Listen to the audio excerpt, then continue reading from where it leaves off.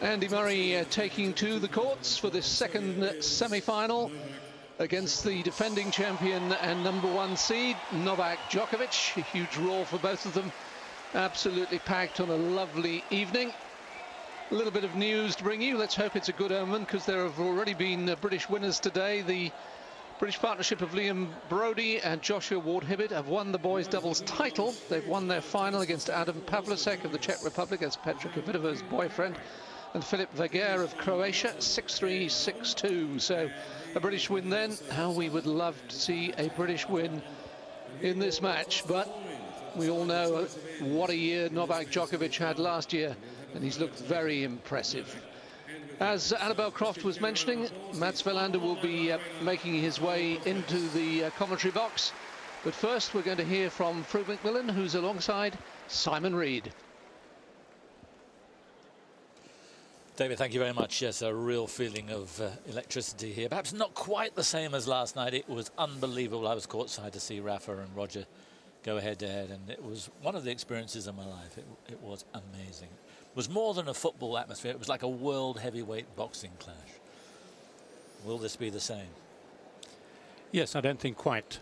The two giants of the game last night, and whilst Djokovic had, of course, the phenomenal year, and Murray seems to be popular wherever he plays, it's not going to be, I don't think, unless they can produce the tennis, of course, to equal that of Nadal and Federer. But I don't think the electricity is quite as much as it was last night. Australia Day was yesterday. Whose day is it going to be today? So here's the toss of the coin. This is Ken. He's going to do the coin toss. We'll just have a quick photo before we start. So face this side, Ken.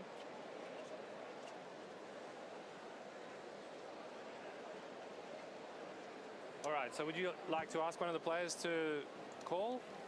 Okay, Andy, heads or tails? Tails? Yeah. Okay, yeah. That one's tails. Defer the... This side? That side? Okay. All right, thank you, Ken. So Andy Murray giving the decision to Djokovic. And Djokovic looks like he's going to serve. Yes, two very different decisions. We had Federer last night choosing side. Murray today saying you can choose. It's their 11th meeting. Djokovic leads 6-4. Murray won their last meeting, but on a retirement in Cincinnati with the shoulder problem that Djokovic had. But he didn't have too many other problems last year. And he does go into this as the favourite.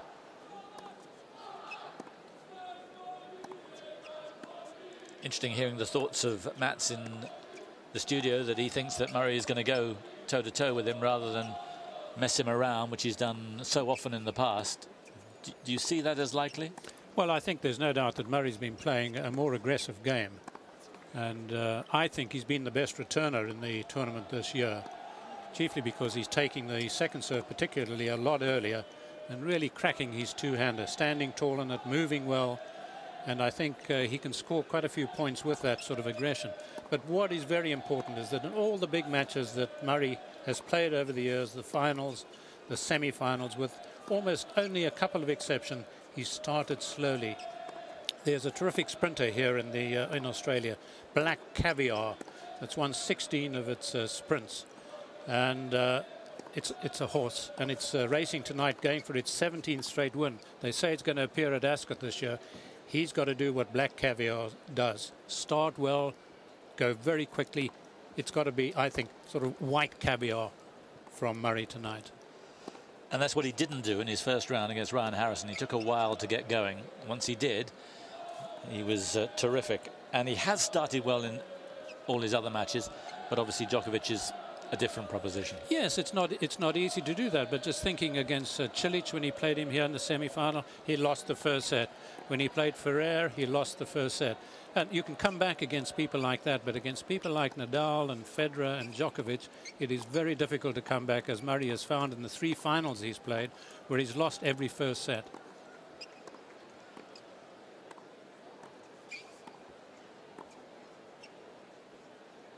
Halfway through the warm-up.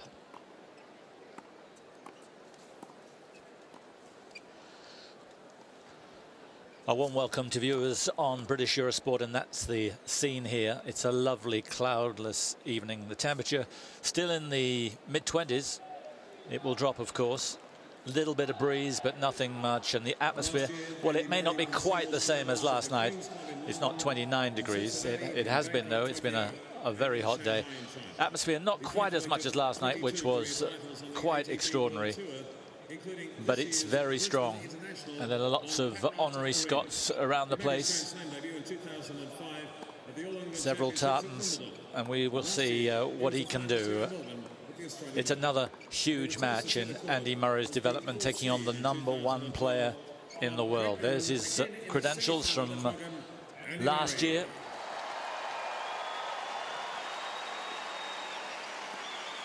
And this year, of course, a rattling good start. He's on a 10-match winning streak, winning in Brisbane, dropping just 3 sets in 2 tournaments. It's been that good for him.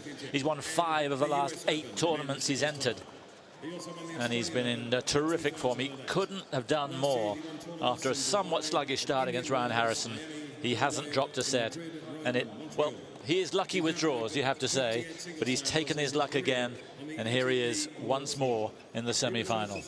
Yes, he couldn't have had a much better route, really. And even though the temperatures at times has been fairly hot during this tournament, it's actually been one of the, I think, the fairest temperatures during the fortnight that the players have experienced. So that has helped both of them.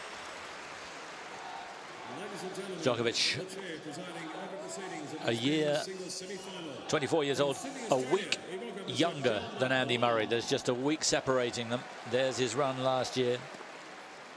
3 Grand Slams, of course, bidding to become the 6th man to have 3 Grand Slam titles in a year. 5th man to win 3 in a row.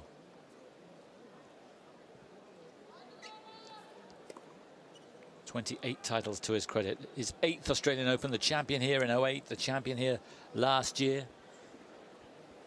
Seemingly the conditions absolutely ideal for him. And now his path through, well, he blitzed Lorenzi of Italy, Giraldo of Colombia, Mahou of France. Leighton Hewitt, well, he seemed to take his foot off the accelerator and nearly paid big time for that, but came through. And David Ferrer, now that was the interesting match, because it seemed to me that he was very tight. He wasn't that impressive until he won the 2nd set, and then the 3rd set was absolutely amazing. Yes, if he can start here as he finished against Ferrer, then he'll play a sublime match, will Djokovic. But will Murray allow him to? I was making the point earlier that I think Murray's got to be very, very quick out of the blocks. He's got to prevent what has so often happened to him in big matches where the opponents, the top opponents, have got the 1st set and have not looked back. Murray's got to try and prevent that. Djokovic through to this semi has lost just 34 games. Murray's lost 39, so it's much of a muchness for the pair of them. Djokovic leading the head-to-head. They've just met once in a Grand Slam before. That was here last year, and Djokovic took him to the cleaners. Dropped just 9 games.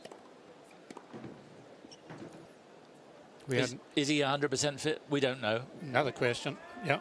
We suspect he is, but there was that little niggle in the match against Ferrer when things were very rough, but he seemed to come through it fine. Yes, it seemed to be a bit of a hamstring. It also seemed to be a bit of a mental injury. And Murray's got to ensure that that happens again, not necessarily the physical, but the mental. And I think by starting well and getting on top of Djokovic, there is the possibility of that happening. You know, is Djokovic the sort of type to say, I had a great year last year, I want an even greater year this year? Or is he the type to say, I had a phenomenal year last year, yeah, actually, do I need to bother about how well I do this year? We'll see. Well, Mats, who'll be joining us later, he had the phenomenal year in '88 when he won 3 slams, and he was never the same again afterwards, and he'll talk to us about that, but it was difficult for him. Is it going to be easy for Djokovic? Difficult to tell. We had an interesting coin toss here, because Murray won the spin of the coin and actually deferred his decision. In other words, just allowed Djokovic to decide what he wanted to do. So he chose to serve from that particular end. It's a bit like Federer last night, who allowed Nadal to choose. So mind games from the word go, both last night and tonight. So Murray then bidding for his third successive Australian Open final.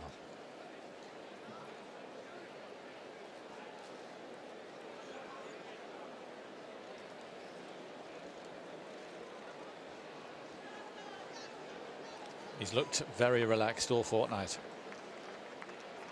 More relaxed, you'd have to say, than Djokovic, who puts a very good face on things. But we saw in those first 2 sets against Ferrer that he was tight. But when he's not tight, he is a phenomenon. And is that phenomenal form going to appear from the start here? Here we go then with the second semi, the winner to play Rafa on Sunday. Ready?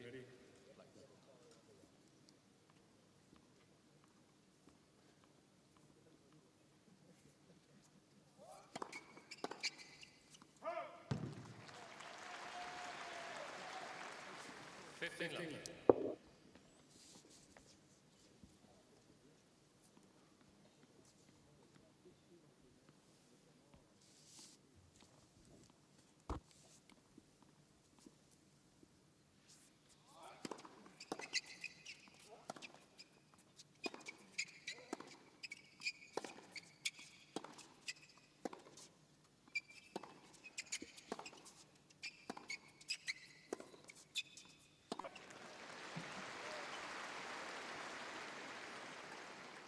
Djokovic not wasting any time and opening his shoulders.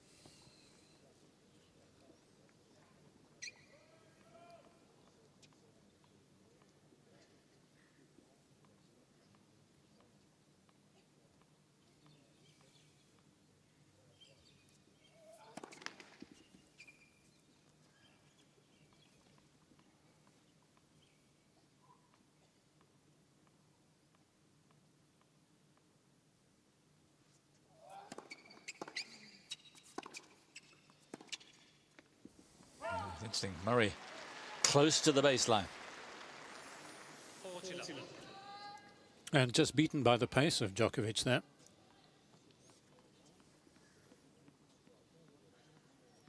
Warm conditions, so fairly fast. Warm but pleasant.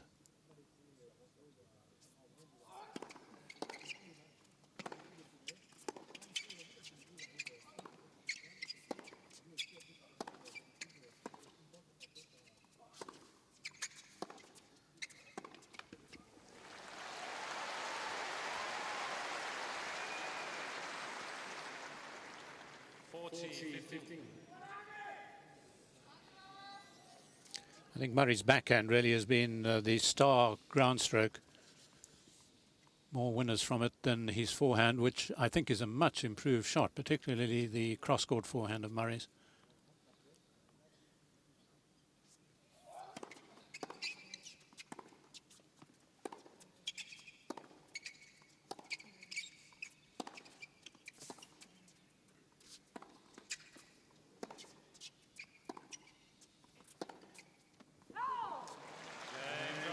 Well, it was Djokovic setting the pace there.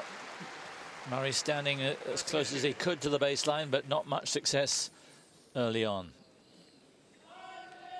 Remember, Djokovic did start so fast in that match last year here, and he never relinquished the pace or his dominance of Murray.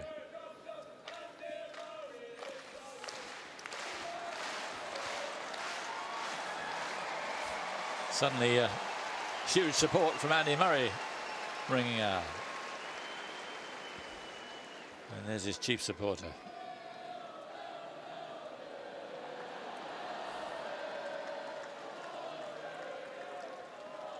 Girlfriend Kim in the front. Andy Murray to serve.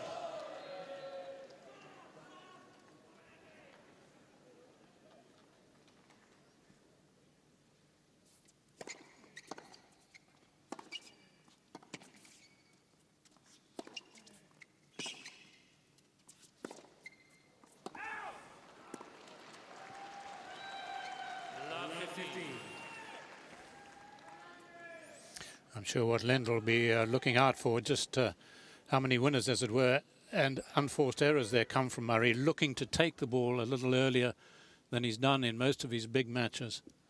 Certainly earlier than he did when he last played Djokovic here.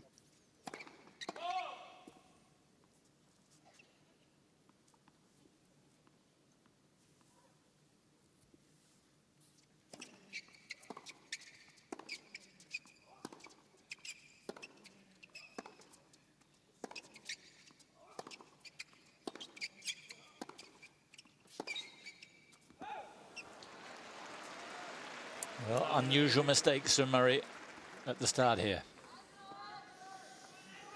Yes, undoubtedly a bit of tension. I think what he's doing, he's hitting the ball hard, but he's giving it the usual space above the net. And of course, that means the ball's actually going to go long. In the past, he's hit the ball high above the net, but not hit the ball quite as hard, and therefore kept it in.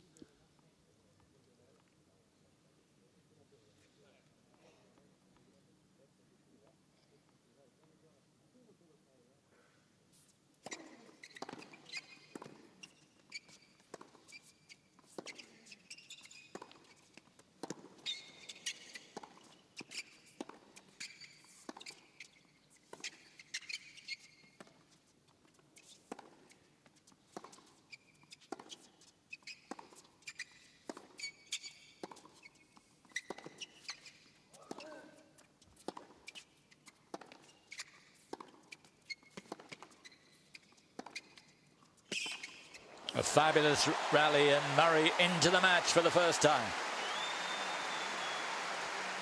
A mere 26 shots on that rally.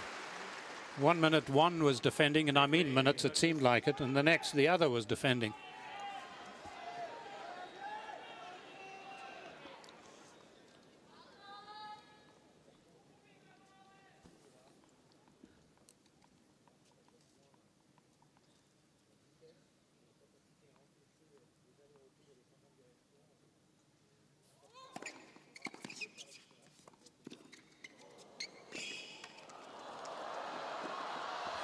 Well, it was a fine drop shot from Murray, but Djokovic is so fast. You have to be so careful when you're going to try things like that. Certainly no signs of an injury here from Djokovic. He's been moving really like black caviar, that horse that I was talking about, one of the great Australian sprinters. So 2 break points.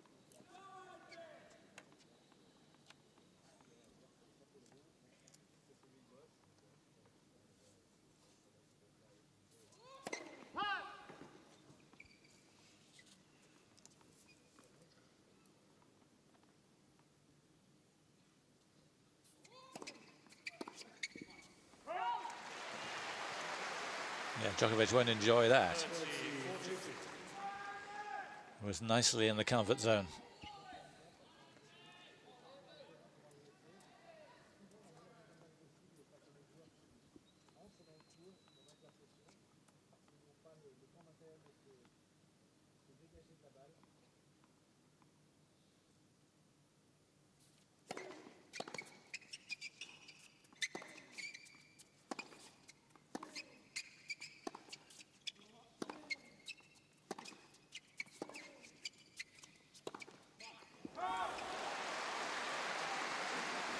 Well, at his very best, Djokovic can pull off shots like that. He would have in the 3rd set against Ferrer.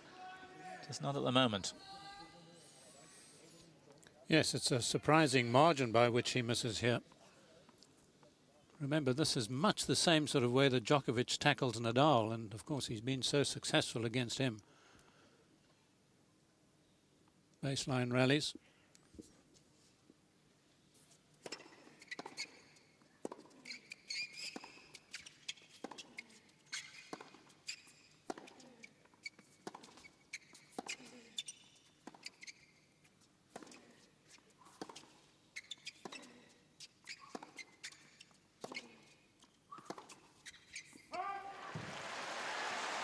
Again, Murray close to the baseline, dictating where he can.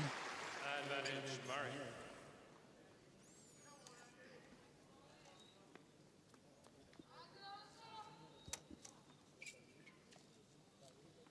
And that will go down as an unforced error again from Djokovic, but was it? Murray putting the pressure on.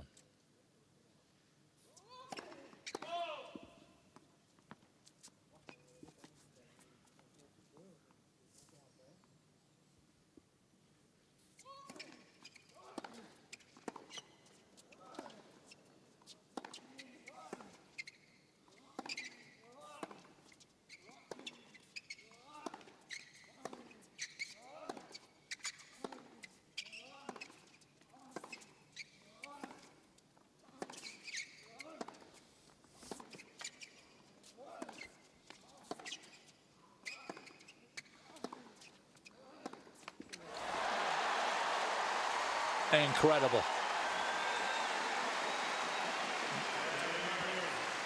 Murray demanding the crowd applaud that, even though he lost the point.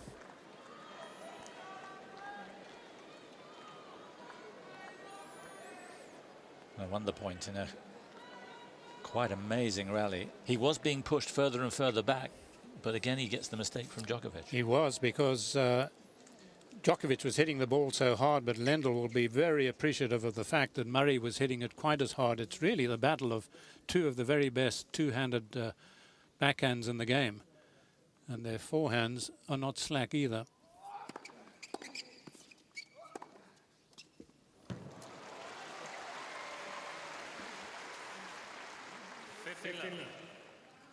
It's amazingly quickly into position.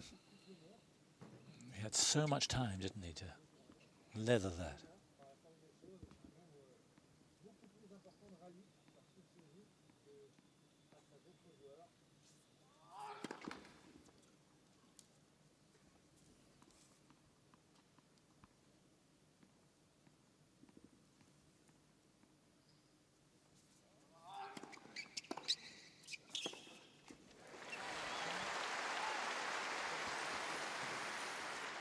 Well, that's why I reckon he's the best returner this championships of all, Murray. Taking the ball earlier with the two hands, you can take it that much earlier. You've got that extra strength. It was just lack of time that prevented Djokovic getting his back.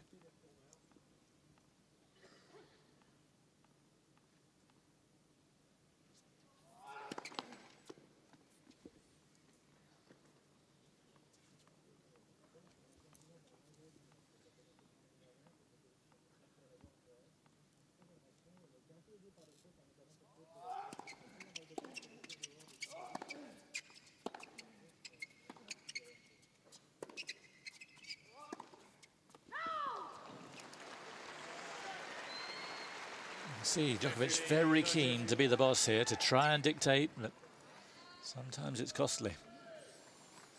Yes, a good change of pace here by Djokovic, but unlike the earlier backhand down the line, just getting inside that one a little too much. It's often an indicator of form if you can hit the backhand down the line early in the match and hit it well.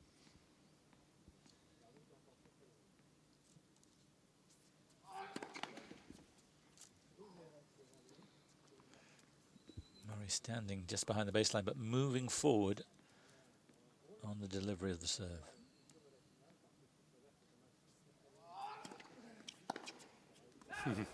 Clever second serve by Djokovic, having been hurt by the Murray two-hander, switching his line of attack to the forehand. You can see the concentration on his coach's face. Lendl in constant involvement here.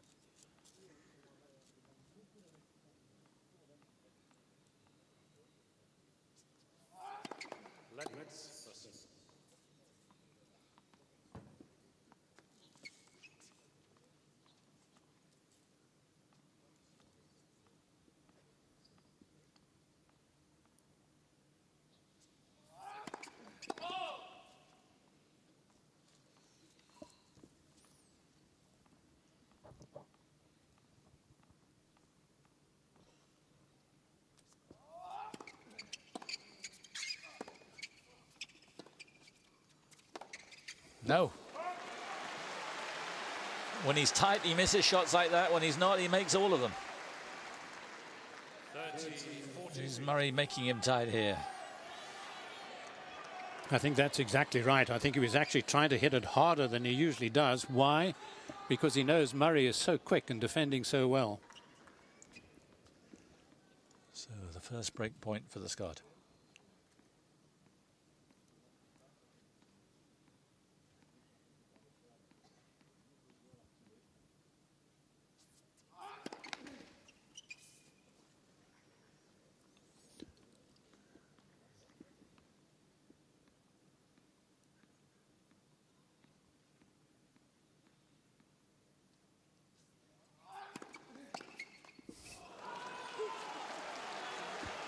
Big serve.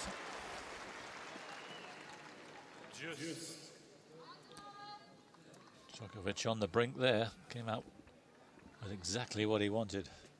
Well, it's a very brave second serve at 192 kilometers an hour. I mean, that's the speed of a first serve, so he's really altering the direction, the pace of his second serve.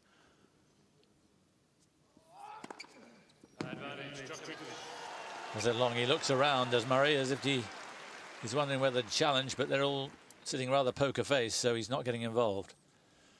Djokovic's fastest serve so far, 203, that's 126 miles an hour.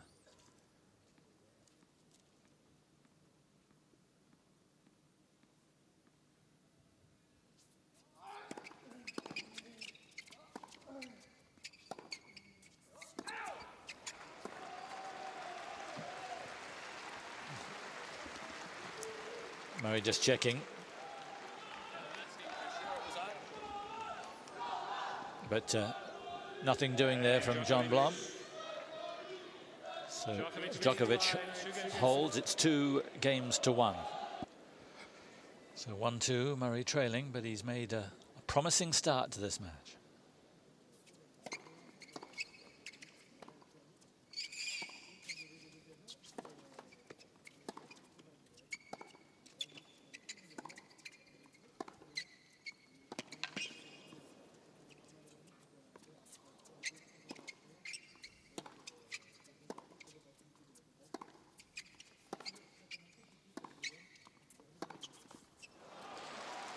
Djokovic dictating with that backhand down the line. Murray's didn't quite do the business for him.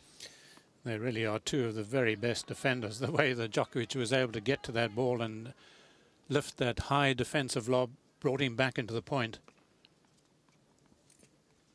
Much burning of rubber as they cover the court. Maybe called plexi cushion, but it's quite hard, this court.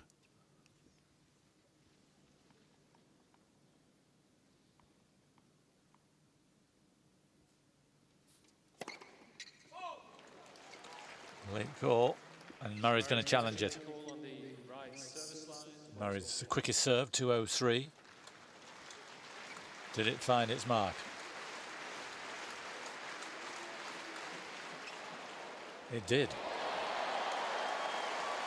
Well received here. There's the Prime Minister, Julia Gillard, roundly booed. That's what they do to Prime Ministers here. One follows another, they get exactly the same reception.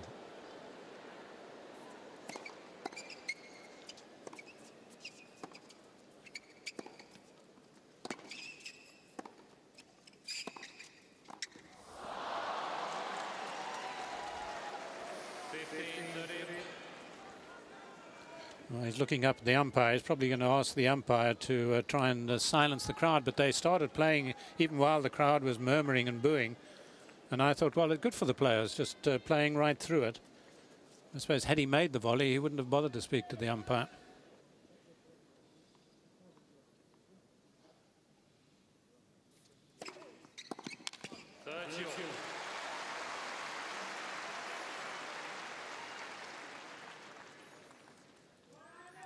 I wouldn't call Djokovic a devastating returner, but Murray certainly needs a better percentage than he had against Nishikori. His percentage there was in the 40s first serve. I don't think he's going to win the match if it's in the 40s.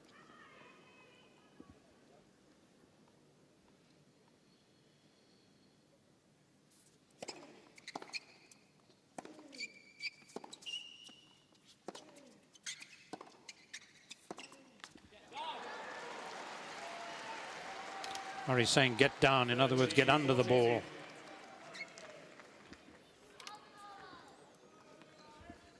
Two break points Djokovic had in Murray's first service game.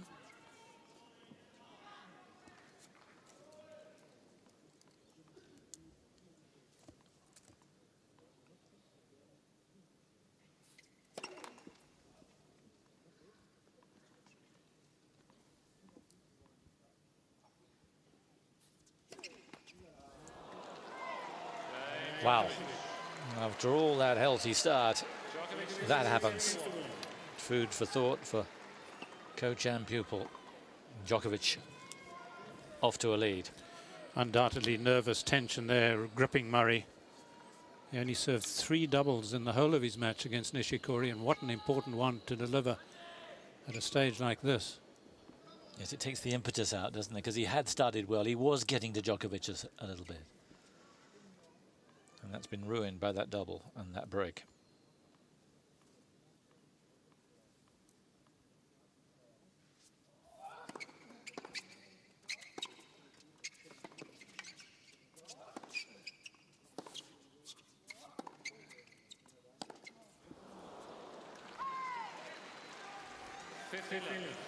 Djokovic just starting to get in the comfort zone now. Long look down towards his man.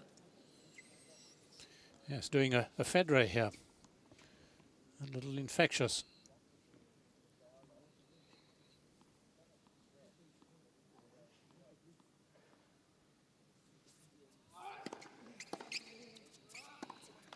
Yeah, there was a patch last night when there was unforced error, miss it, unforced error, wasn't it? It was extraordinary from Federer. You would have thought you were in the forest with lumberjacks around calling. In the old days, they used to call timber when you hit the ball off the frame.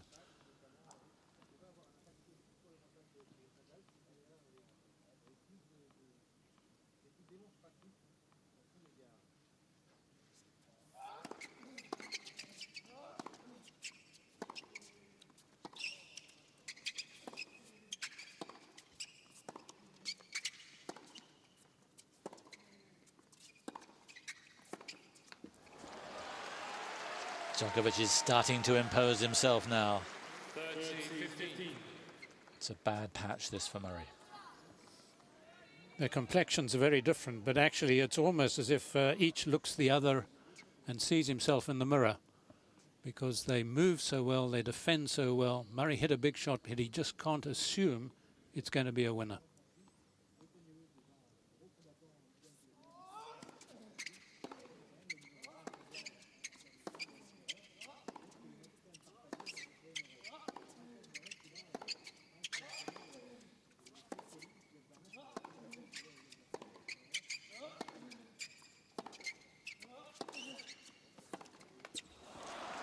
Yeah, Djokovic unleashing against the Ferrer in the third set. He was creaming Ferrer's clock with shots just like that.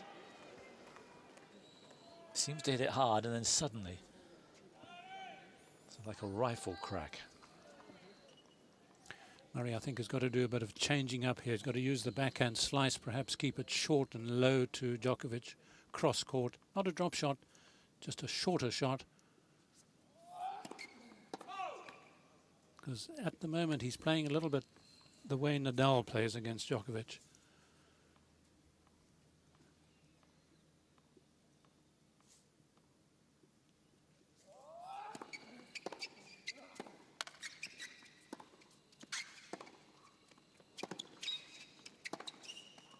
No, just missed it.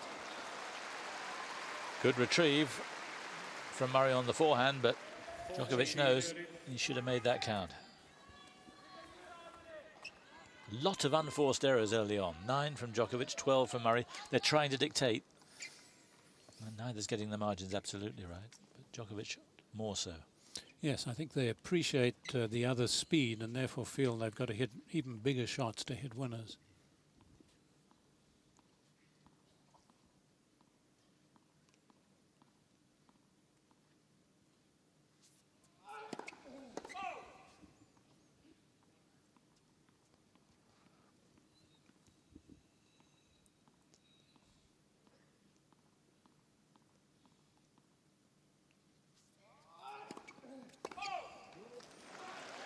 Yeah, Murray threatening that second serve again, advancing inside the court.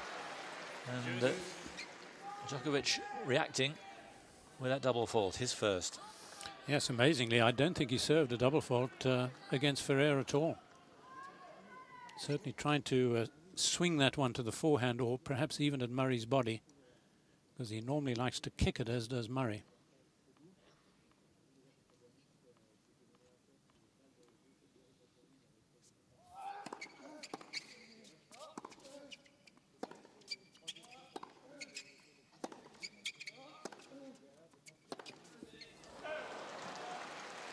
Yeah, that was a non-percentage shot. He's again having a...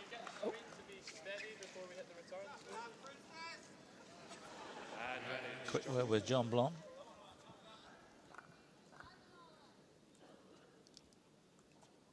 So a point for 4-1.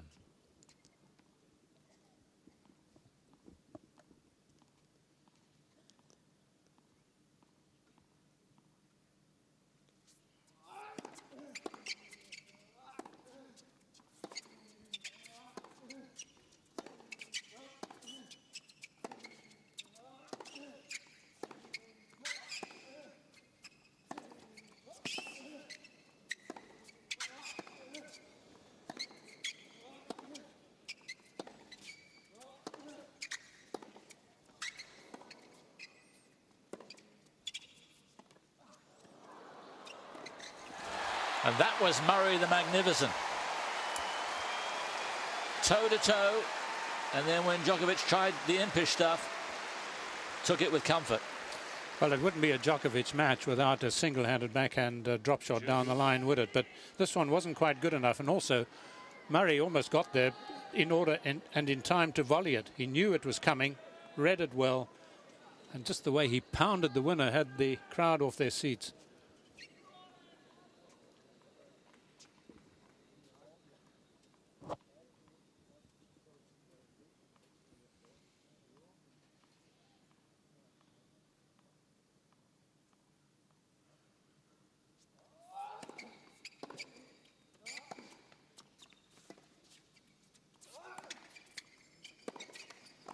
No.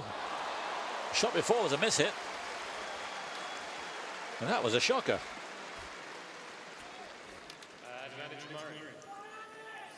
So here's a chance for Murray. Had a chance in the last Djokovic service game, couldn't take it. And that'll surely put Djokovic coming into the net. He doesn't come into the net eagerly either.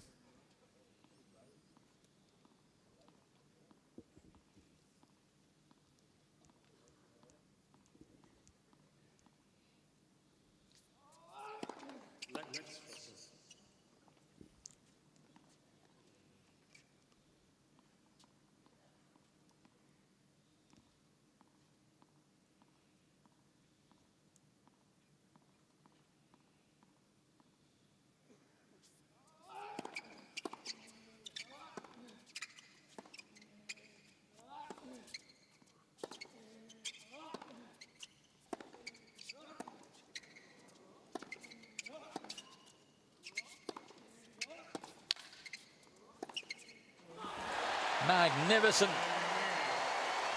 superb depth, and then a killer blow. And Murray, having been pushed on the ropes, has come back fighting. A break each now. Djokovic 3-2.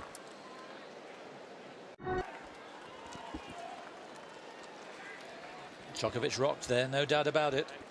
Looks as if he might be getting in the comfort zone. It was very nearly 4-1. But Murray bounced back. Mad keen boxer. We put a boxing quiz to him earlier this week and he was very good with his answers. And he counterpunched brilliantly there.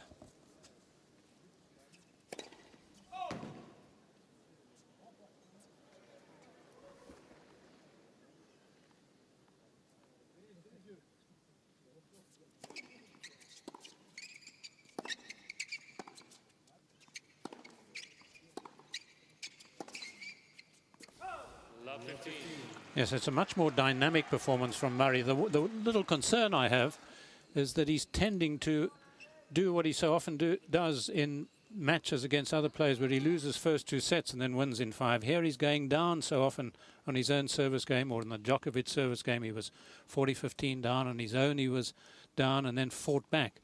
He can't afford to do that too often. He's got to get ahead in these games.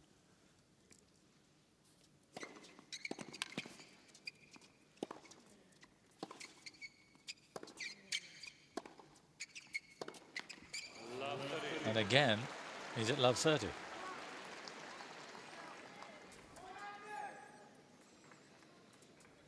It's almost as if there's a bit of sort of masochism about Murray. You know, I've got to be hurt before I actually start to play better. I've got to do myself some harm almost before I begin to play better. Can't afford to do that generally against people like Djokovic or Nadal or Federer.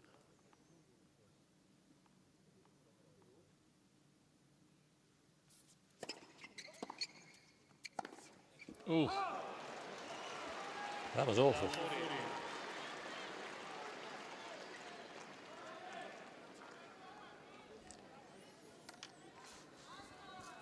So 3 points for the third successive break of serve. So we probably expected a couple of aces now, or, you know, some really good points by Murray. Can he save 3 in a row, though?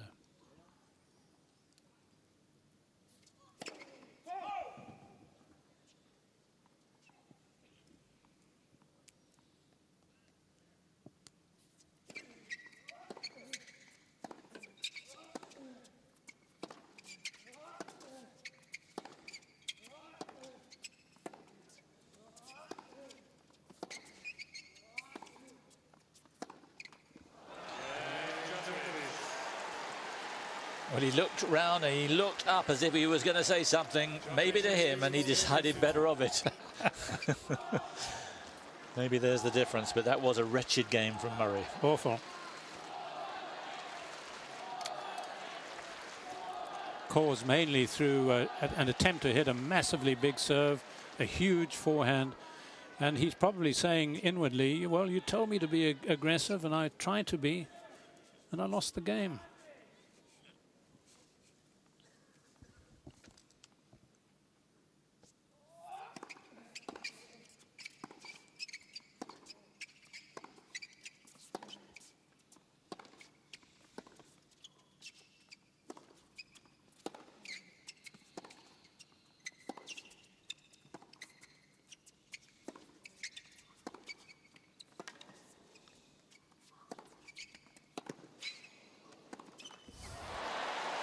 Ken Murray having to defend, but doing it so well. He's playing his old game better than he's playing the Lendl game, or the game that they've designed for this match.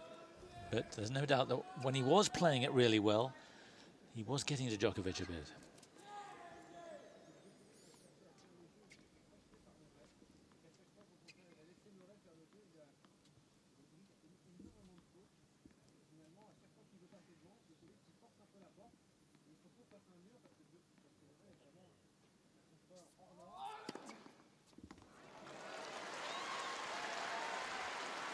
Second ace for the Serb.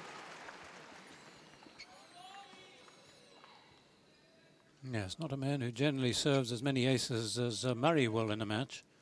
And of course, in a match like this with two great returners of the ball, it's ultra important to win some cheap points on serve.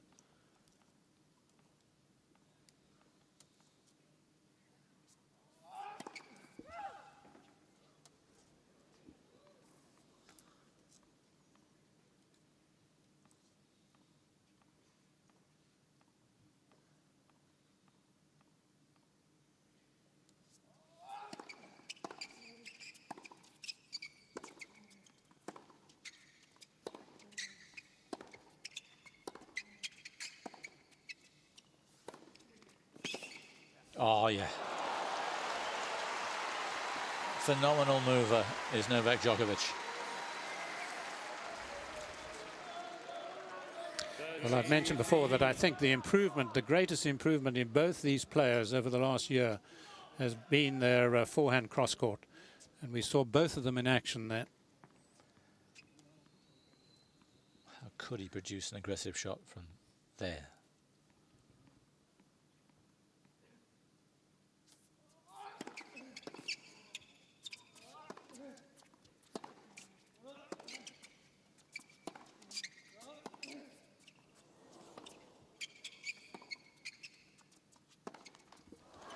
Djokovic lucky there, and good that he acknowledged that. Murray didn't see the apology, but he felt the pain.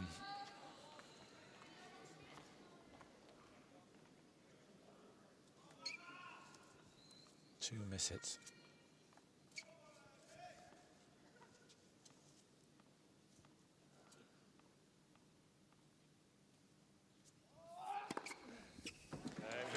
then he rifles down the serve at 201.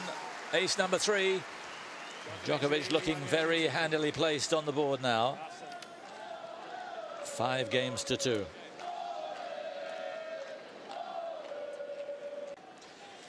Murray calling for the ice collar and using it during the sit down. It's still very warm. He's serving to stay in the first set.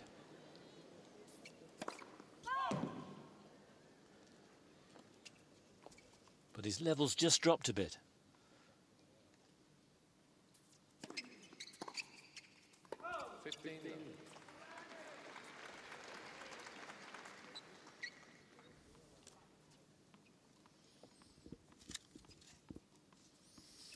Real relief for Murray. He'd lost 6 points in a row on serve.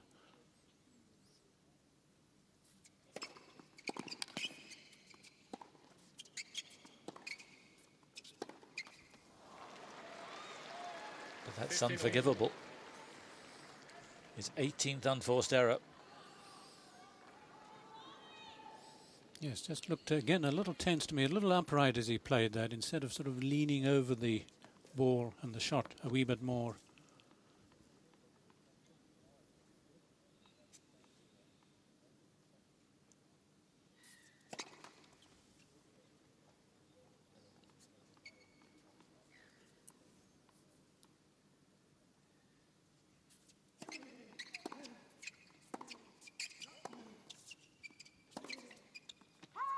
Oh, it's close, and he is going to challenge. It wouldn't have been away by much. Did it just get a slither of the line?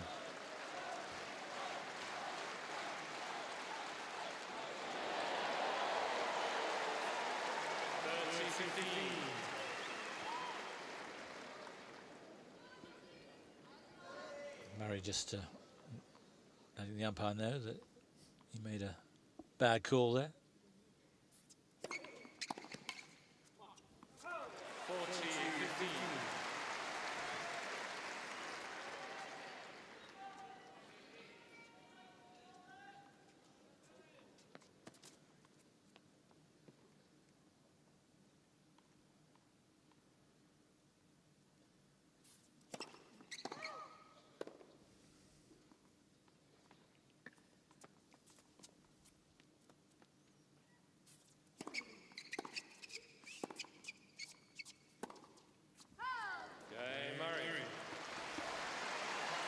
So he stays involved and he forces Djokovic to serve out.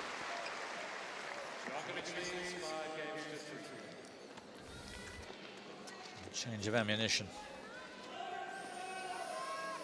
Well, you just know it's not going to be an easy game because Murray's going to be running even harder. He's going to be defending even more. He's going to be up for this. I mentioned that he's always at his best, really, when he's behind. Rod Laver, I was talking to him last week, name dropper that I am.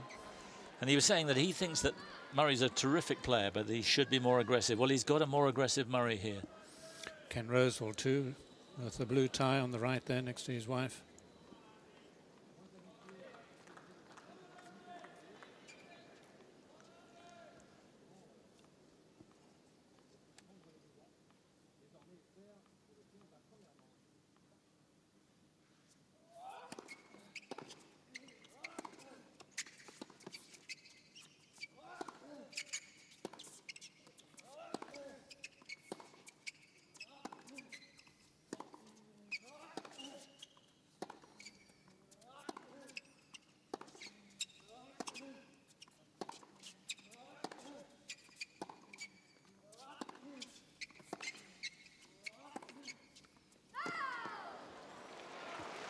Is he going to challenge? To no avail if he does.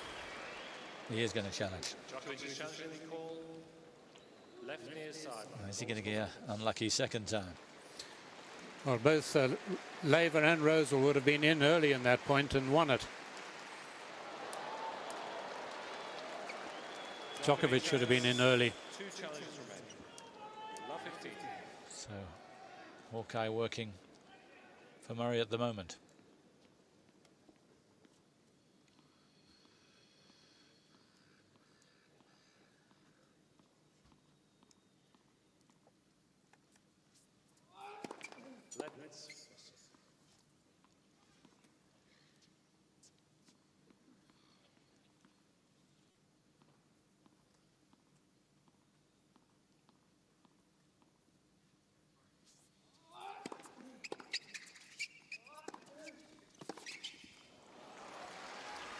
He didn't hang about there.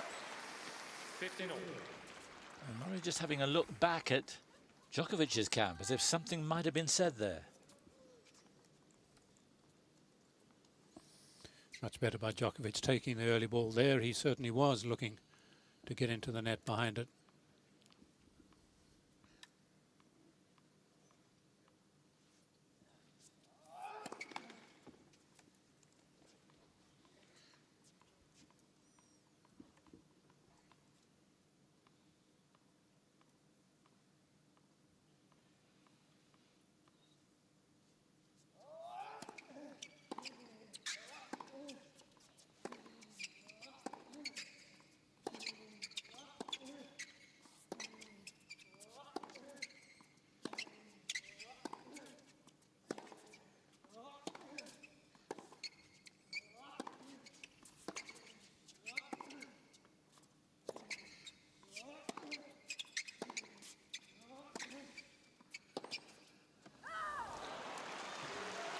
Corner to corner, and it was a Serb coming out on top. 30-15. Yes, a lot of down the middle play earlier in that rally, which went to 22 strokes, but it was Murray actually who made the first move to get a bit more penetration.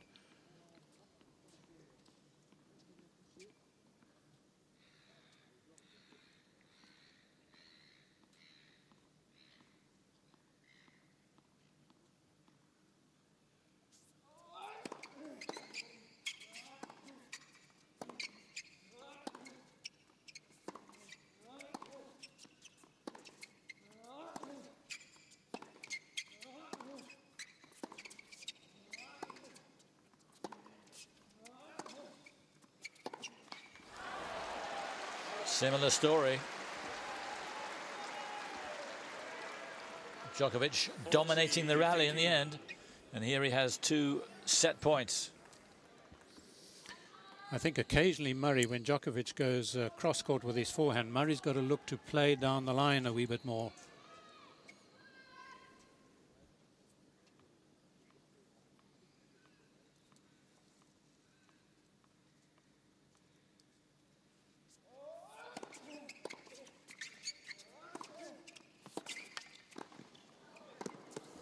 Too good.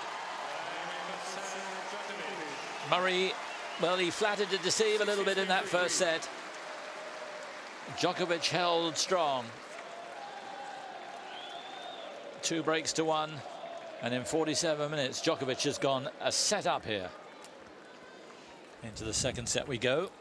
Through vacate to the seat, 3-time champion Mats Wilander is here. Mats, who last night we had a huge audience, of course, for that fabulous encounter. You got carried away, upset a few people at home who reckon you talked too much, but it was almost impossible not to. Oh yeah, I apologize for that. I was just so excited, and I will definitely tone it down. But just Federer and Nadal, it just excites me so much. But I've got a muzzle just in case that doesn't work. Yeah, no, and I think the reason why is that when you're watching Federer and Nadal, you just want to see Federer do the right thing, and you want him to succeed doing the right thing, because then you see the greatest match of all time. But so I apologize. Go ahead.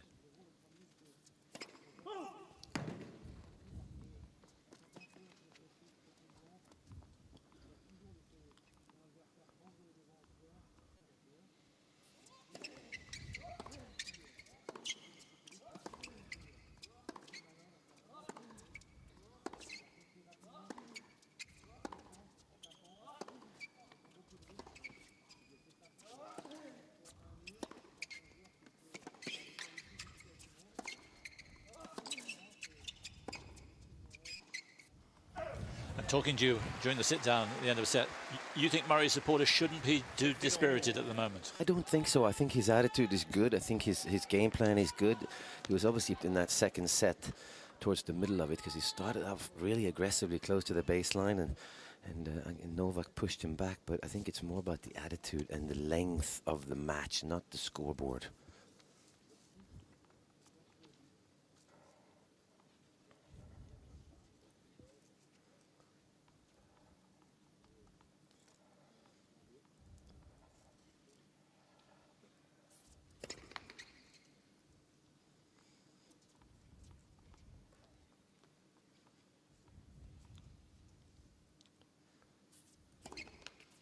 Ooh.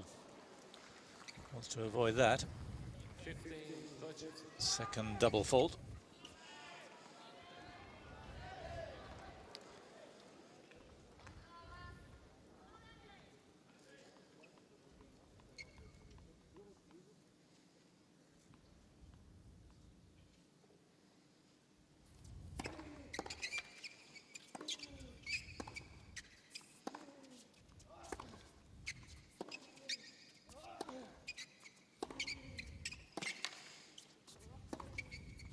Brilliant. Djokovic won't have it, of course, but it was fabulous from Murray. Yeah, that's the shot that that Andy Murray needs to improve on and keep hitting, though, the forehand down the line, because he does sort of hook his forehand a little bit and likes to go cross-court with it, but it's the one also that will throw Djokovic off, because he's not expecting the Murray forehand down the line.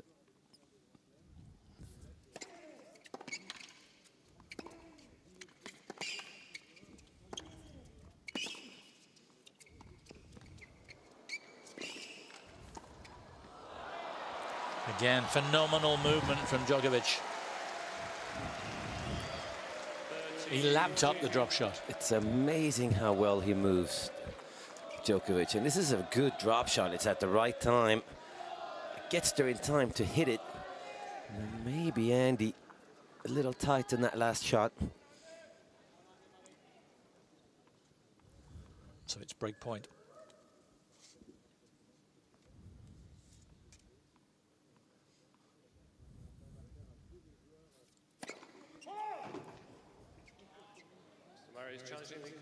It was like a bullet, 214 K, so difficult to spot. Not that time.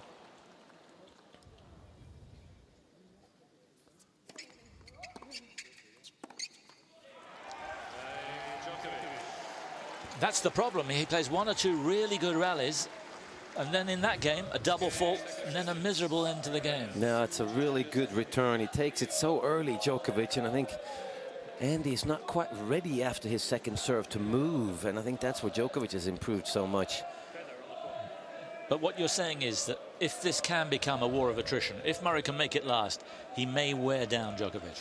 It seems like he physically is as strong as anyone on the circuit. I mean, I've asked around, and does he ever get tired, really, Andy? Not these days. There were days in early on, but not lately. No, and I think if he does, it's meant it. I think if this new mindset of just looking ahead, I think physically he needs to realize that this is going to take a while, and I'm going to wear you down.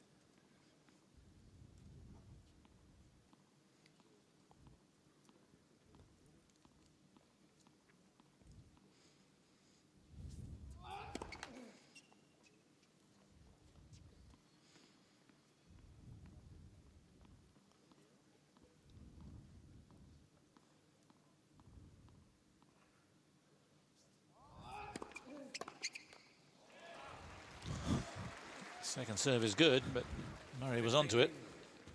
Yeah, this is taking a chance. That's being #1 in the world right there.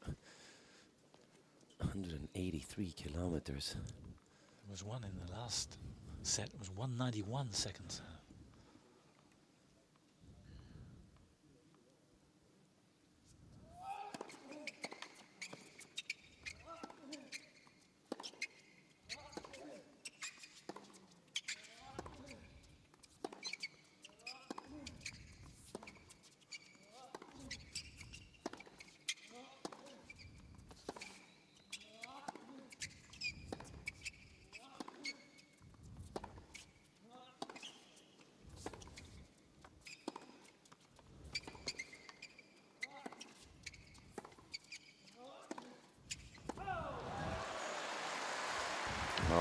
Well done, and brilliant fruit, Macmillan here. I overheard the last few comments you said about Andy going down the line with his forehand when he's defending, and I believe that's key. Because he's so strong at defending on his backhand side, Andy Murray, that he doesn't have to be worried about Novak's cross-court backhand as much as, let's say, Nadal or Federer does.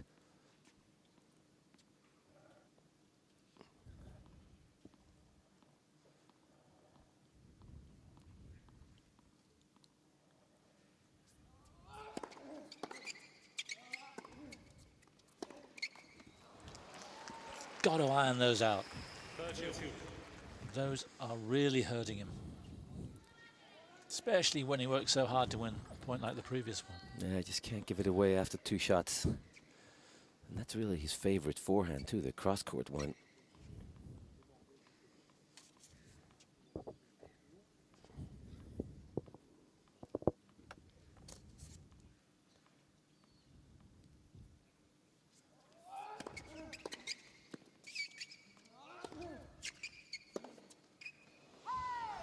And the problem is, the more shots we see like that, the more Djokovic will start to relax, because he has been tight. And then he'll start to play like he did in the 3rd set against Ferrer. Yeah. I mean, it's unknown territory for Andy Murray, and Novak Djokovic did it all of last year, winning.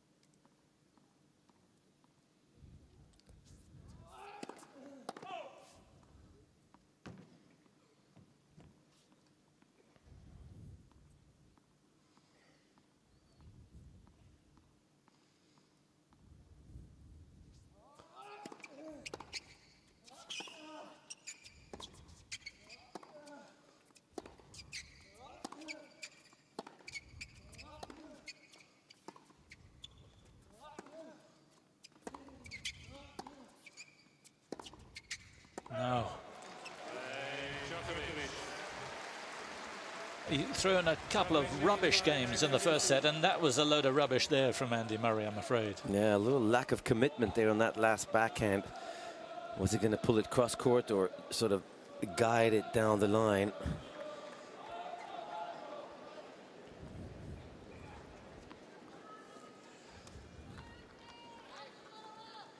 Vendel's been full of what you do when you're set and a break up.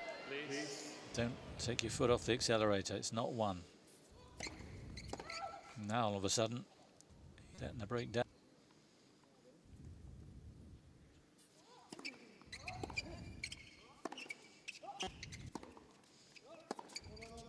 Yeah, it looked long. Of course, he was the nearest one to it.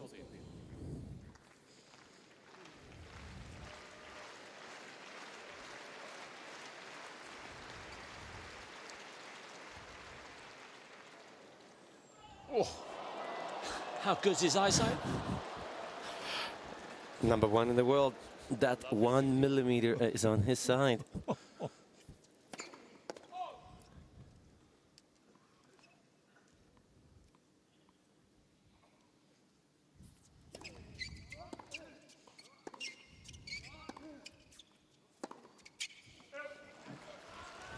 This is crazy.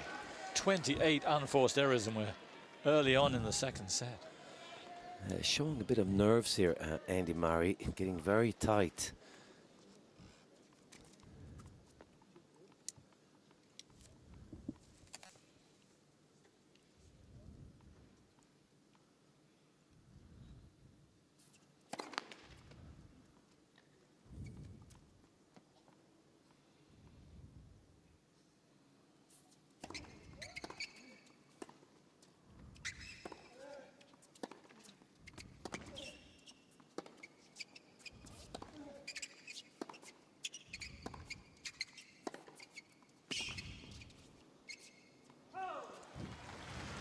Looks more like it, staying in control of the point without doing too much.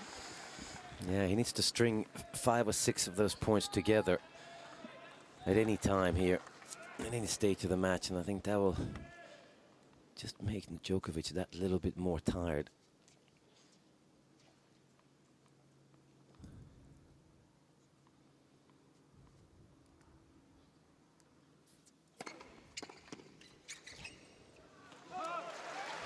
Wide.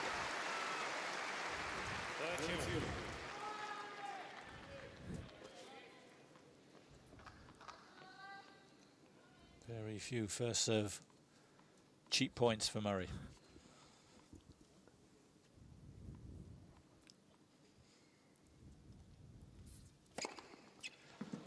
Well, that'll do. Second ace. And even with those two, he's still only winning 47% of the points behind his first serve. So that's how bad it has been.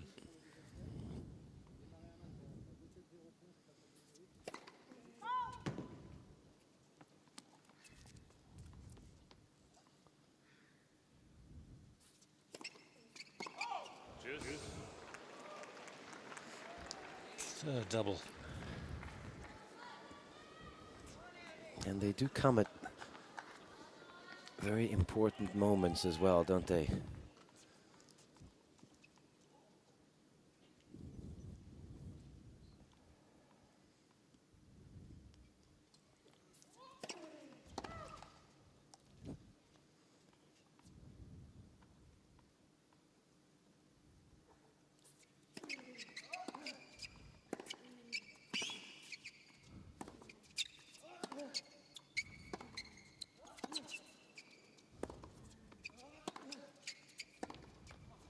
Again, it's the forehand, cross-court into the net. This just doesn't happen. No, that's the one he needs to have at least 2 or 3 feet clearance over the net. He's really not trying to do anything with that forehand. One thing if he's moving forwards and trying to go for the winner, but bad mistake.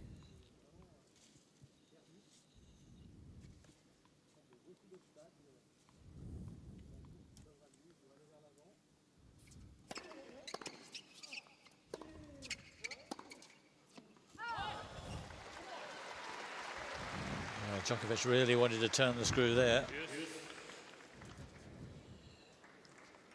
A double break up and you fancy him to be 2 sets up. He knows how important it is here, Djokovic, because if he can get a little bit of a lead, he can then freewheel it a little bit, and that saves a lot of energy.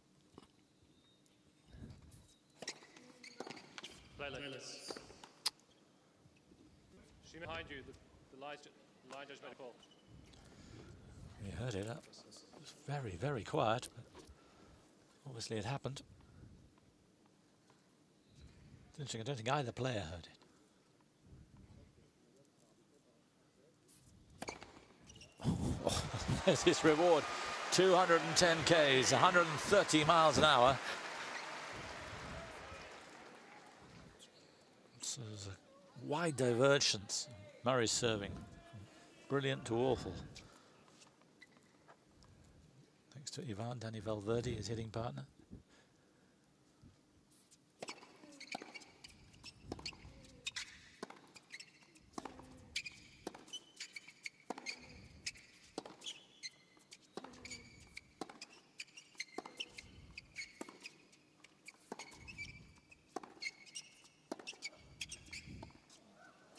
No.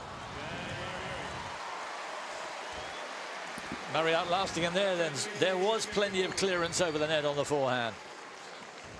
So he holds, importantly maybe, and Djokovic still leads comfortably. Important for Murray to hold there, otherwise he would have a very different complexion on it than it does right now. Yeah, 3-0 to double break is basically set 1 for Djokovic, but now he's right back in it, Murray.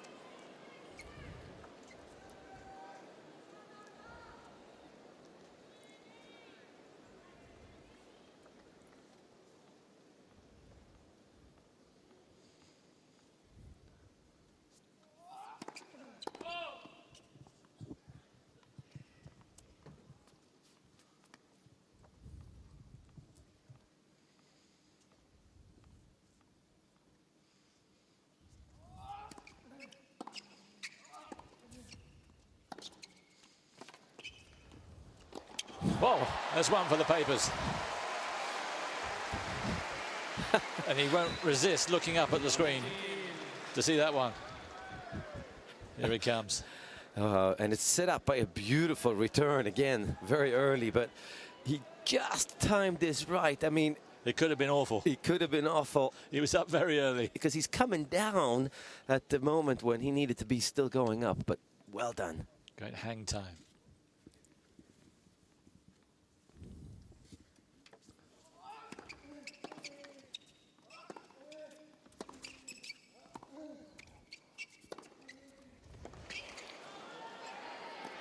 Again, the backhand cross-court does the job. And now the Murray fans are excited. 2 excellent points from the Scot.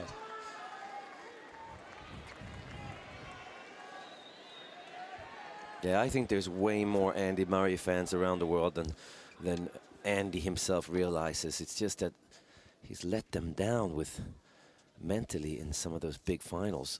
But his tennis is so exciting.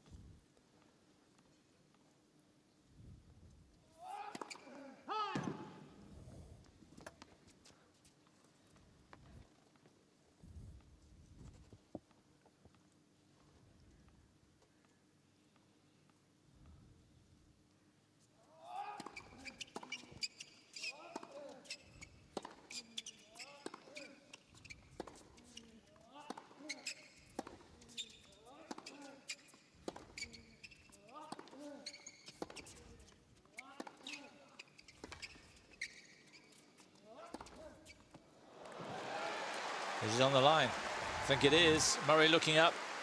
Marion Vida there, who's Djokovic's coach. How brave was that? Oh, I mean, he doesn't have a choice here, Djokovic, but to go for the winner. It has to be on the line, but just a little bit of tentative there from Murray on some of those forehands, dropping them a little bit shorter. Djokovic backhand. Sun's only just gone down.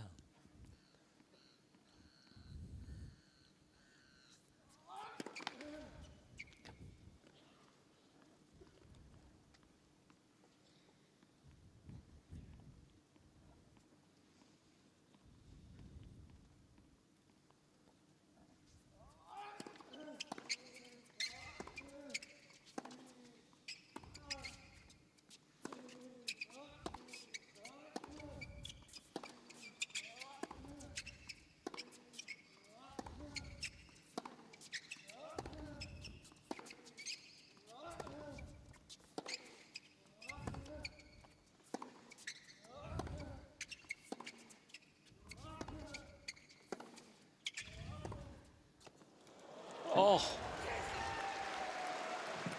what an amazing shot. He's going to challenge. He's a bit late, but he's got away with it. Djokovic thinks he's got away with it too. He thinks this is all right. This is pretty important.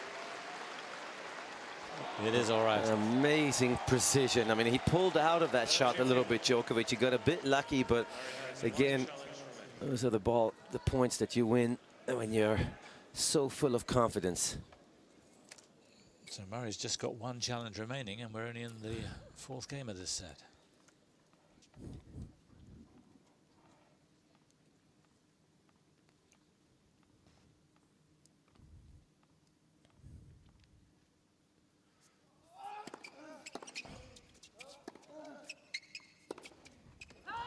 No, it was there for him. He's been blitzing that backhand across, but not when he most needed it then. No, maybe trying to go for a shot too close to the line there, Murray. I think it's more important to play safe inside the line, but take the ball early and hit it hard.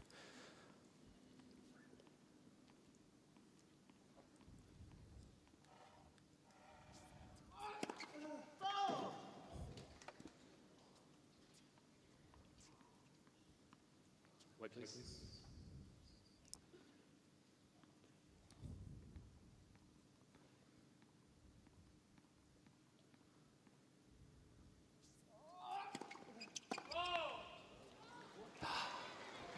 Second double. He's challenging this.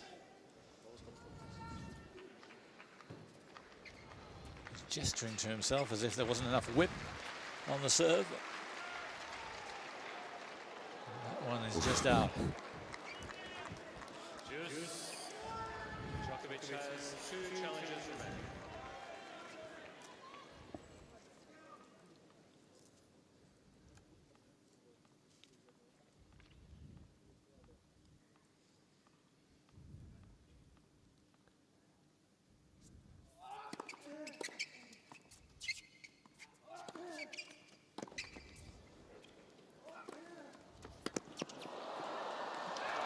Not sure Djokovic needed to play that, but it turned out fine.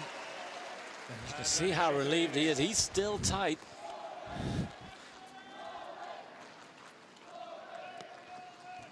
Might have drifted in.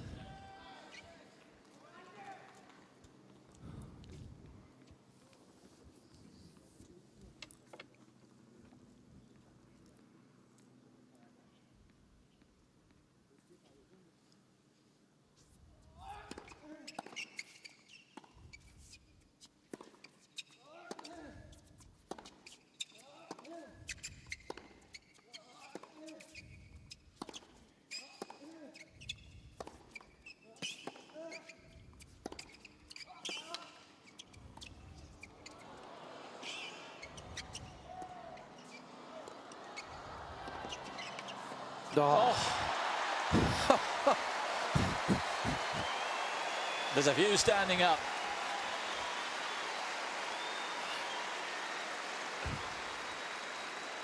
But the lob wasn't good enough, and Djokovic should have put it away. Yeah, this is where Andy got a bit tight here. And Djokovic got tight too on the overhead because the lob was so bad that it didn't get up high enough. But what a brilliant backhand here from Andy Murray. So it's back to deuce.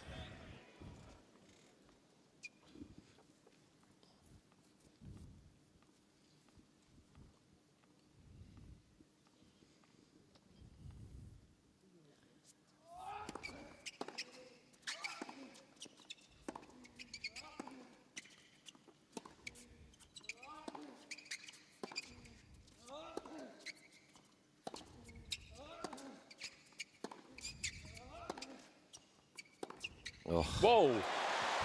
What a great change up from Andy Murray. He's been going cross-court with that and suddenly takes it early and drills it down the line. Beautifully done.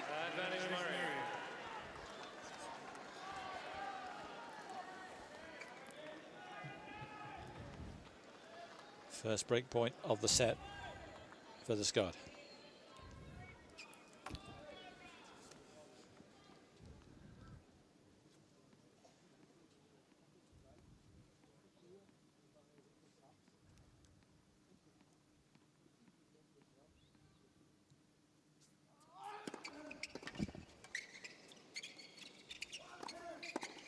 Oh!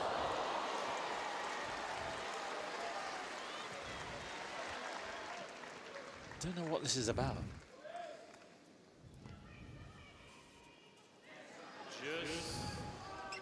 Second time he's had a strong word with John Blom. Got to take it out on someone. You can't take it out on your coach.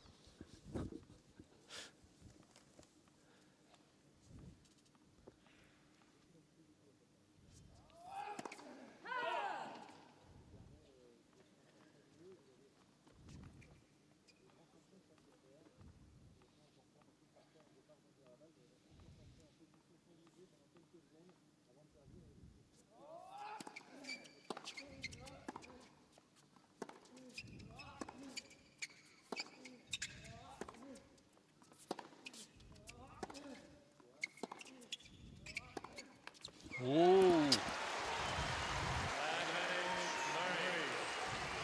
An edgy shot from Djokovic. Yeah, a little bit tired looking there, Djokovic. Maybe going down the line there was not really a reason to do that. Sort of lack of confidence for once. So a second break point in this game for Murray.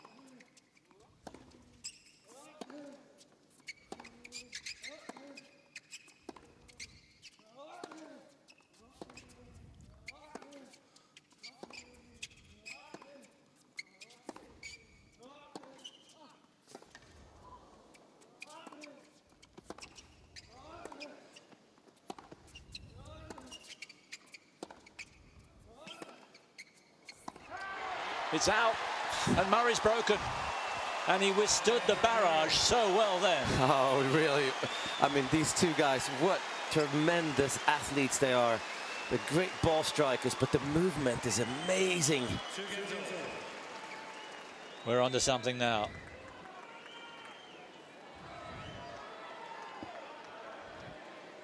Big success for Murray. But remember, it was at this point in the first set where he really lost it. He broke back, it looked so promising, and it went downhill. It can't happen again, otherwise Djokovic is going to be very nearly home and dry.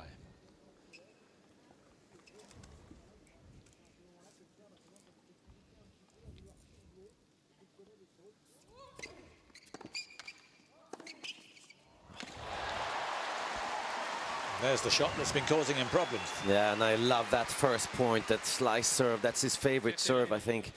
Andy Murray, he's very safe with that, and then going back with his favorite shot, which is the forehand cross court.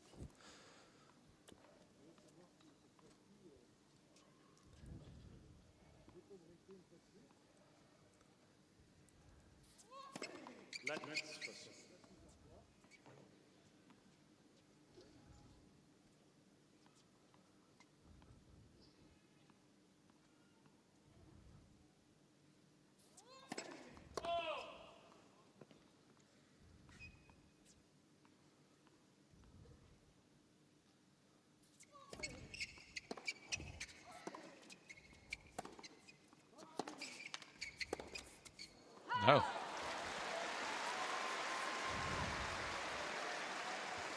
Not even close.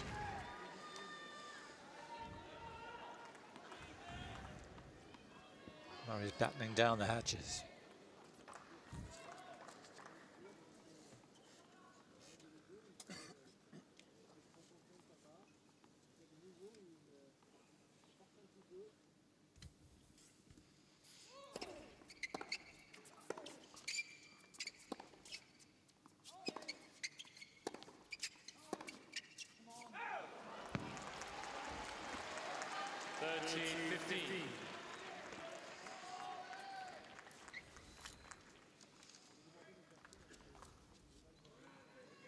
Murray's managed to stem the tide of losers from his racket, or a flood. Got to keep it there right now.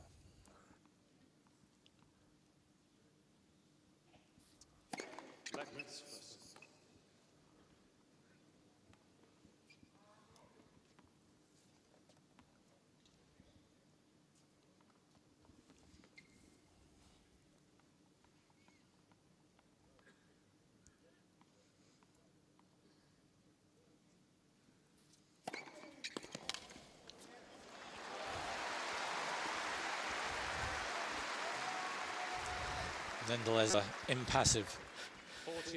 You played him so many times, Matt. Did his expression ever change? Well, he actually got quite a... The Murray fans are getting pretty excited. Wherever they are.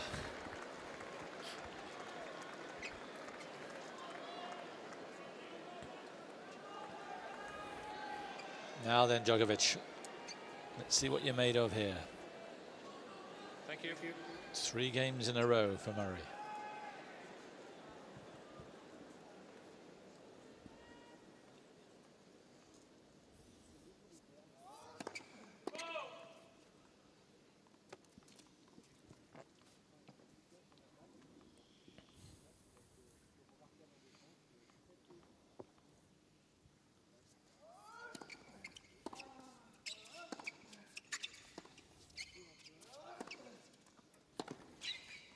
Wow, yes. He's really got that shot down to a tee now. He's a little nervous after that return, because that was suddenly a return he didn't go after, but what a beautiful running forehand by Murray.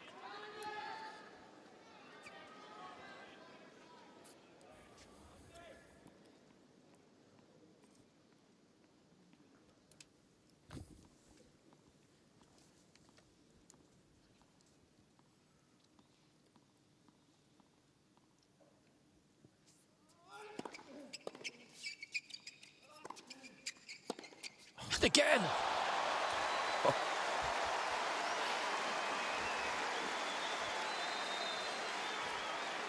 The mood is changing fast around this court. Yeah, it really is. And I have to say, though, Novak Djokovic is doing the right thing. He's going to the Murray forehand in the first 2 points. He lost both of them, but he knows that's the weakness of Murray, just not at the moment.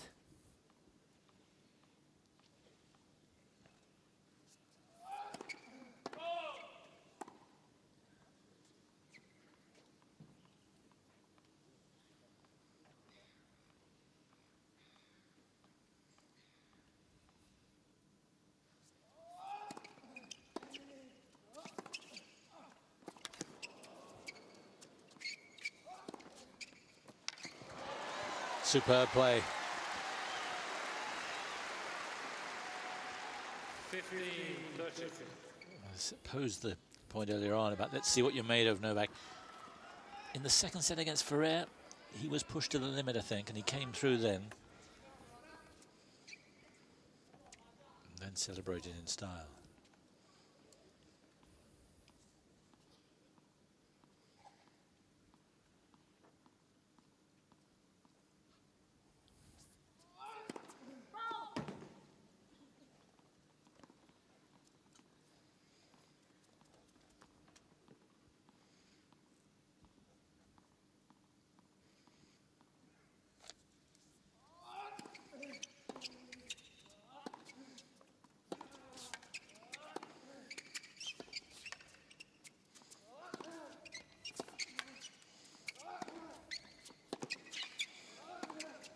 Oh, he's responding.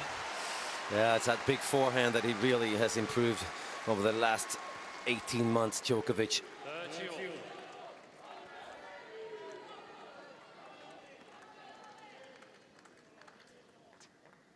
Dares to take that last one on.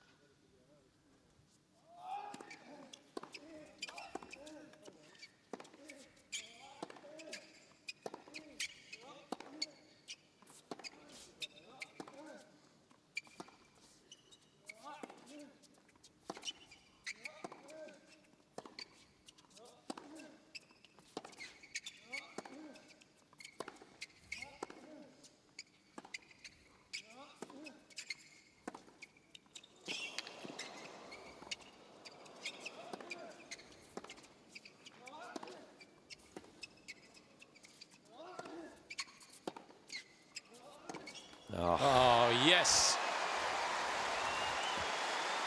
He was obviously disappointed not being able to volley, had to come back and build the point again, and didn't he build it well? Oh, it's amazing defense from Novak Djokovic, but then again, Andy Murray. Incredible physical stamina there by Andy Murray, and heart.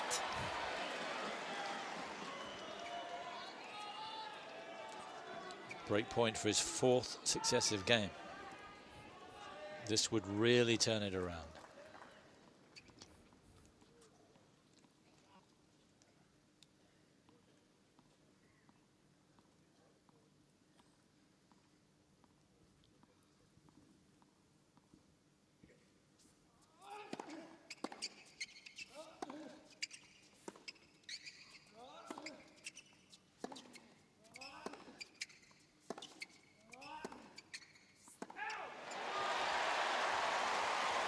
It's that easy.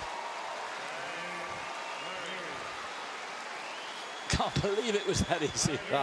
He's definitely gotten under Novak's skin here, Murray. And I like the little change-up that he throws in the slice backhand sometimes, just to slow it down, and then he steps in and rips a backhand, Murray. Very impressive. Well, Novak has such respect for Murray. They're childhood friends, really. They went through the juniors together. So he knows, he knew this was going to be mighty tough. And this is nothing like when they met here last year, where it was a walkover.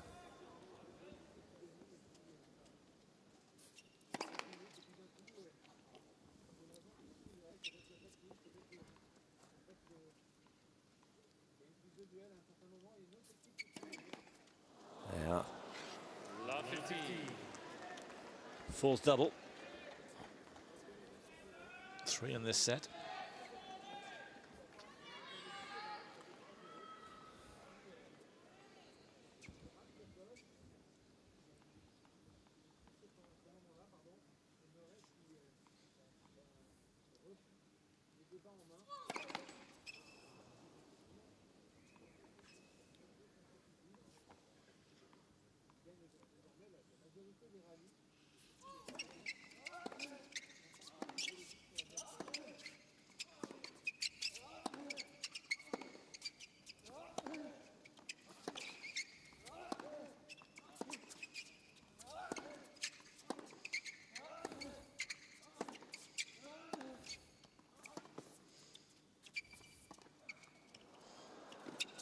Oh. Yeah, he was expecting it.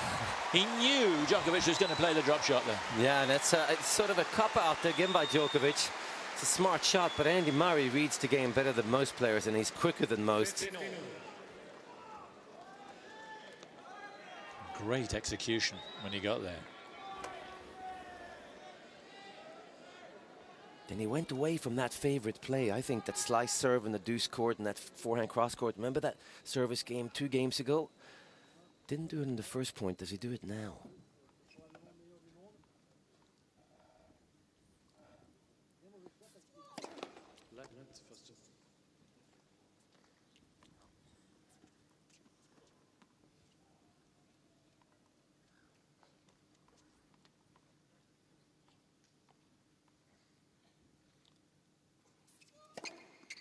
Oh, magnificent.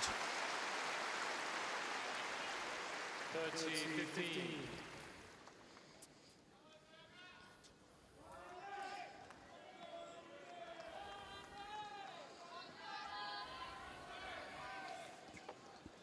Three of those aces have come in this set.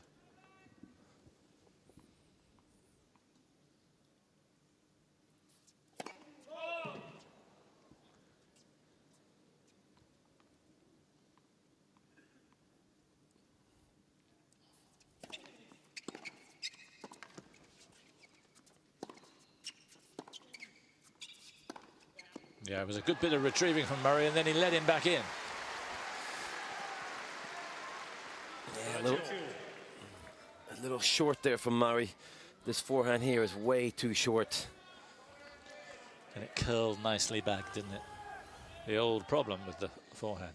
Now, he mustn't let him back in. Huge point at 30 all.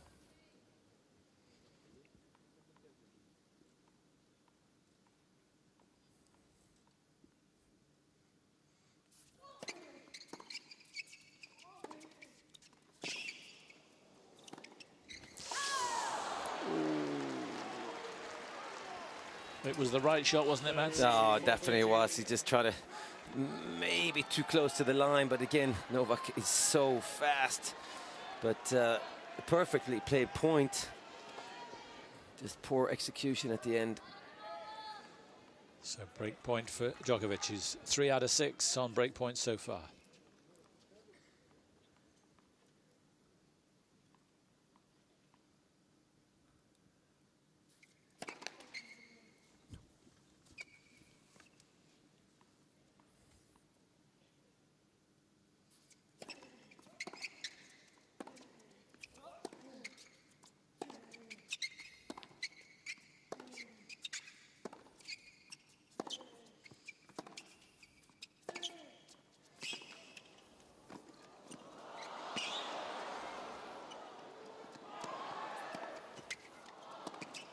Yeah. Oh.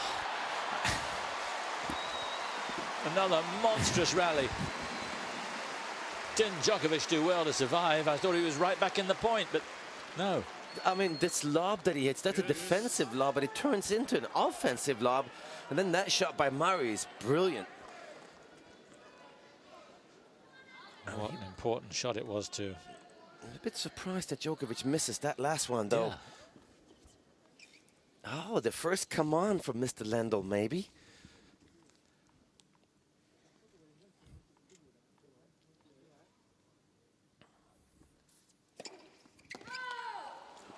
No, maybe not. Challenge, I think. It's not going to.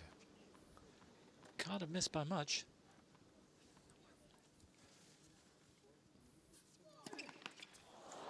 And maybe it was in his mind, I don't know. There's a seagull up there. Yeah, sometimes it's like a Hitchcock film. But Djokovic has got another chance.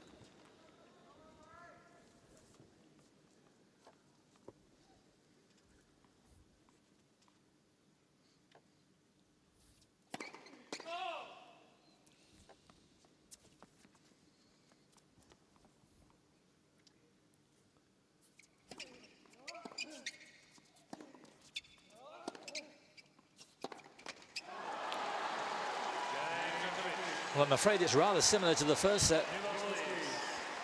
Although he did break twice in a row here, but he's let himself down in that game. Some great rallies, but some nonsense as well. We were discussing the challenge on that serve, which we felt that Murray should have challenged. He didn't, because he's only got one left, and Mats was saying maybe the challenge system is wrong. Yeah, well, it stopped him from challenging because he has only one left.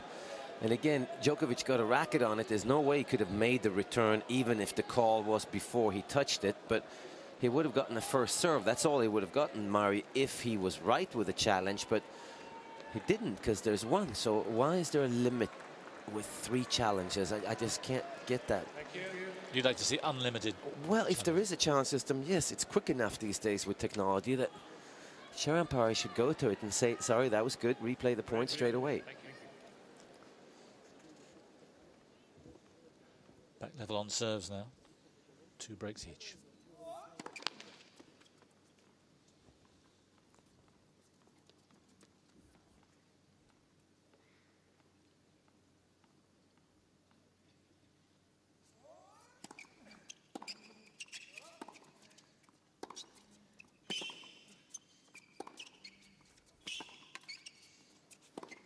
Oh. Yeah.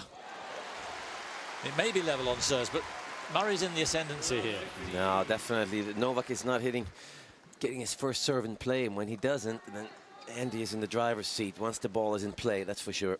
Yes, Novak 44% first serves in this set.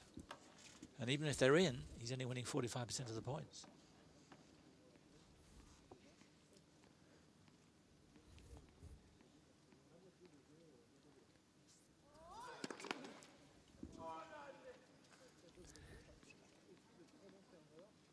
Will he go for a big second serve again here?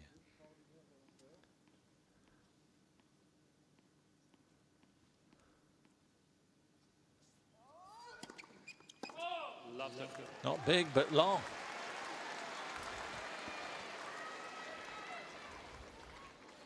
It's catching. 3 doubles for Novak, 5 for Andy already.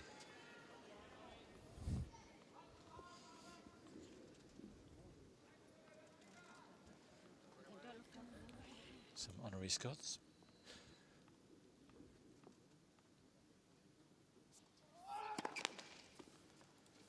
He's looking across at his box as if to say, what on earth is going on with the serve?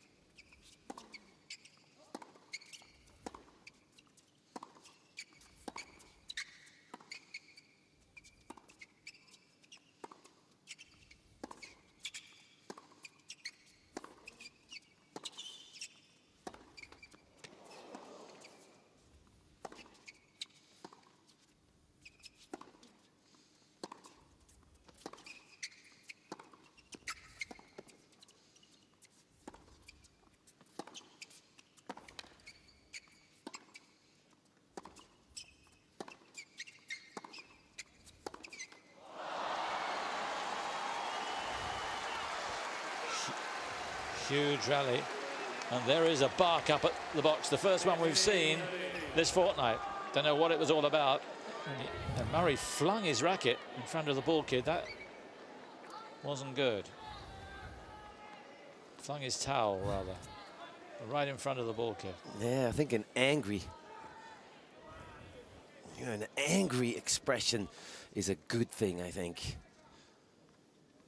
And that could be aimed at your box because he just missed it, that's all.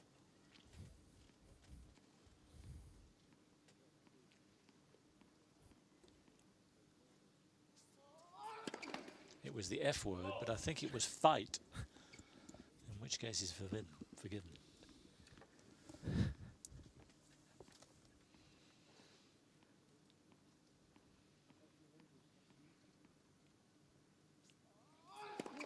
Seconds.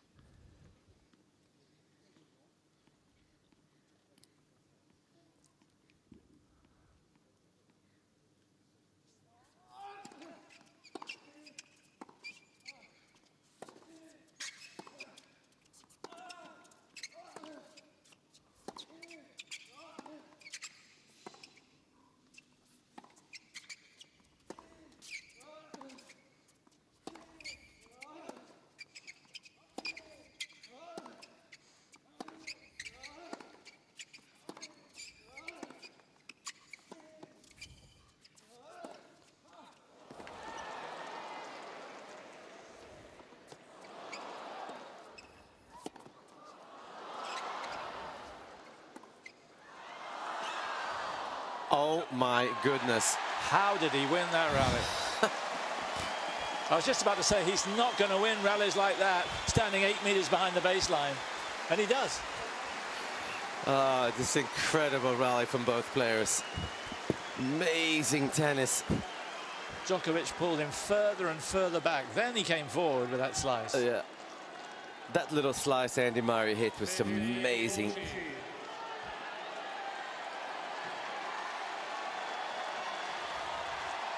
So can Murray bounce back one more time here?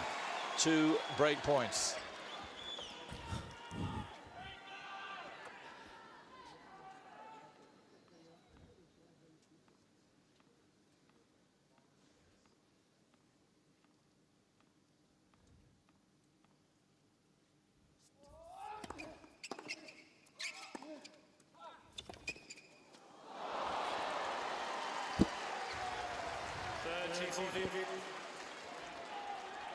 And suddenly he gets a first serve in, though, Djokovic, right when he needs it. That was huge.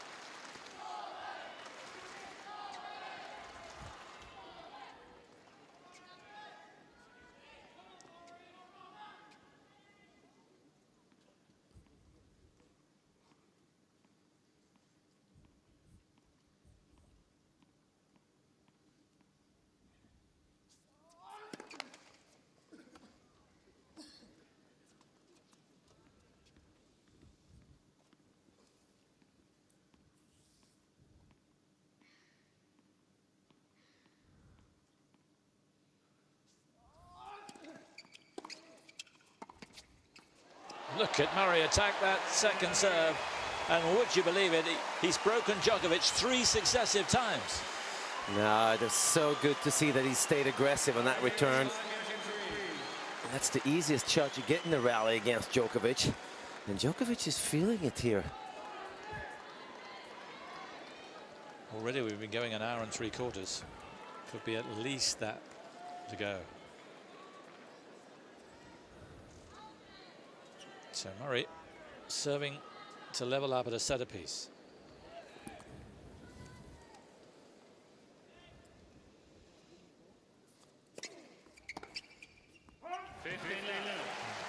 That was a rather reckless return. Yeah, well, that's a smart serve. That's his favorite serve. Novak is bound to go for a winner there. I'm not sure he really wants to fight in this set anymore, Djokovic.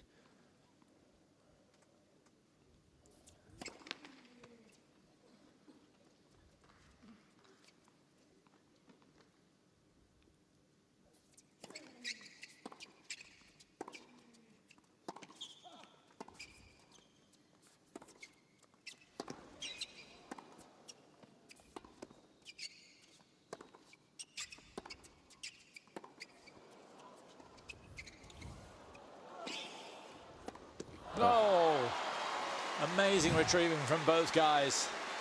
Hats off to Djokovic there. 15 all. Marian Vida is normally such a relaxed guy. He's looking very tense at the moment.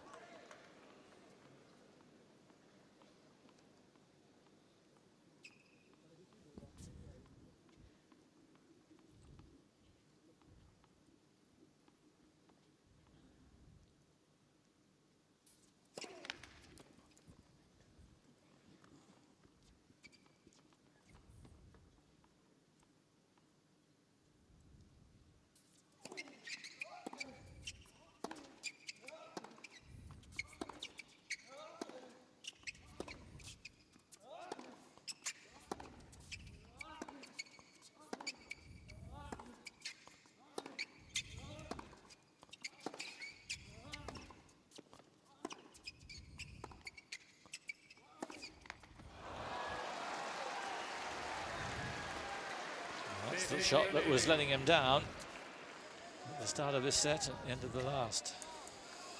Yeah, that little change-up slice causes problems for Andy Murray when he has to generate the pace on his forehand himself. His weakness.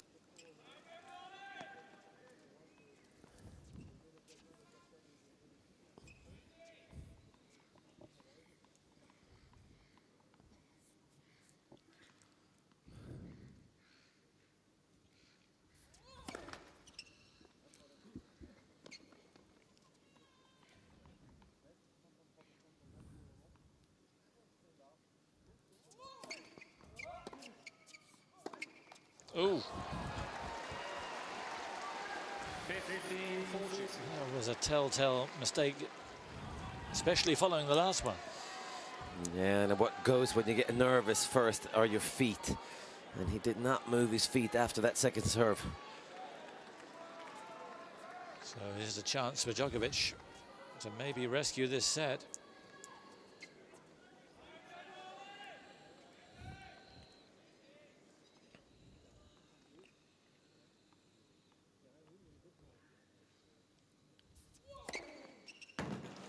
Oh, 213. 132 miles an hour.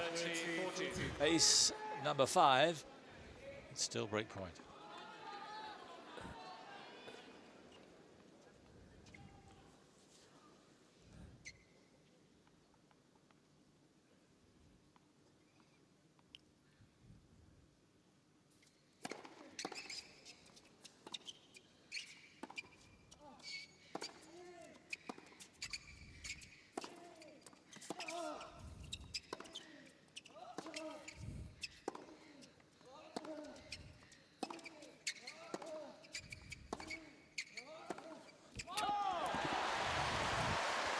Djokovic just bailing out of what seemed an orthodox rally, and Murray saves a second break point. Yeah, and again, Murray stays very aggressive in that rally.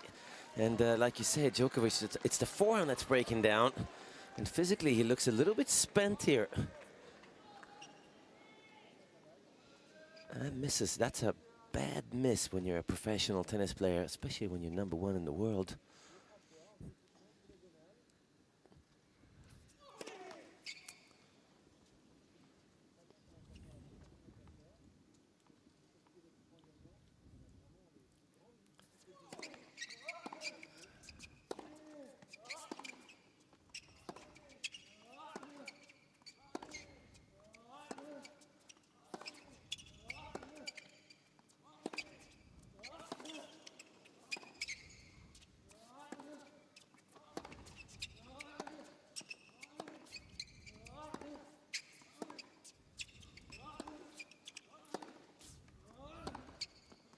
Forehand again, and Djokovic is on his haunches.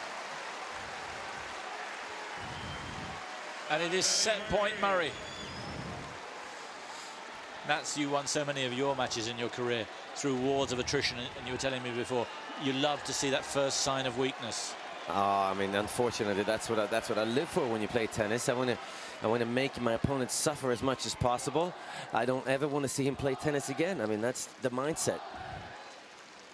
So Murray then was set point to finish this set off and go 1 set all.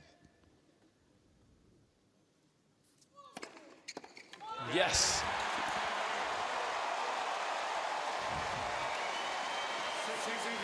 A huge performance from Murray. And Djokovic trudges very slowly to his chair.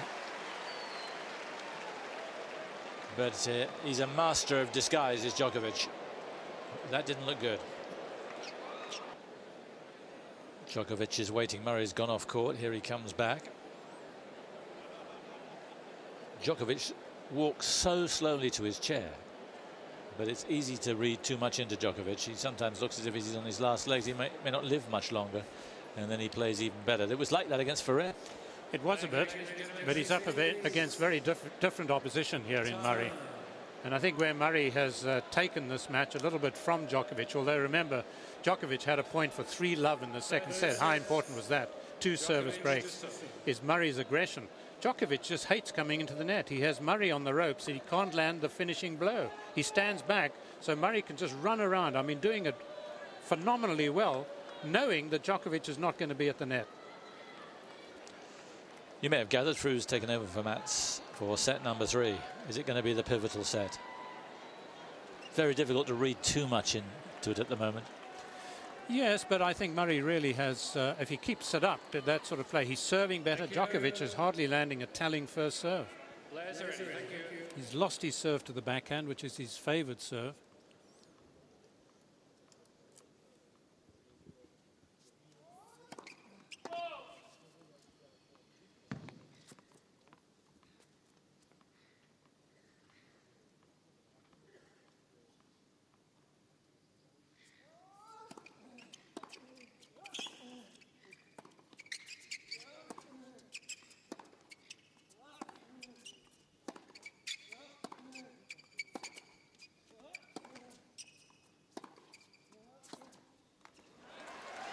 Well, that looked a rather tired shot. Of course, we're looking so closely. Maybe we were looking too closely at Djokovic. But there were a couple of times towards the end of the second set where he looked as if he was bailing out a bit. He did there. That's not typical Djokovic, because normally he moves that extra step and gets the swinging forehand into play. There he was trying to play that squash shot.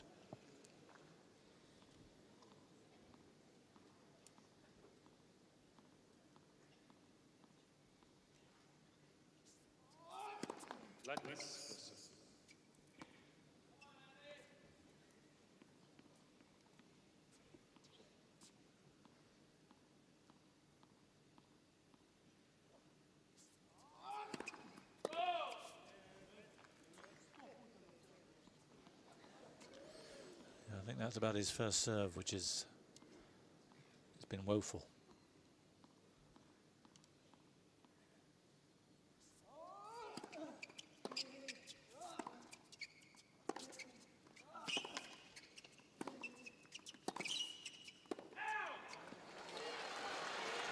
Going to challenge.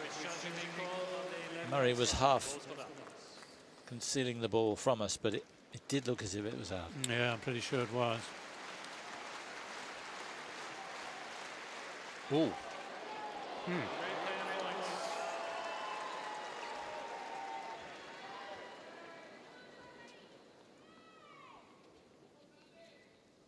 course, gets the first serve here, as opposed to the second serve that he hit. The serve he's lost is the serve out to the backhand, which, when he was winning his big titles, that was his best serve.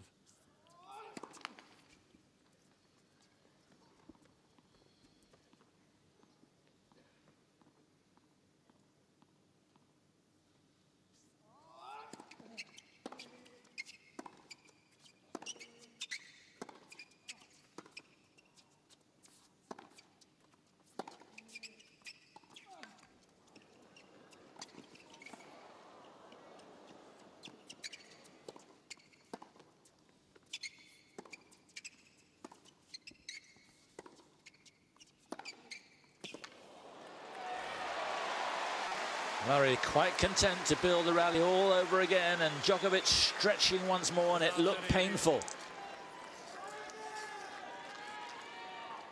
And is there any thought of getting into the net once you've hit the lob over the opponent's head? No. It's almost a basic in the game, and Djokovic even then does not want to go into the net.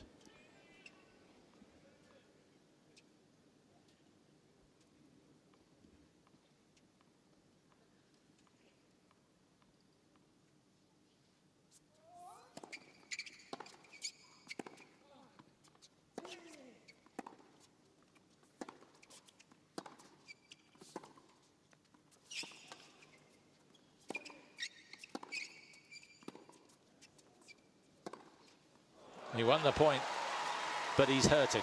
Only he knows how much he's hurting. Maybe it's that left thigh. That's the one that went against Ferrer, but he pulled up awfully short after an earlier backhand there, didn't he? He did. He just made a backhand stretch as opposed to getting round with his two-hander, which he's just about the best in the world at doing.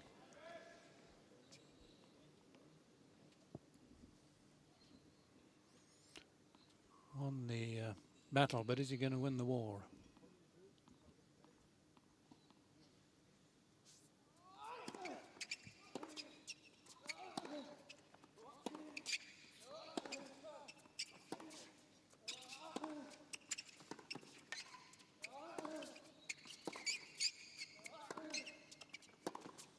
Well played, Djokovic.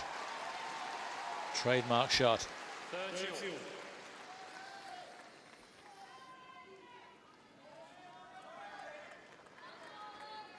Must seem a lot more to Djokovic, I think. Yes.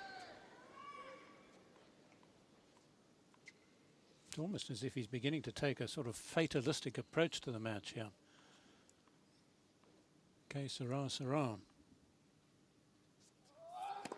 It's just that we've been here before, Fru, so I don't totally believe it.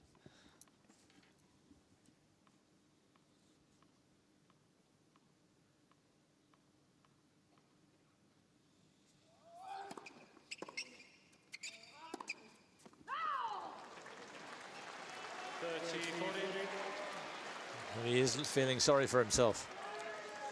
And Murray must continue to make him feel sorry for himself. I think the only way Murray can lose this match now is if he begins making a lot of unforced errors, and he's hardly made an unforced error the last half an hour.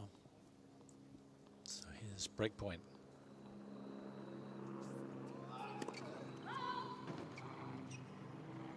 Well, he's going to serve and volley then. He does look in wretched shape, Djokovic.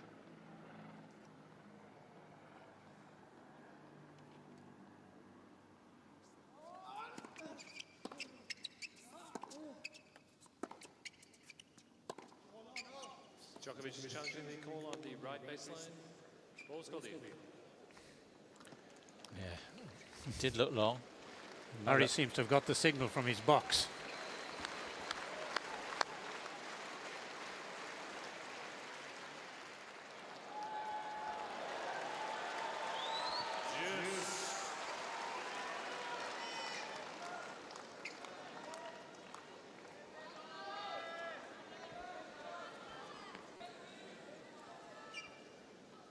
Not impressed.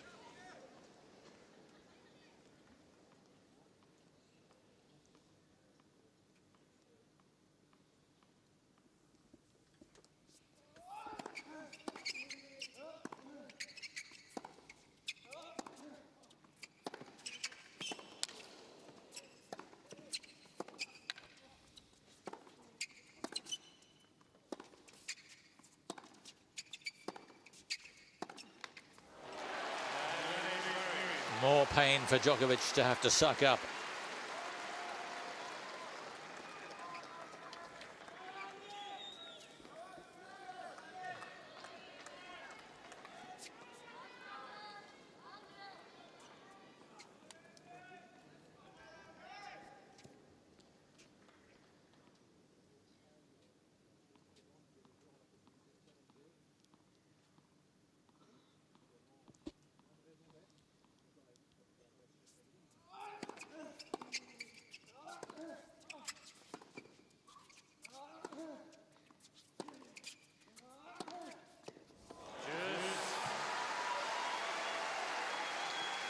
I just remember the match against Ferrer when there were similar gestures from Djokovic, and then he ended up like a well-beater, which he is. This could be the old classic rope-a-dope. That looked good. Shot of someone who does believe.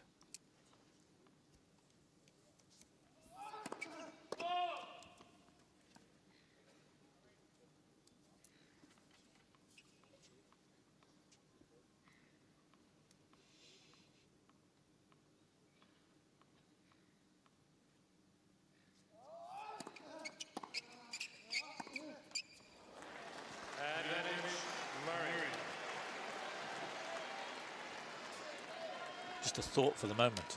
Rafael Nadal watching this in his hotel room. Must be loving what he's seeing.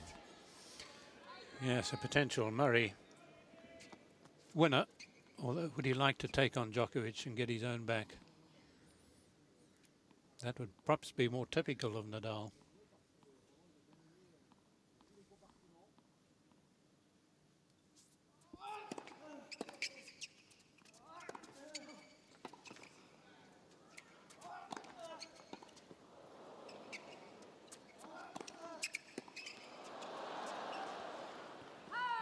Yeah, good try by Murray.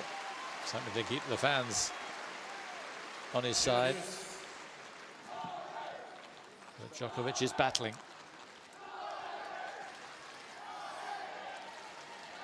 Yes, some good defensive lobs, because it seems that Djokovic is unable to really to put them away. We've seen how devastating Murray can be with the smash.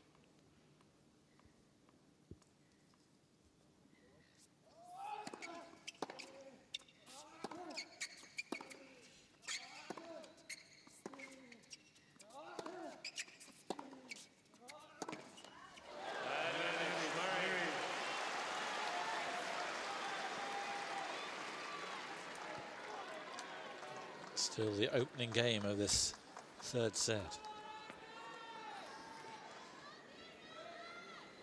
Murray piling on the pressure.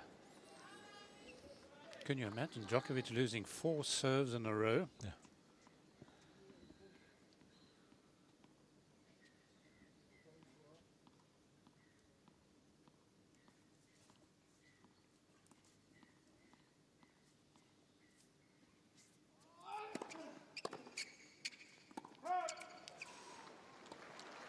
Looks up. They're saying challenge, but I don't think he believes in the challenge.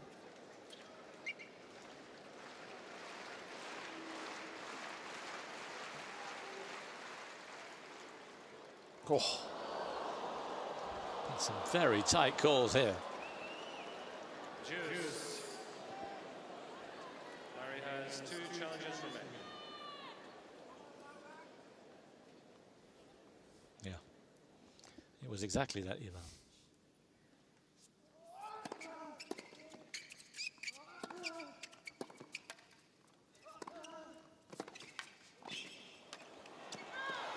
And so that's very tight. But it's been given out, and Djokovic is not going to challenge. Advantage Murray.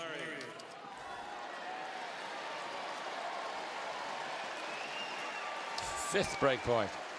And this is one of the reasons why he's reluctant to come in, of course. Just got inside it a little too much, and it drifted long and drifted wide rather than long. Break point number 5.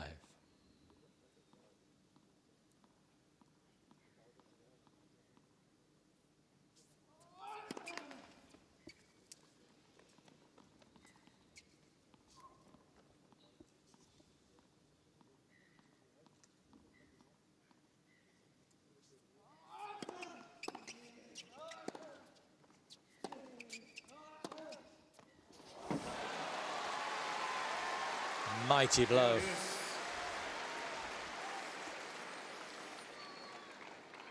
Well, if it is desperation, it's certainly controlled desperation and terrific timing. The longest game of the match, 14 points in it.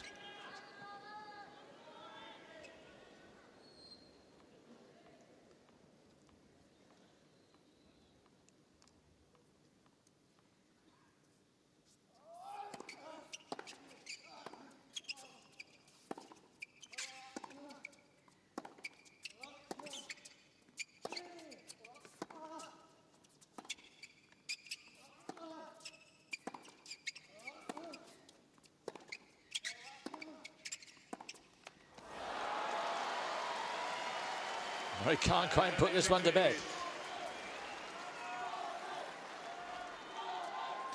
Well, there's almost disbelief in the crowd when Murray misses one. And he didn't miss it by much.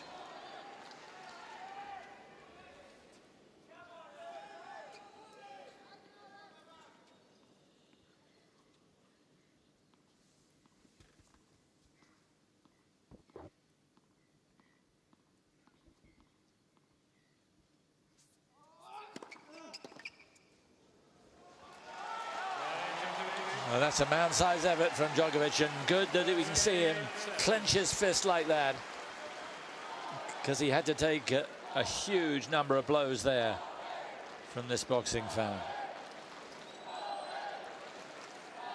That was impressive for him. It was, and one thing that long game did was it enabled Djokovic to recover his serve. He served, I think, 2 or 3 out to the backhand side, and he desperately needs that because it gives him the odd cheap point. Even though he's going to Murray's strength, he's able to hit inside the ball and get it away from Murray at pace, so that Murray might get there and prevent the ace, but it enables him to hit the odd service winner and solicit the short return from Murray.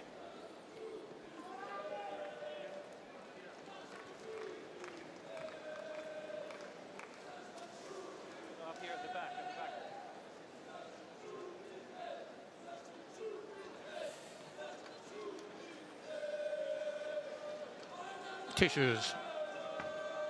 He's blowing his nose a lot against Ferrer too, wasn't he? He was. Was he keen to let us see that? I think he might be. Evermore the hero. Thank you. Thank you.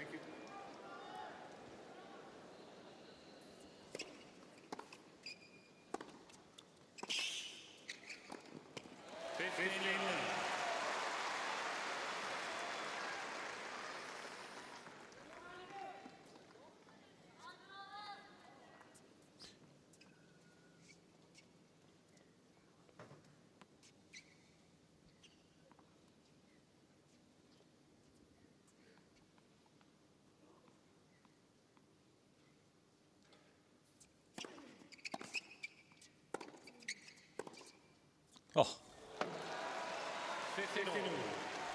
Fantastic shot. Out of nowhere. Murray, I think, just wants to slow things down a fraction after that.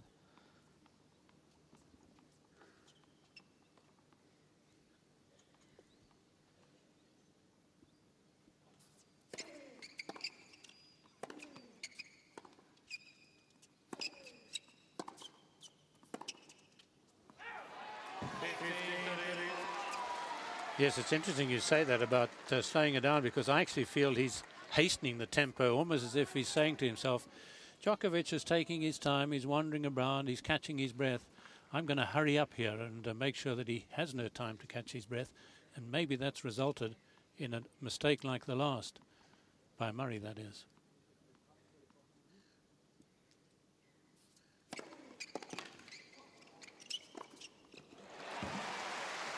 Quick 1-2 from Murray there.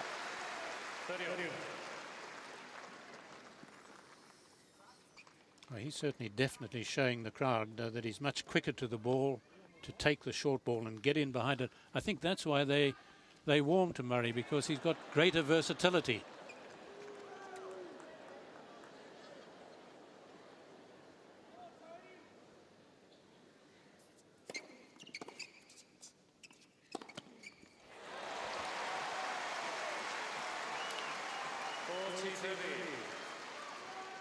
Certainly using the heavy artillery at the moment.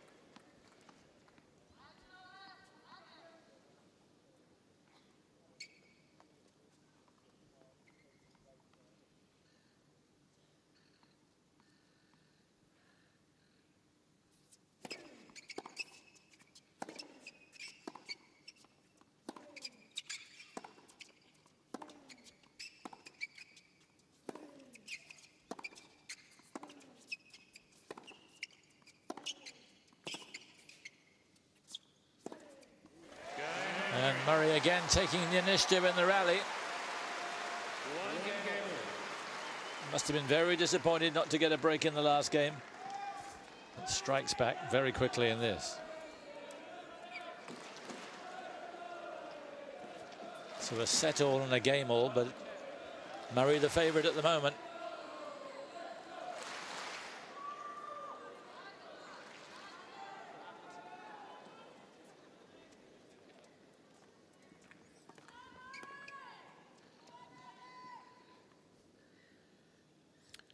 Murray calling for water or a drink, which the ball kid has put behind the baselinesman. Love 15.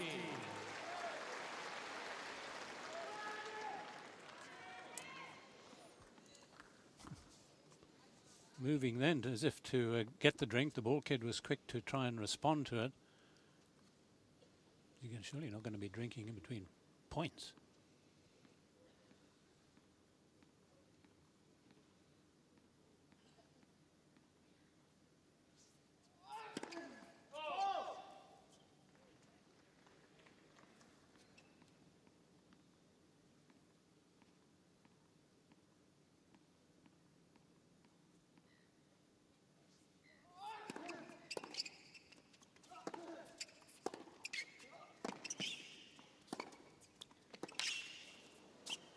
There's the difference. Murray very comfortable coming to the net.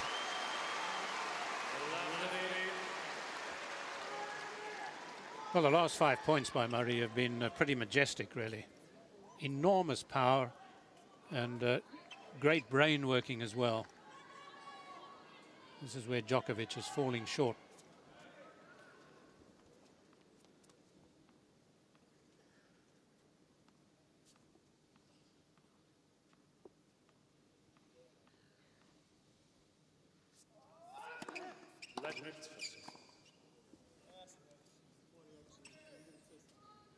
Yes, he's even got him muttering when he misses the serve with a mighty return. Not that he missed a let first serve.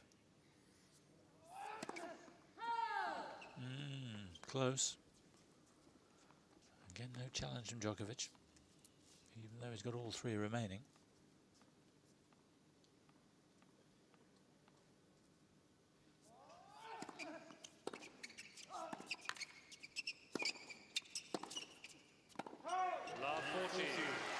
And there he goes long.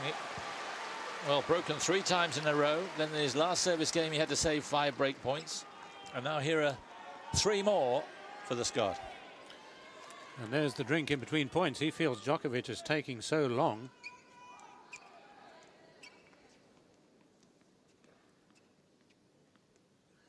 Could have another serve while he's bouncing the ball.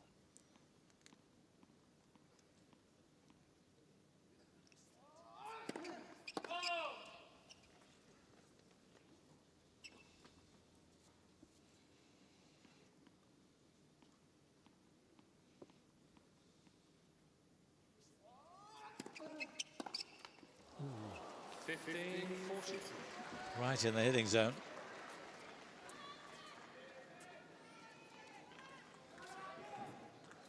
He's moving so smoothly as Murray to get into position for that. He just slid across.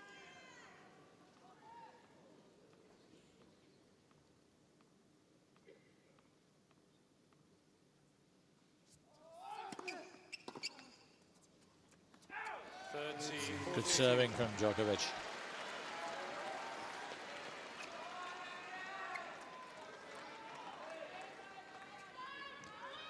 So big point here.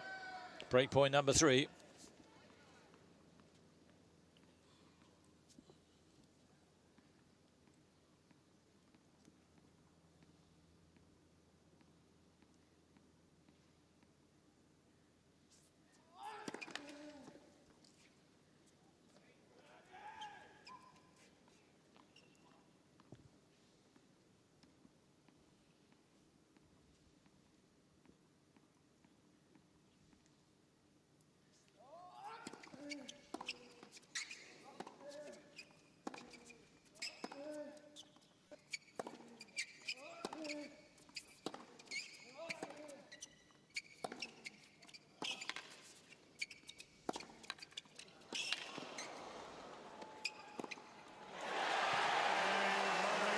Murray majestic, Djokovic floundering, and Murray goes in front for the first time in the match after 2 hours and 20 minutes.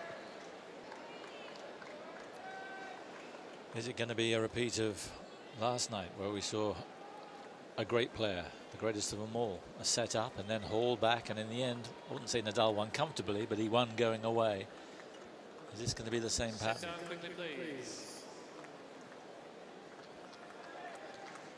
Djokovic would love a sit down. Thank you. Behind the court.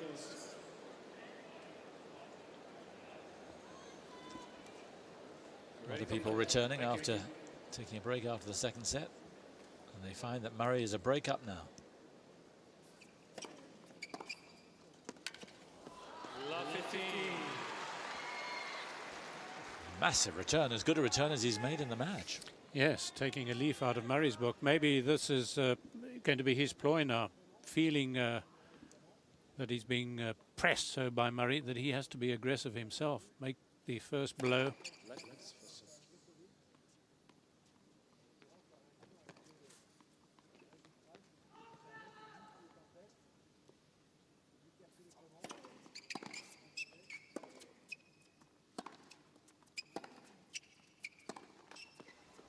And then that. Yes, the question is, can he keep it up? Murray's shown that he can.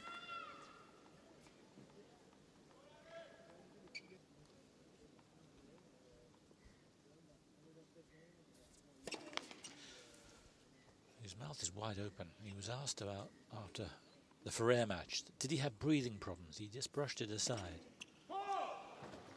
15-30. He had a nose operation a few years ago to make it easier for himself to breathe through the nose.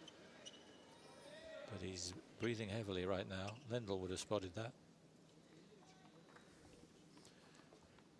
That's Lendl looking at himself on the big screen.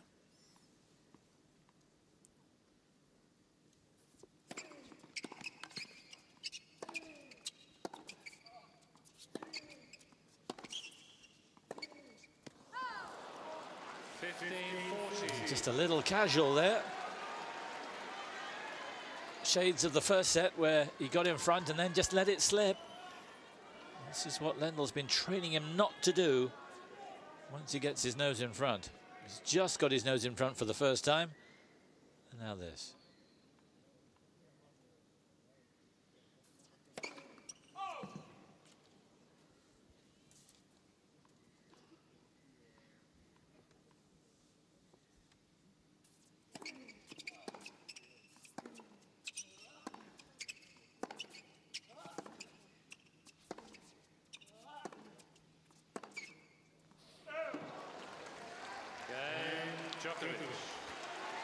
Well, I don't think his coach will be too impressed by what he saw in that game. Well, my earlier point was that I felt Djokovic could really only get back into this match should Murray begin making a lot of unforced errors. Of course, it's almost unknown territory for Murray, in that most of the big matches, the finals, a lot of the semi-finals against top opponents, he has seldom, except the once against Nadal at the US Open, seldom won a set.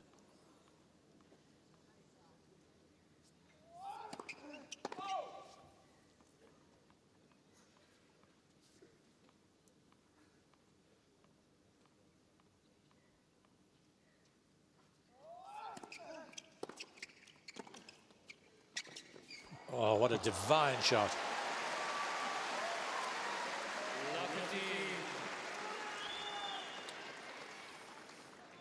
Well, how to win tennis friends and influence them. This is the sort of tennis that does it. Can he shock himself, Murray, into another really good game?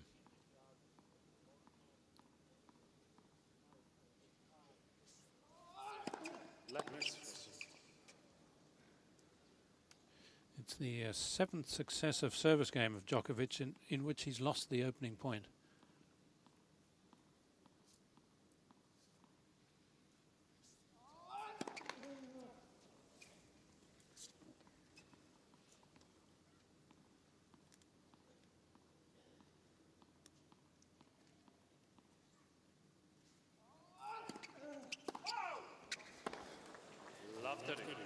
He's going to challenge, but I think he's going to be mistaken. Yep, afraid so.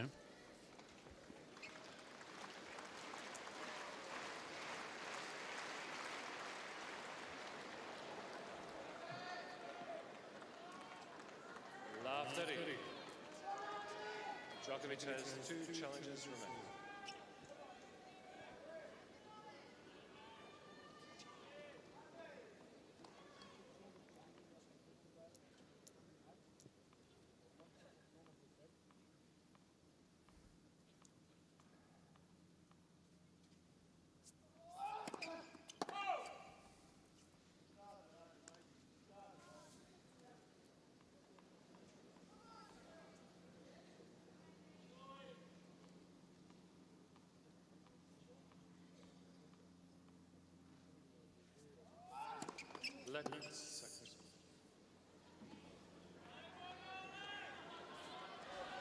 Please.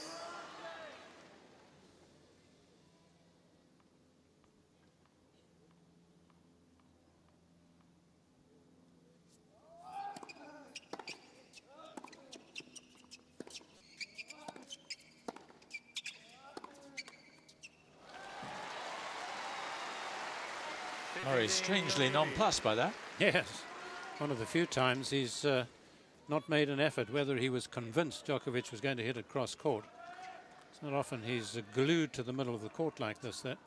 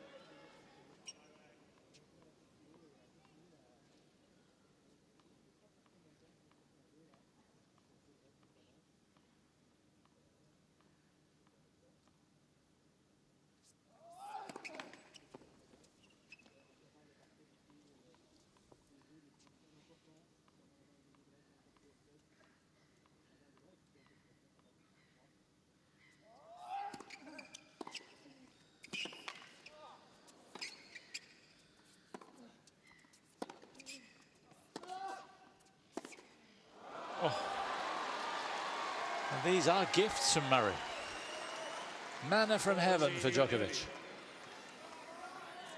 And they will give him sustenance when he really badly needs it.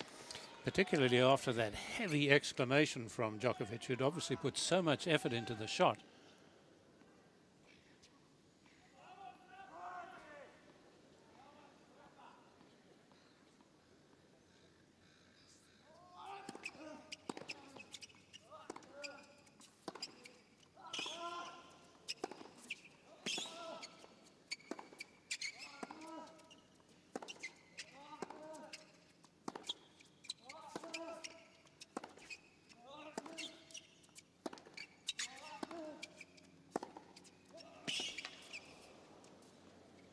That was brilliant from Murray. And so punishing from the serve. That's worth more than a point, that one. There he goes for another drink. Well, he was like a conductor there, wasn't he? And with Djokovic exclaiming, it's almost as if he was the orchestra. And it was hardly lovely music from Djokovic, but it was from Murray.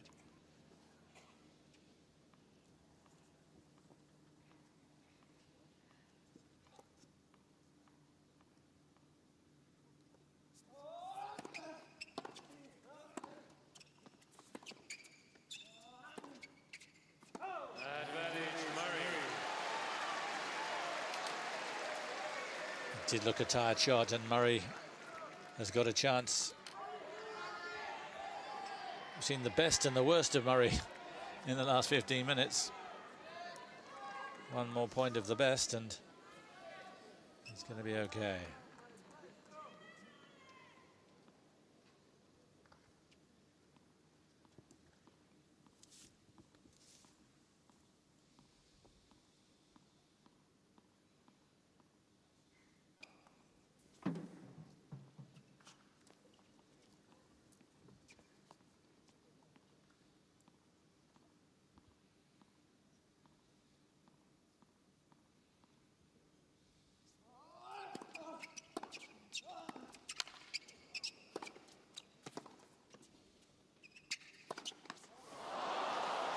But it wasn't.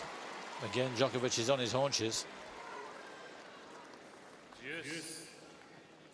Just stretching out that thigh.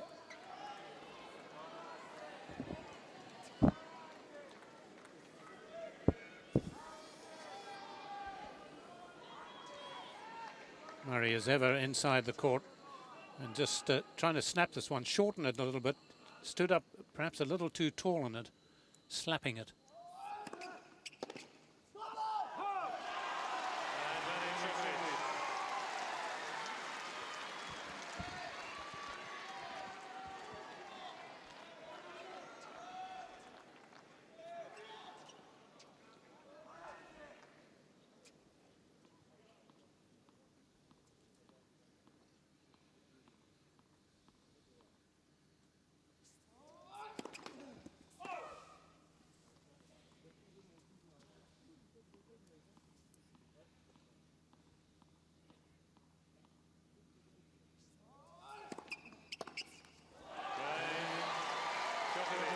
Another game where Murray could, maybe should have triumphed. He's 1 out of 9 on break points in this set. And he's still behind. Strange as it may seem.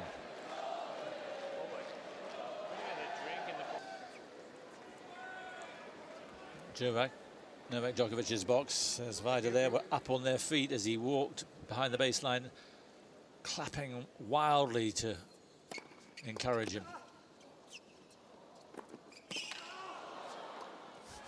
They know he's suffering, but they're trying to give him even more heart.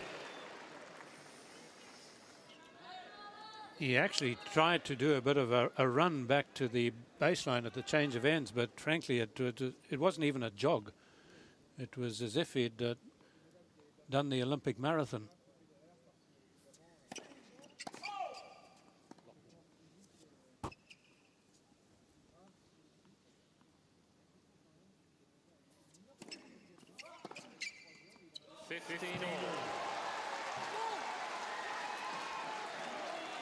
That's good to see. Yes, bowled in slowly by Murray. Of course, many people contend, I'm one of them, that his second serve needs to be more of a slice than a kicker. Yes, he's still only winning 35% of the points behind that second serve in the match.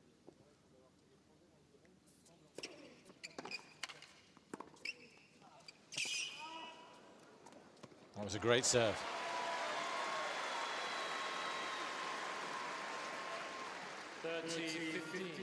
And another of those no one knows the pain I'm going through sighs of Djokovic. But he's certainly putting himself through the ringer here. You see the thighs enclosed, no strapping.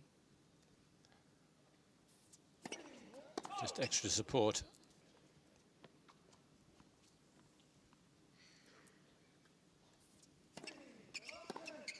Oh. He's doing unto Murray now suddenly what Murray has been doing unto him. But again, it's that kick serve. No great pace, no great direction for the two-hander. A rare facility just to get on top of it.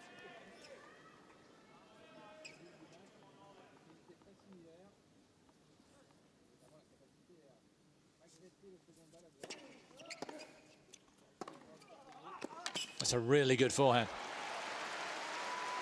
Curved back a little into court, but enough power at such a crucial time. Djokovic threatening a comeback here. Has to be put in his place by Murray.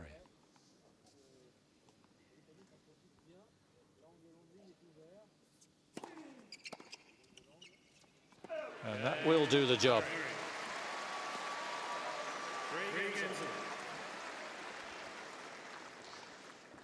But going back to the disbelieving, cynical me, Djokovic is actually moving better now than he was, or has been, for any of the last 45 minutes. Ever since we suspected he might be injured. Moving better within the points and between the points. Just like the quarterfinal.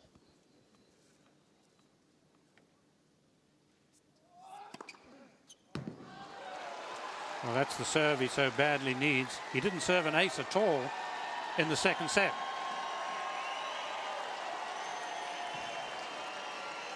His fourth. And again, you see the sense of the dramatic.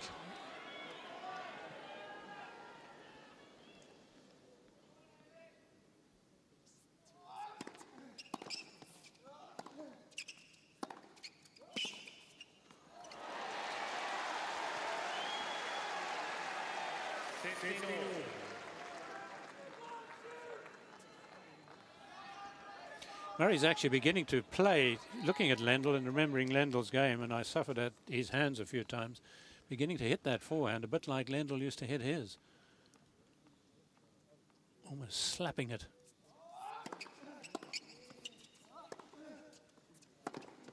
Oh, a bit like that. That was Roger Federer.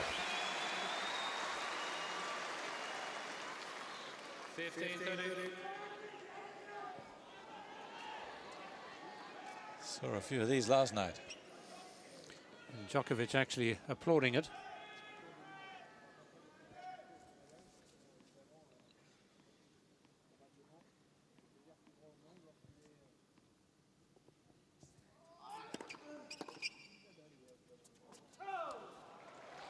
Again, 2 serves in this game. If Djokovic can keep up that serving, he remains in the match, in my opinion. I just figured he'd lost it, though, because that's why there was that gesture by him having hit that first ace since the first set, and the serve to the backhand. Murray making him wait. Umpire giving him a look, but no more, as he had another swig from the bottle.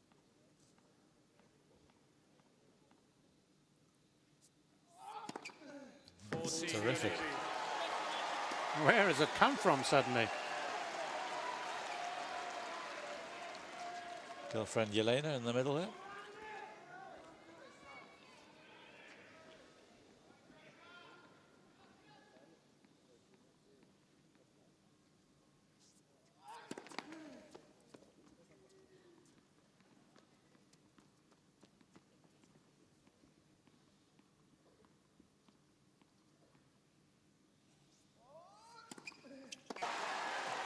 A long look up to his box from Murray as if something's amiss.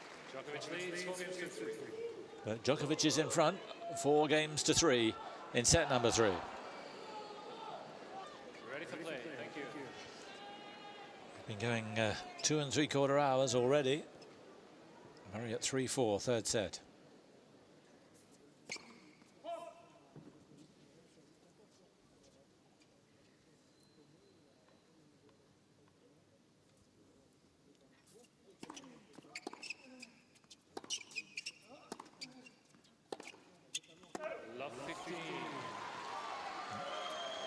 Sloppy shot to begin the game.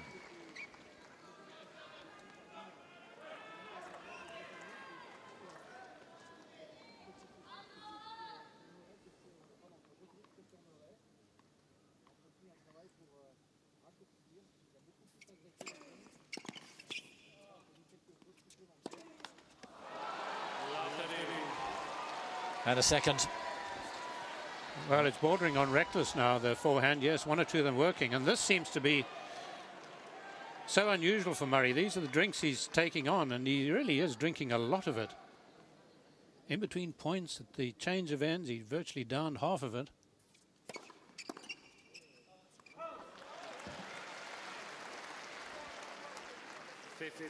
Touches.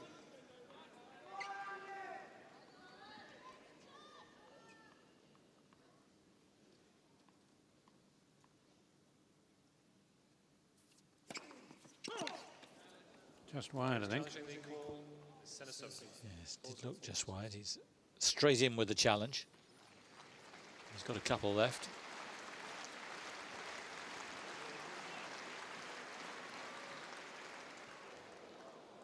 Boy, it's been some very, very tight calls here.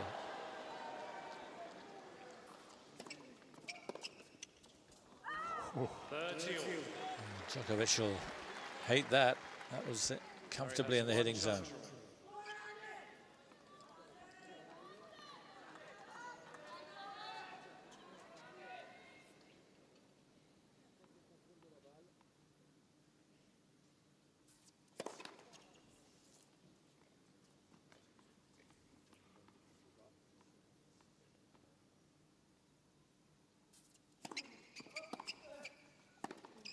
Oh, yeah. Really turned it on then. Really taking the heat to Djokovic. Well, this is like watching a scrum off, passing the ball out the way it got down and just threw his 2 hands at it.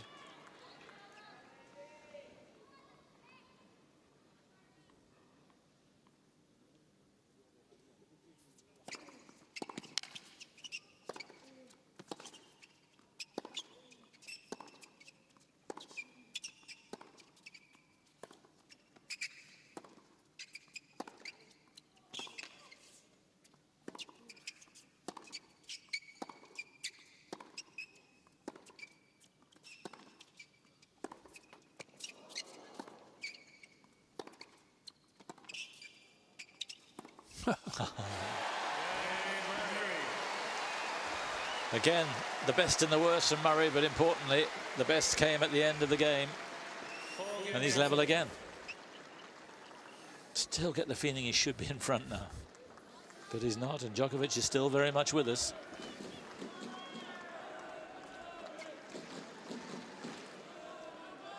Yes, Djokovic, even though the head's resting on his chest, is certainly looking a bit freer. And Murray continuing really just to blast the ball. Almost as if he's saying to himself, and it's been told him, just don't give him anything slow.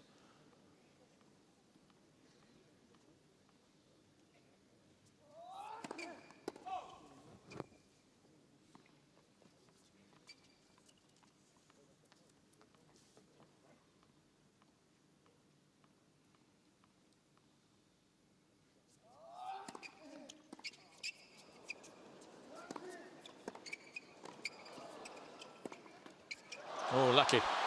Very lucky.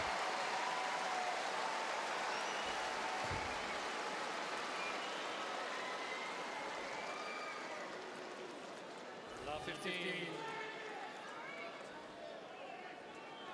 Didn't have a prayer. No, it's a miracle if you return those. We saw Federer struggling to make one last night.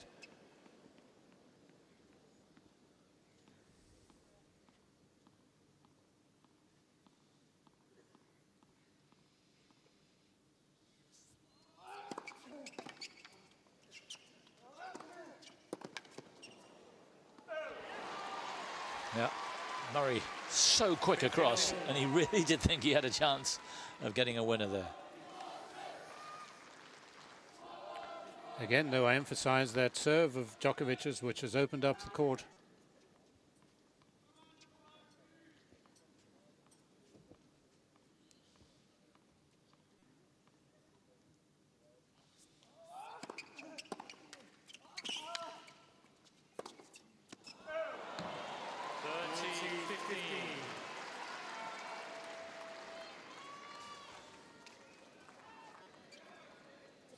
I'm pretty sure the instructions must be, of course they could be self-imposed, just keep going for your shots, don't let up. It's where you've lost matches in the past.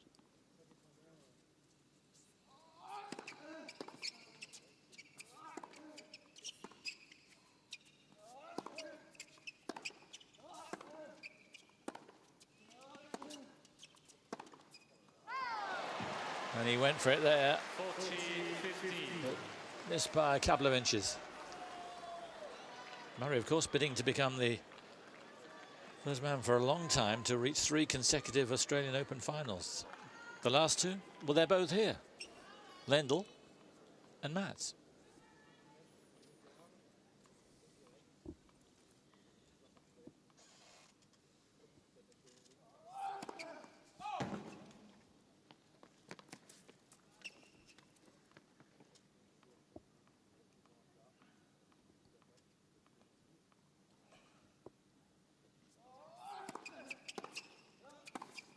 Yeah. 14-30. Serve return with interest.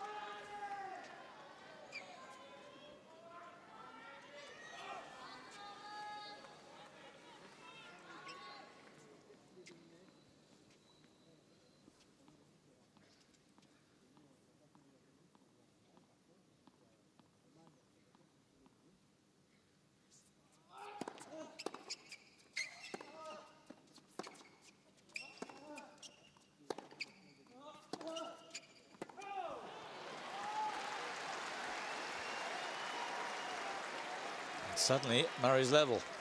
Juice.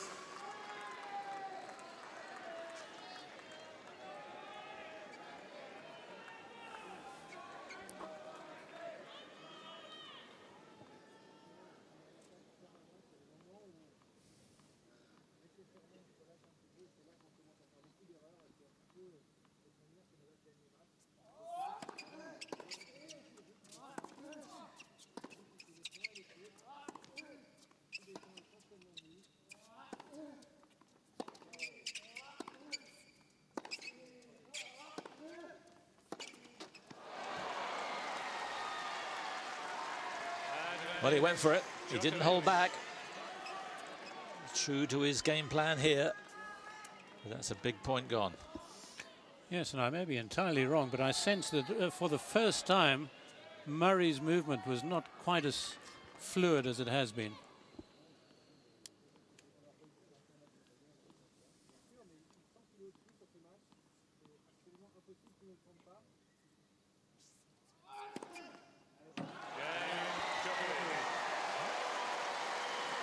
Ace number 6 for Djokovic, 195 Ks. And Murray will have to serve to stay in set number 3.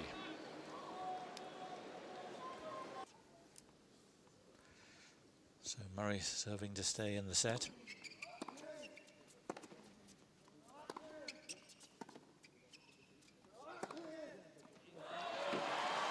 That's a wonderful shot. And now it's Djokovic's box, which are getting very, very excited. Murray screaming in admonishment that he was giving Djokovic that shot. And not moving much to it either. That's the concern I have for Murray.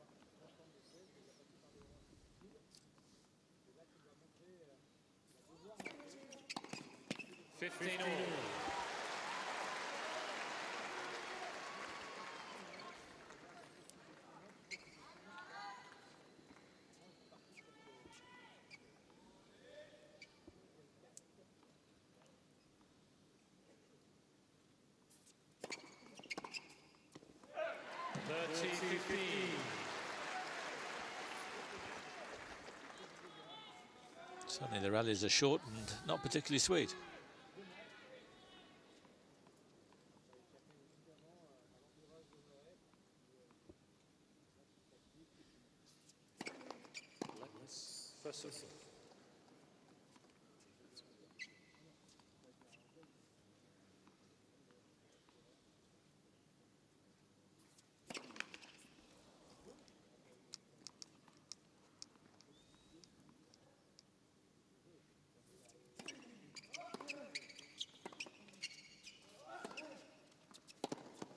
Fabulous shot from Djokovic.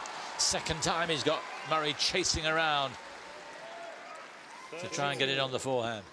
Very heartening for Djokovic, because the movement is definitely much better here. He had to do a lot of sidestepping to make room for the forehand. And he's looking 2 points away from the set. Yeah, looking much more at ease.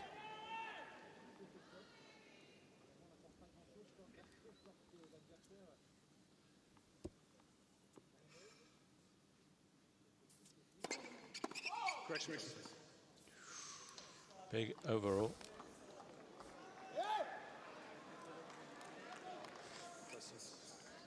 Well, why not challenge them?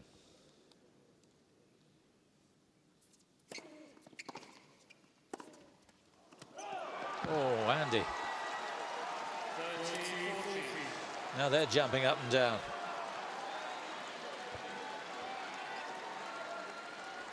It's a scandalous miss, I'm afraid.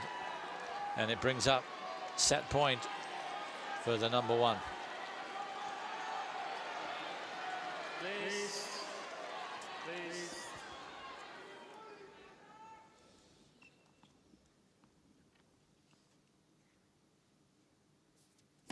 Oh. Would you believe it? 207 Ks out wide. That's 129 miles an hour. And his first ace of the set. And it must feel like a sword in the side of Djokovic for that reason.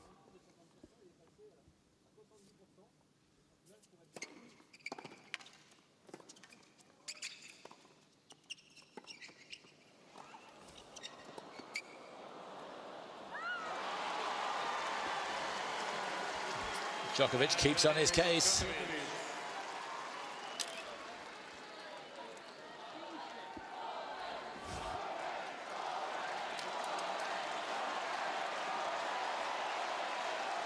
Chance of Nole from there, and Murray from the opposite side.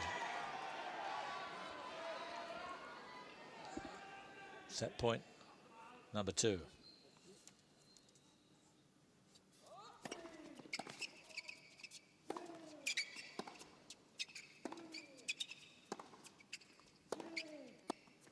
Oh, he's got it. Yeah. How brave was that? Lendl will love that. Right on the line.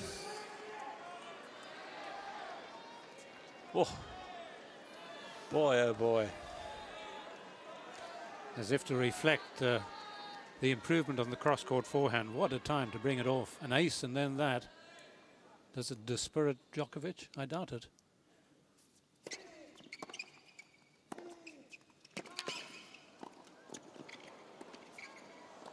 Oh. Well, he's normally so technically efficient, he can bring that shot off. Funnily enough, it wasn't as high as I think he thought it was. So third time lucky for Djokovic.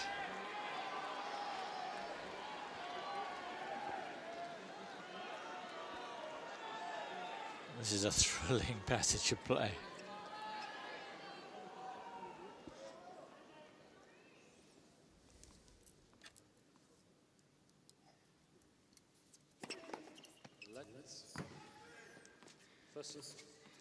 As if to prolong the tension.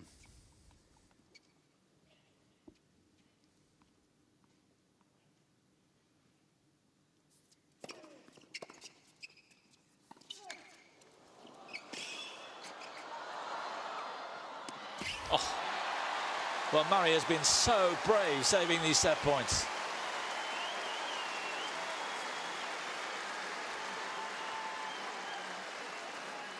What composure to play a shot like that at a time like that. Yes, if you could give more points at set points for shots like this, you would certainly be doing it. 15 is not enough. Juice is not sufficient.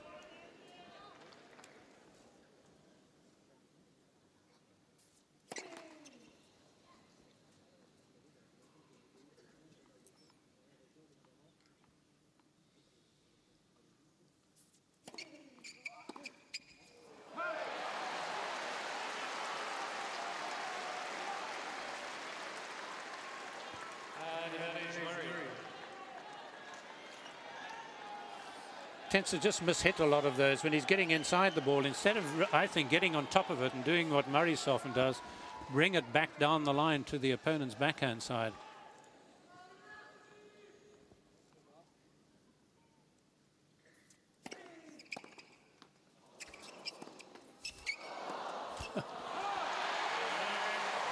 That's He-Man stuff from her guy. He was on the brink then after all that he'd achieved earlier in the set, where it looked like he might be on his way. Murray sucks it up, and it's 5-all. After a game like that, surely Murray and his supporters and Lendl and everybody else must think, well, the gods must be with me. Not that he was lucky, it's just that he made the most of the points and played some absolutely brilliant stuff at the appropriate time. 3 hours have been going now, and still they're locked together. They've never been far apart. Only 1 week at birth, wasn't it? That's right. And then Novak put on that spurt.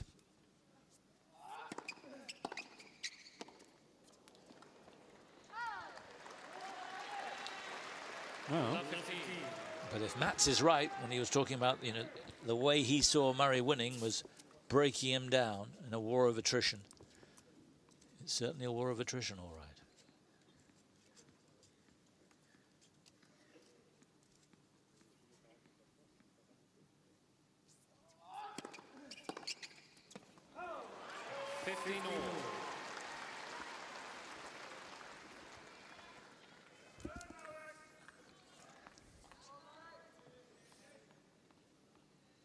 Well, gone are the easy serves for Murray to return now.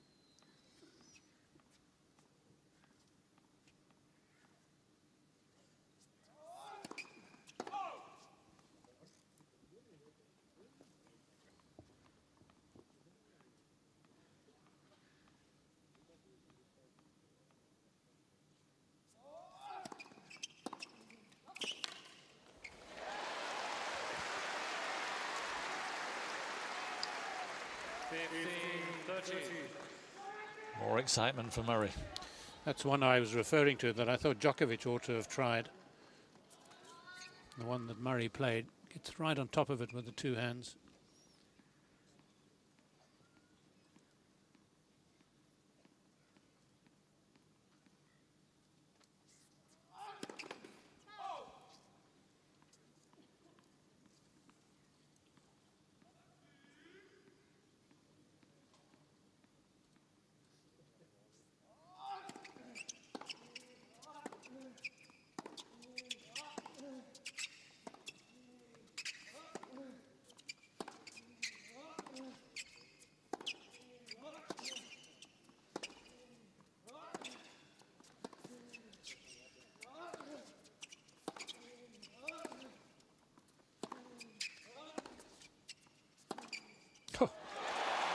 Magnificent hitting from Murray. So poised and so commanding. This is play, as you say, Fru, in a big, big match that we've not seen from Murray before. Standing up tall and giving it plenty.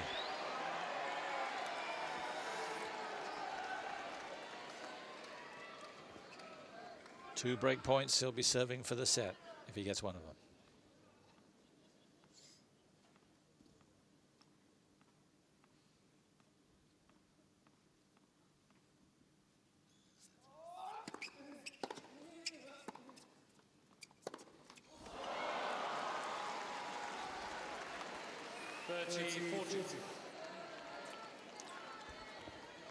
Well, very often it's the Murray backhand that does the damage, but this is one of those matches when the forehand winners are far outweighing the backhand from Murray.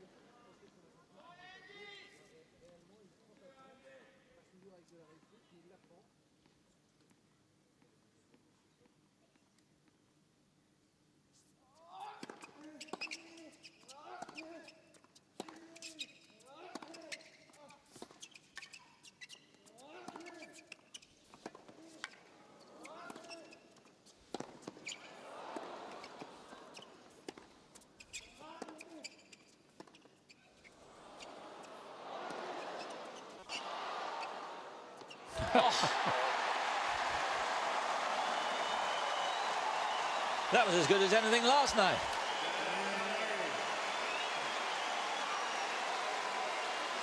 One of the rallies of the match.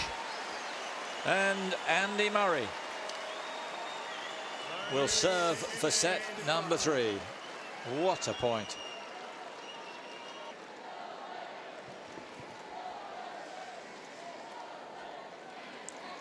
Is he on the brink of going 2 sets to 1 up? A wondrous rally. I thought Djokovic had got it. Yeah, he should have had it. Djokovic had a forehand which he could have put away. Had Murray had it, there's no doubt Murray would have hit it a lot harder than Djokovic did in the middle of it. But Murray's recovery and his defense from way back in court, just outstanding. Thank you.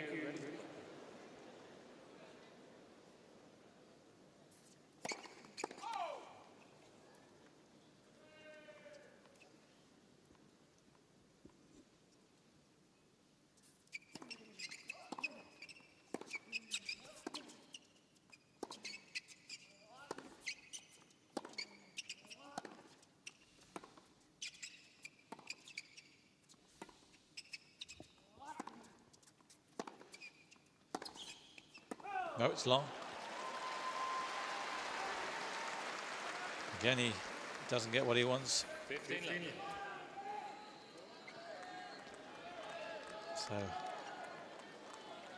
little less pressure on Murray now as he serves for this set. Just the 1 ace in the set from Murray. Unusually 4 in the previous.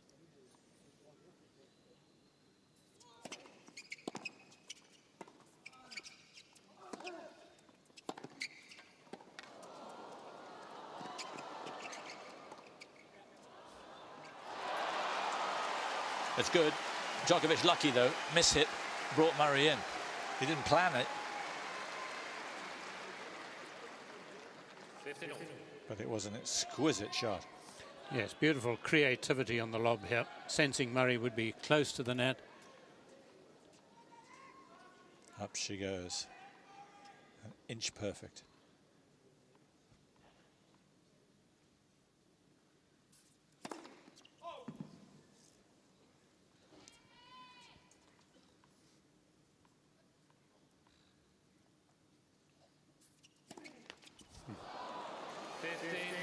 Haven't seen one of those for a while. Pressure again. Second of the set. Ladies and gentlemen, please switch your flash cameras off. Thank you very much. No flash photography.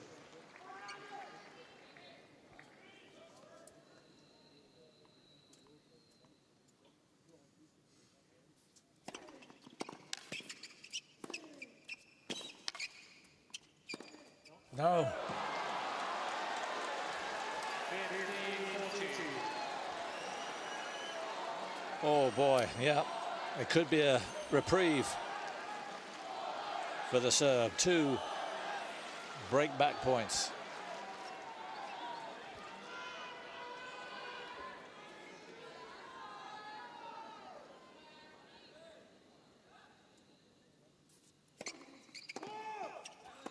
Yeah. Mr. Murray's challenging the call on the right far sideline. What was called for?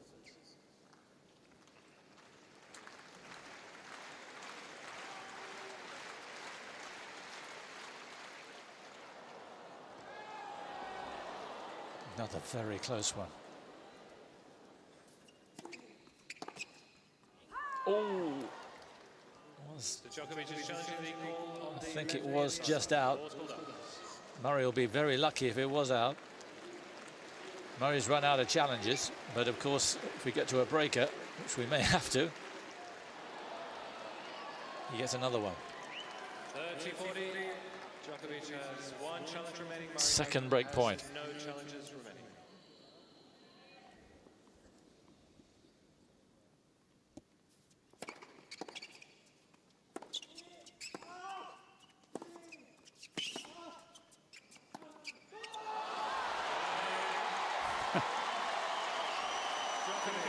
Well, this is seesawed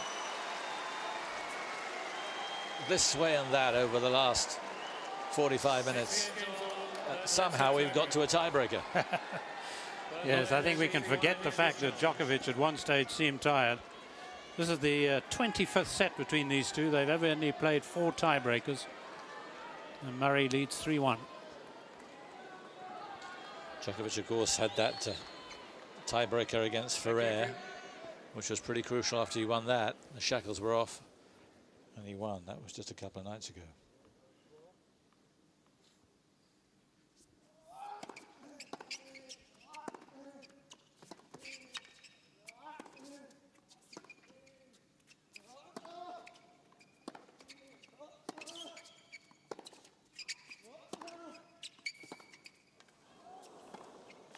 Yeah. A crafty little slice did the trick. It's the last thing we were expecting. I don't think Djokovic knew that Murray had that club in his bag.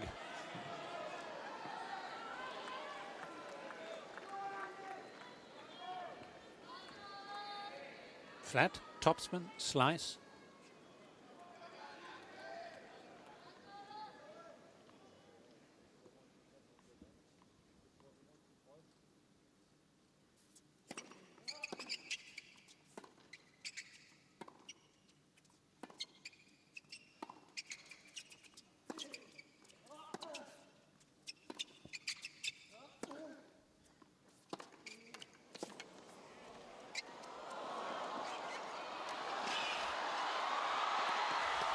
No.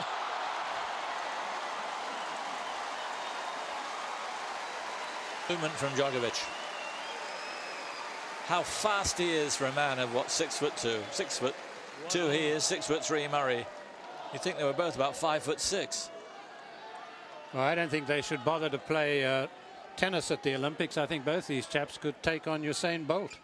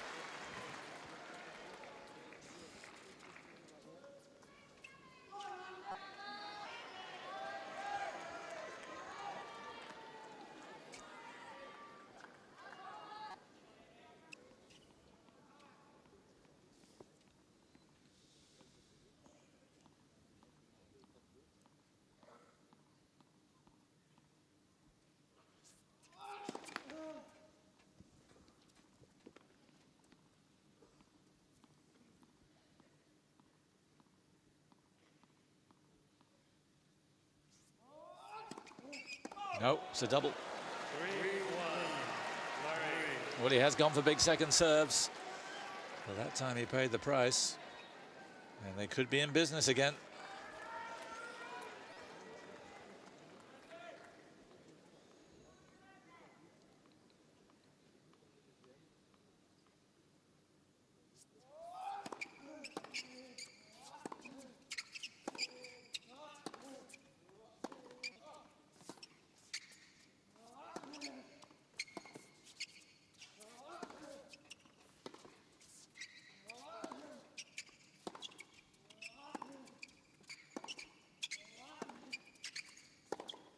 No.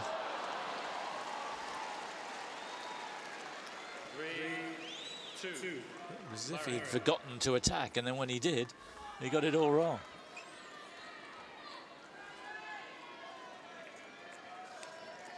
Vividly contrasting reactions of the girlfriends.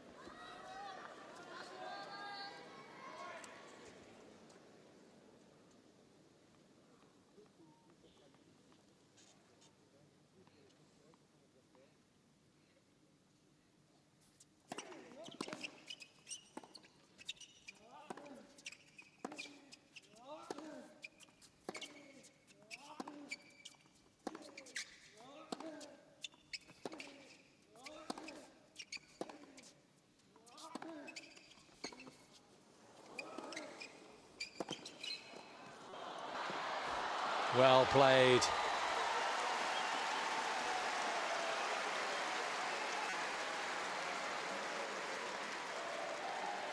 It really has been a grueling encounter. Both guys at times really looks as if they're feeling it, and then there's a magical cure along the way.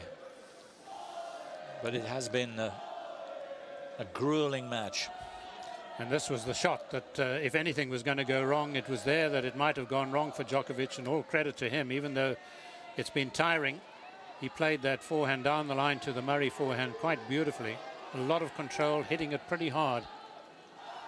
He's begun to look fresher, while I get the feeling that Murray's becoming a little less fresh. But winning this set will make either of them a whole lot better. Well, what a tonic that would be. 3-all then.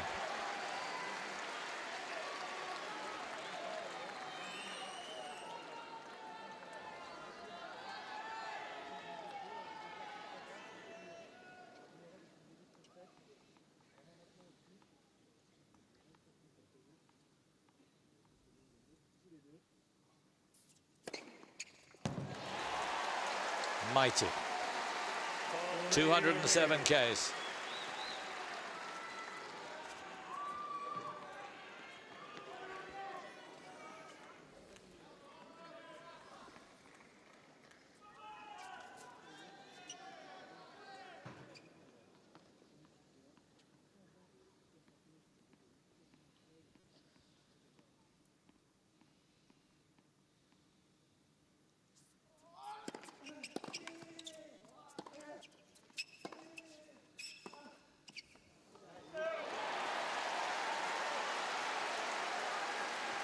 Strange shot for him to miss. And Murray gets just a little bit of leeway now. And that point showing the value of Murray's goalkeeping skills, the way he got the big serve back.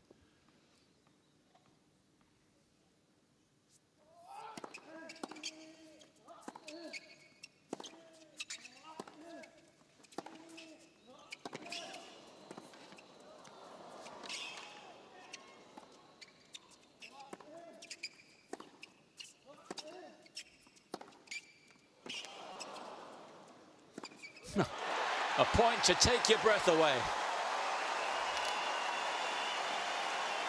Even Kim's applauding that one.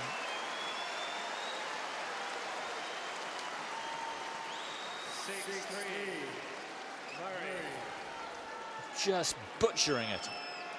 And now Murray, who saved 3 set points, has 3 set points.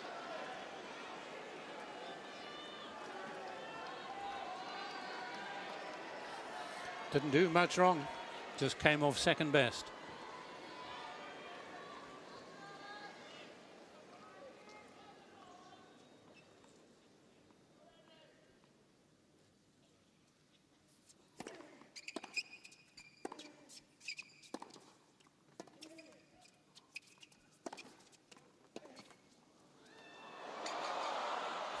And now it's Djokovic's turn.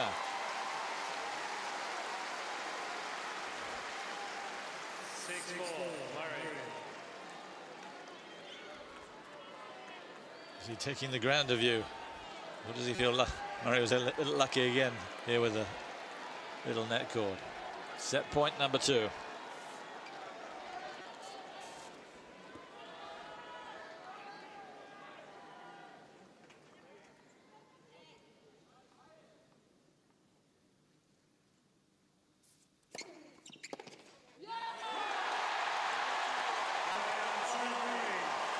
From a set down, he's a set up, a set away from his 3rd successive final here.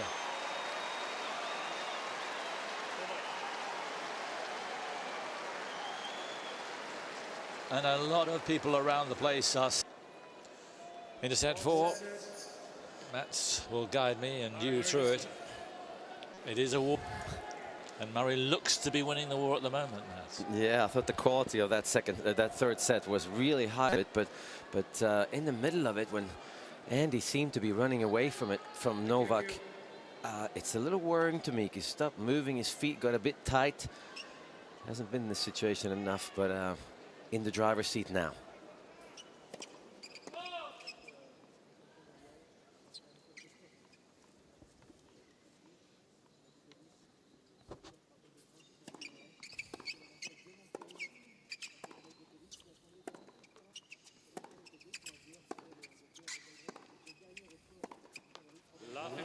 How war-worn they are is difficult to spot because both of them are experts at feigning injury, feigning tiredness. It's difficult to read between them. Yeah, they're really dramatic, both of them. There was a time when Novak looked way more tired than Andy, but Andy does look a bit tired too.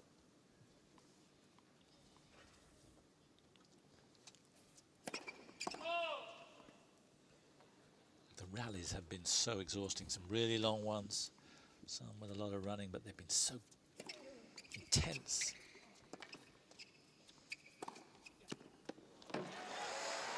Yeah, I think the difference between when these guys play against each other, Murray and Djokovic, compared to when they play Federer and Nadal, there's no resting time in between because Djokovic is so close to the baseline, and so is Andy in this match. And it's just sprints.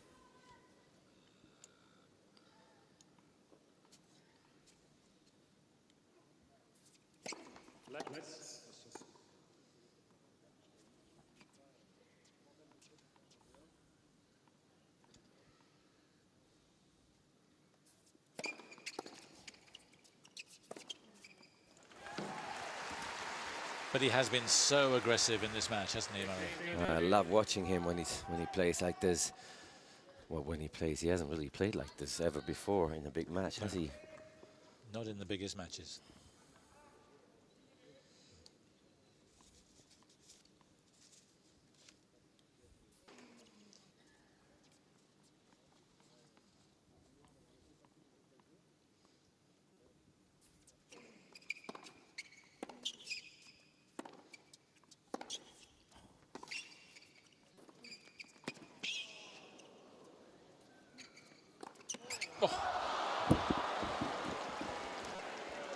But he's making life difficult for himself. He's dragging Djokovic back into this. Yeah, that's a very, very bad miss. I mean, you got to let this ball drop or overhead, but I mean, let it drop, let it bounce. This is the hardest of all the 3 choices he had. Why would you do that?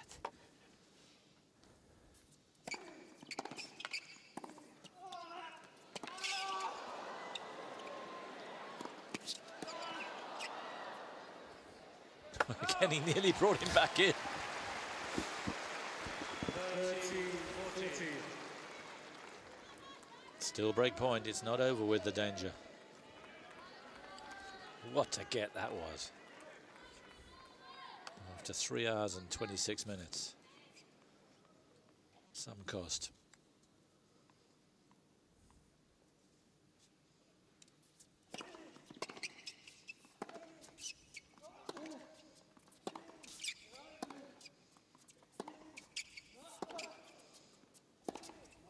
No, long again. 3 unforced errors in that game from Andy Murray. And Djokovic leads. 63 unforced errors from Murray in the match, but you know, so many of them because it's a different approach. It's an approach that's got him 2-1 up against the #1 player in the world. Oh no, I love the approach, but that mistake that he made with that drive volley, that could come back and haunt him. He needs to step on the accelerator here and really keep on top of Djokovic, not give him any breathing room and not make those. I mean, he's going to make errors, but not unforced errors, and that's just a bad choice. And this is where Andy Murray, we don't know how he's going to react because he's never been in this situation before, but this is where Ivan Lendl hopefully has helped him a lot. Yeah, 3.5 hours nearly we've been going, and who knows, there could be another hour and a half, at least that, left in this match. Yeah, they're definitely past halfway, but maybe not by much.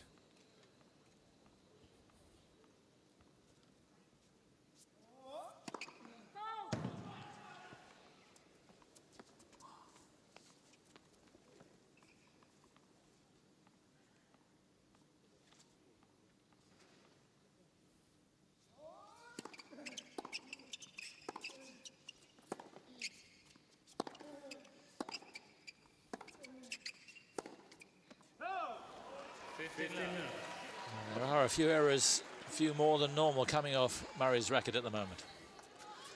But he's keeping to the game plan, which is take it to Djokovic. Yeah, I think the difficult thing for Andy Murray is not to go for the shot, but the difficult thing is to move his feet as much as when he defends, but still go for the shot.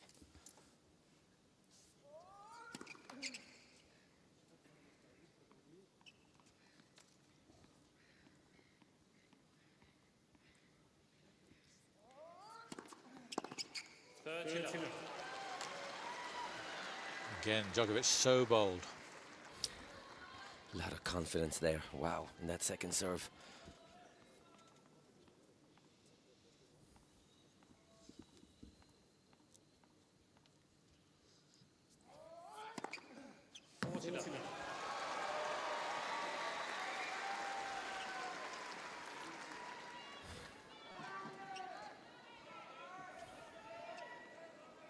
Both of them on 7 aces now.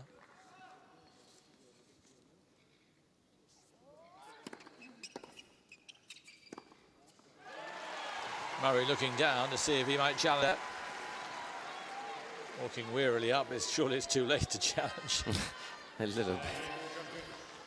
And Djokovic strides out at the start of set number 4 to a 2-love lead. Yeah, that's the difference with Novak Djokovic these days. He's feeling it.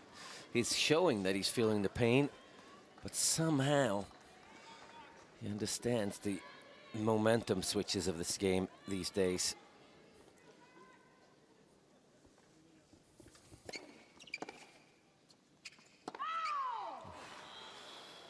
Djokovic is going to challenge this.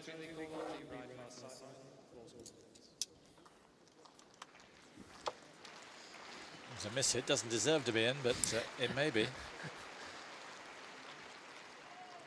Is it? It's got to be the closest ever.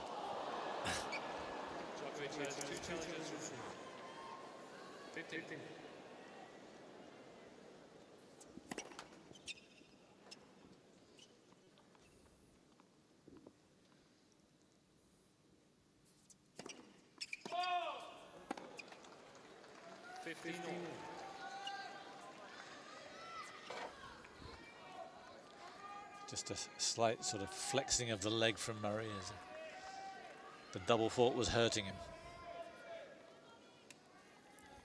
His 8th.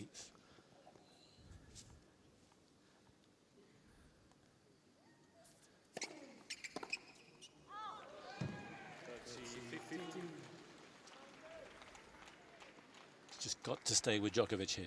Yeah, it really does. See what Ivan Lendl has taught him about being ahead and it still be positive. Because he's not positive right now, Andy Murray.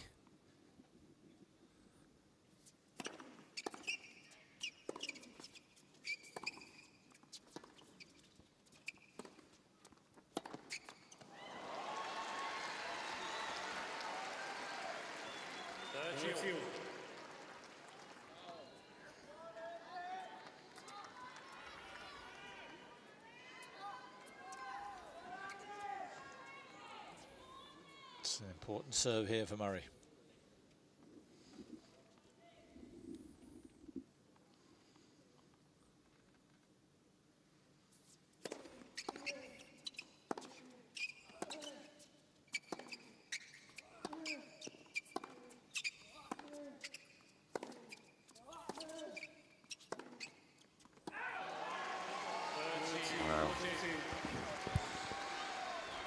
Mistakes are really hurting him right now. But will he alter his plan?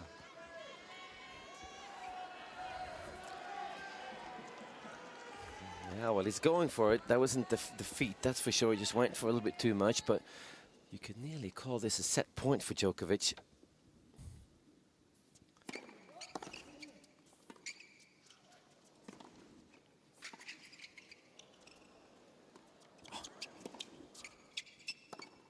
No. And he twisted round, very tired in Murray there. Interesting. He's 2 sets up, Djokovic. Does Murray now almost donate this 4th set? In fact, we will. It's 3-love. Djokovic is just, I think he's just shown new balls to Murray, and Murray's gone to change his racket. What about the question I posed? Would you, in a situation like that, if you were Murray, would you think, okay, this is gone, I'll regroup at the start of the 5th set? I'm not really sure. I think it depends on what my opponent looks and feels like, and the way Novak has been feeling. No, I think I'll push him. Because if you're right about the war of attrition, and I sense you are, if Murray's going to win the war of attrition, then let's bed down a little bit further. Absolutely, I think he needs to feel. Obviously, he needs to feel strong to be able to do it, but he also needs to get back into the game here. You can't just walk away for 10 minutes and sort of save energy and then think at the start of the 5th set, okay, I'm back moving. At some point, you got to start up your cylinders again.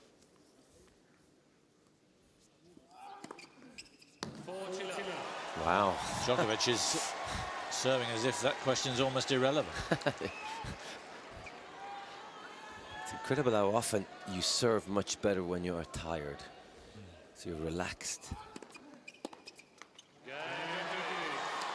And just about his best serving game of the match. And in the twinkle of an eye, it's 4-love. So now what does Murray do? Well, I would think that you would hold serve, and at least so you can get to the point in the 5th set where you start serving.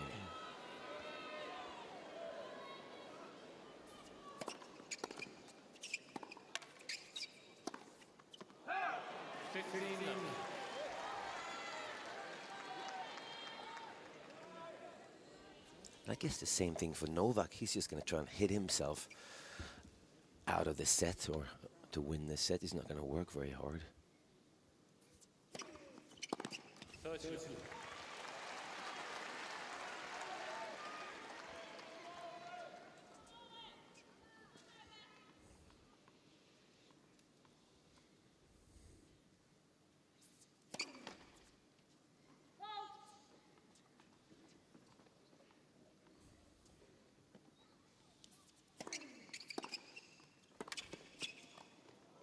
Yeah. You rip that return. I think this is what both Novak and Andy Murray has shown all the two-handed backhand players in this tournament, that this is the return to hit, is to take it early and go to your opponent's backhand with that second serve return.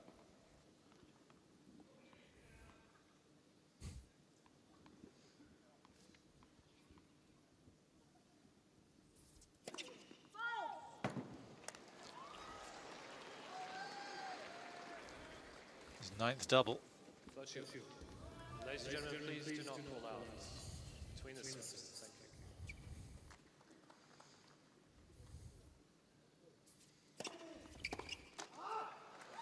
you. 40-30.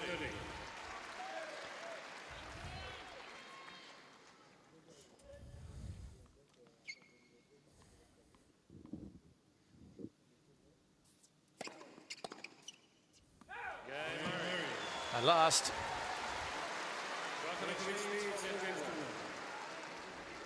The boss is off, but I don't think that's meaningful. Djokovic leads 4-1 in the fourth set. So was that a call of nature for Ivan Lendl? He's not come back yet. It's 4-1 Djokovic.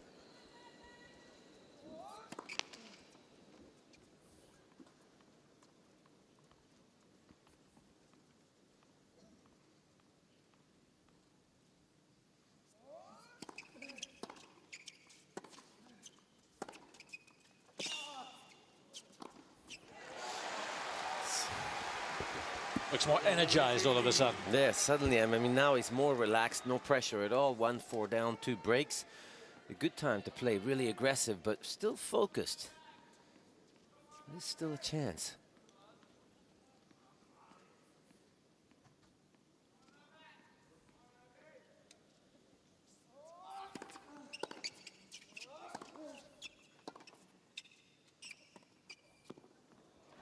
Yeah. Maybe 3 hours and 40 minutes ago he might have gone for that, but it was an exquisite drop shot from Novak.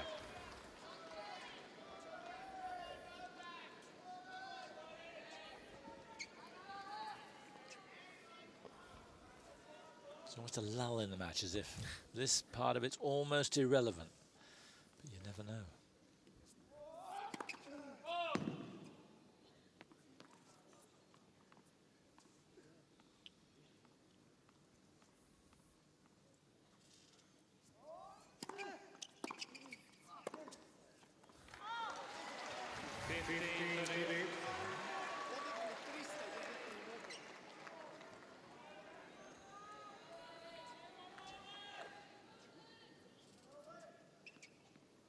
Something.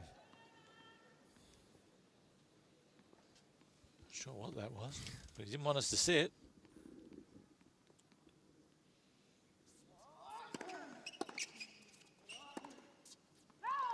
And you wouldn't want us to see that. That was a tired old shot, that one. And here are 2 break points for Murray. He's 2 breaks down, surely not.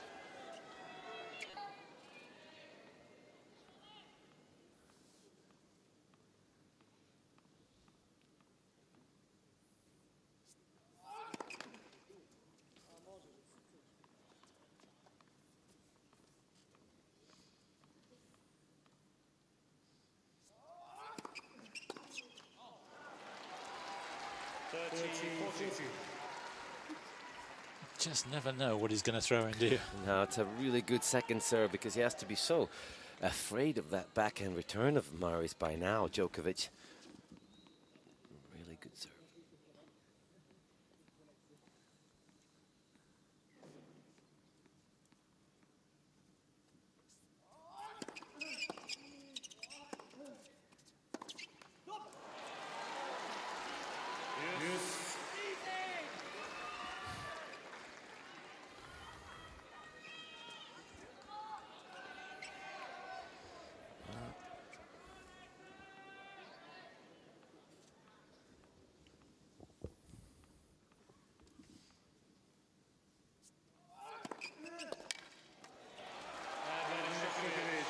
Suddenly, Djokovic really turning it on.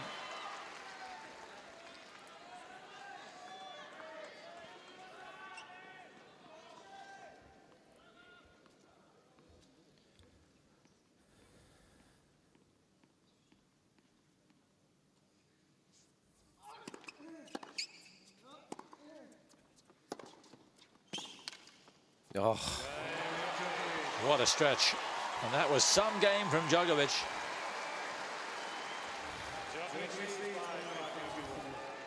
And he's a game away from taking this into a deciding set.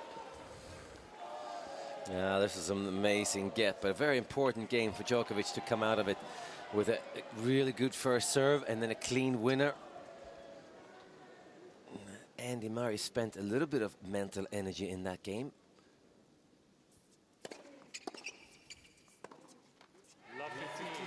And this is where Murray has to be careful because he needs to hold here. It's really important. especially as there's no tiebreaker in the 5th set in the Australian Open. Nope. There have been so many breaks of serve here, you'd imagine there are going to be more in the set. 14 breaks of serve. Oh. And there could be another one brewing here. How does Murray respond to this situation?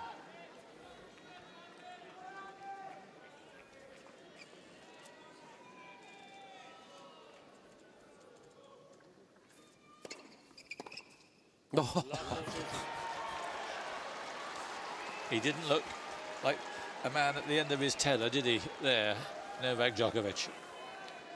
3 set points. The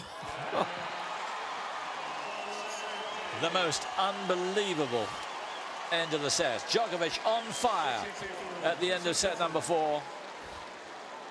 And we have a 5th set here after 3 hours and 45 minutes. Impossible to predict. Have faith, those of you in the UK, but the way Djokovic finished that 4th set, you just wonder. It was incredible for him, wasn't it, how one-sided it was? It really was, yes. Just amazing from the word go in that 4th set. Murray losing his opening service game, and Djokovic just powering his way at the end of it as if it was the very first game of the match. It's 11:30. Very few have left. Murray a set away from his 3rd consecutive final here. And Djokovic a set away from his 3rd final, champion in 08 and last year.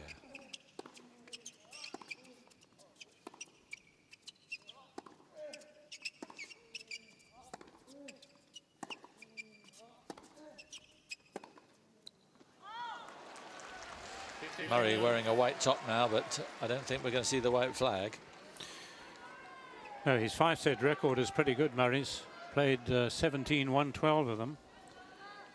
Djokovic played 18-1-13, so both of them very good at 5-setters.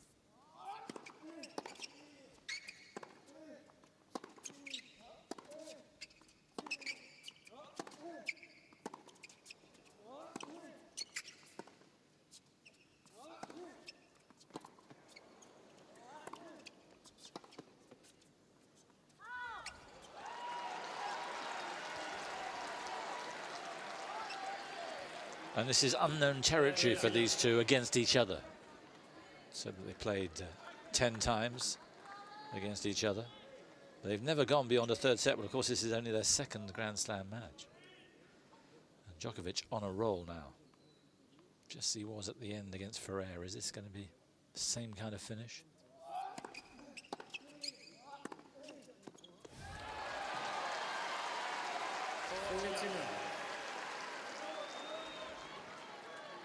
Well, Murray gives up the chase here, but it really would have been to no avail. Could be a sign of tiredness. Could just be common sense.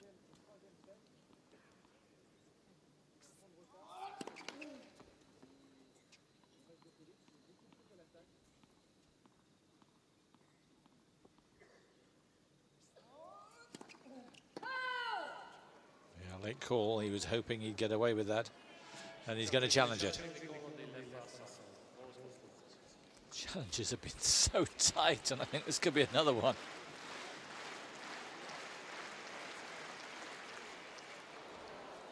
Not far away.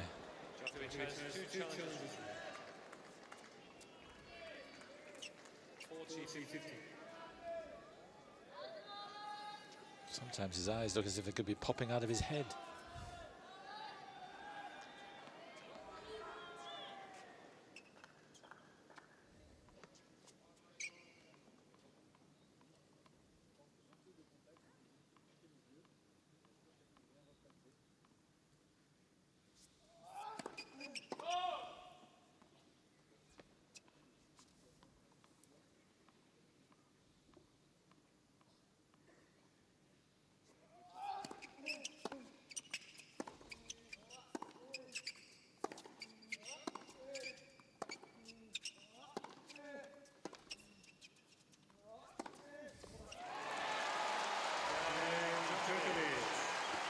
So first blood to Djokovic in this fifth set.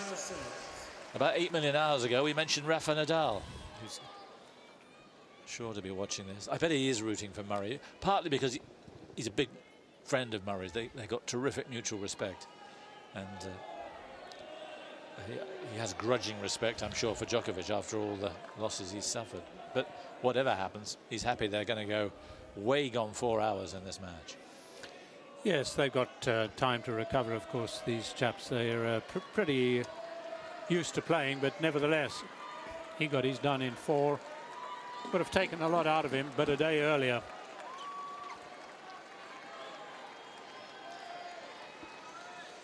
It's a big game for Murray. It's got to stay with Djokovic.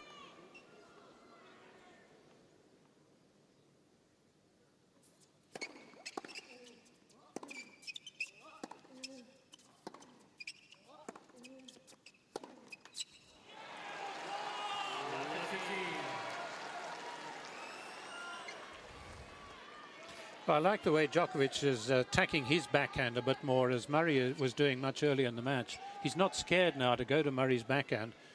If he feels the opening is there or the shot is there to go for the cross-court backhand, even if it's to Murray's backhand, he'll do it.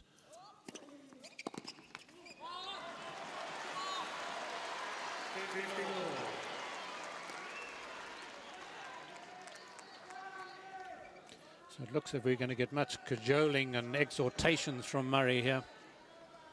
It's going to be much more vocal, I imagine, than Djokovic.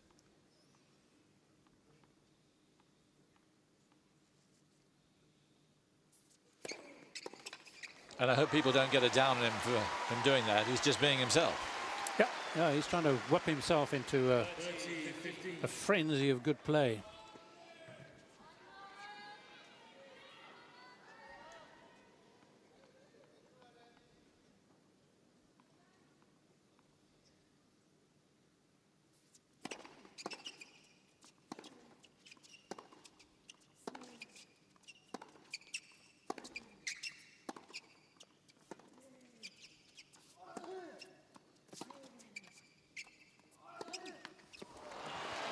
Surprising miss.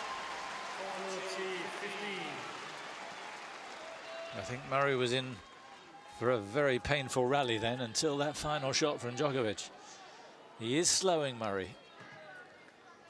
How appreciably we'll find out. But he is beginning to slow.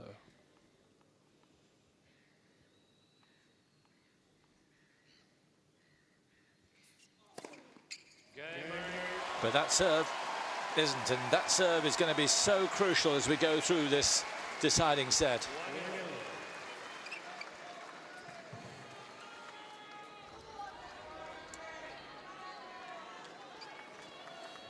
Yes, that eliminates a lot of the pain. His first ace since the third set, not surprising. He didn't serve any in the last.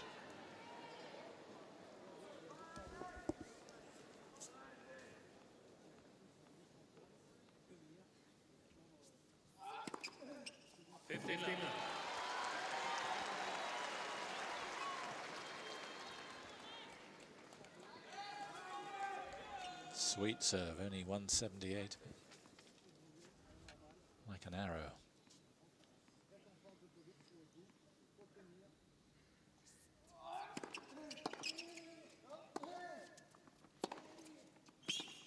Ooh. Djokovic just a little slow to that. It was hit with immense power by Murray. Did he see that?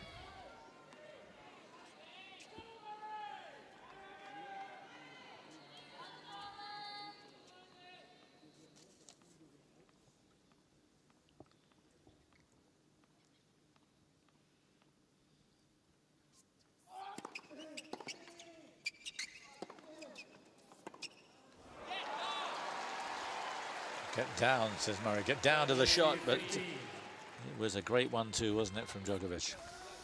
It was. It was a case of getting down to the ball in order to hit the ball up.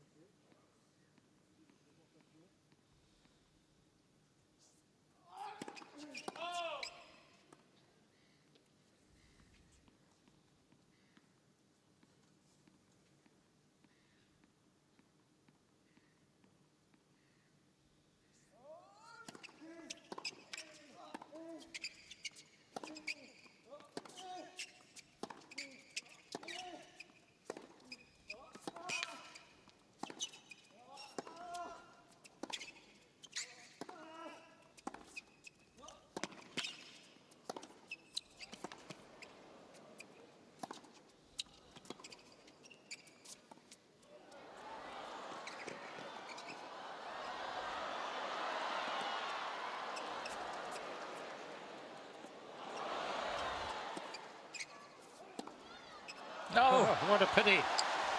Well, no wonder he missed. What a fabulous rally. Murray really sticking it to Djokovic. But how heartily he ran Djokovic. Boy, is this crowd getting their money's worth. This point just had everything in it. What a wonderful defensive lob. It wouldn't have hit the roof had there been one. But it was high.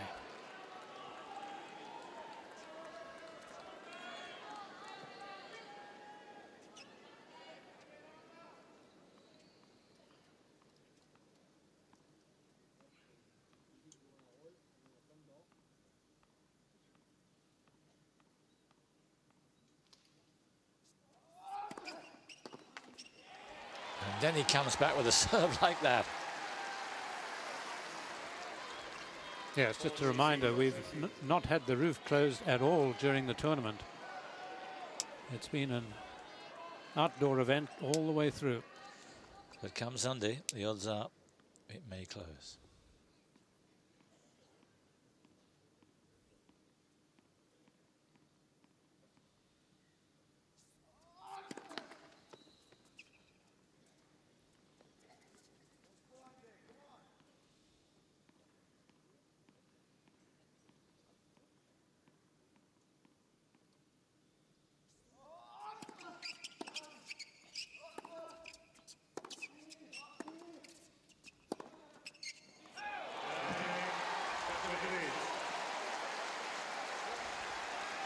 It's a superhuman effort from Djokovic. He invested so much in that game and he's come out good. 2-1. Yeah, into the 5th hour we go. Murray at 1-2. And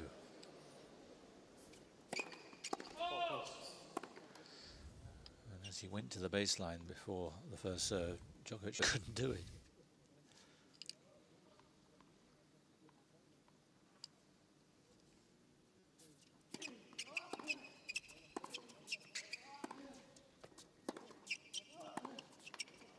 He's going to challenge. Looks a very decent challenge too. Now, were the arms outstretched because he should have got a call or because he thinks he's got this wrong? Yes, it's in. Djokovic has one challenge.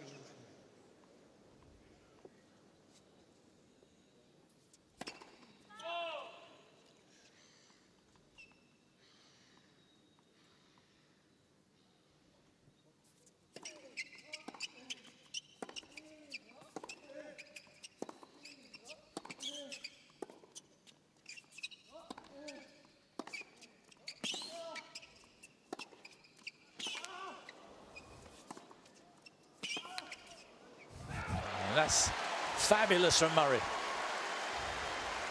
Keeping on, turning the screw, pulling Djokovic this way and that.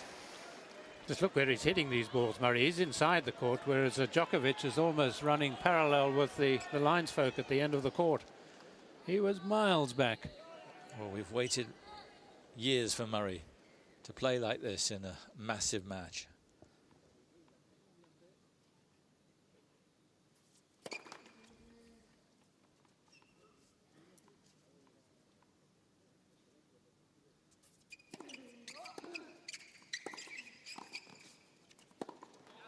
Ooh, challenge from Murray.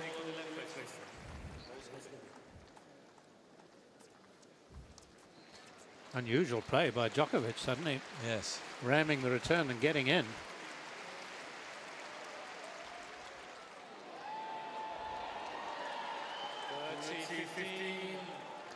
Was it a sign of tiredness? He almost deserved the point for cheek.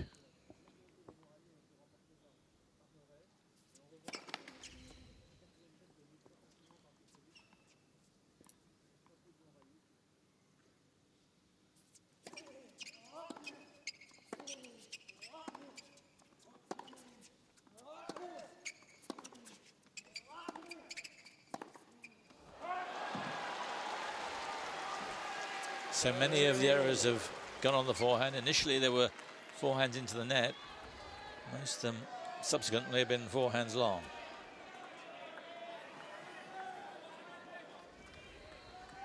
Needs the first serve now. Second half of the match, he served pretty well.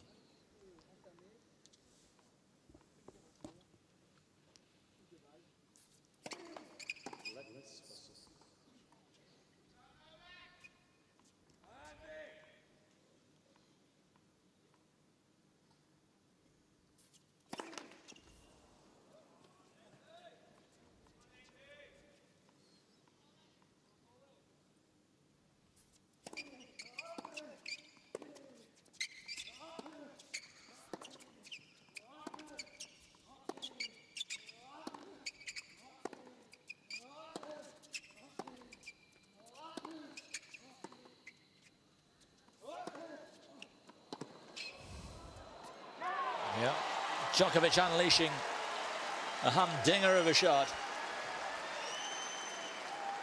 His mob are on their feet, and who knows, could this be the final turning point?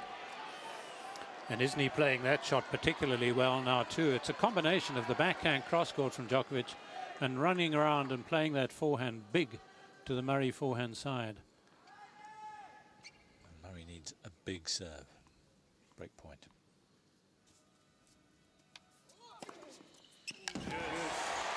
How about that?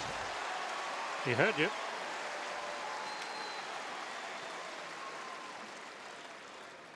It had the curve of a banana, this one.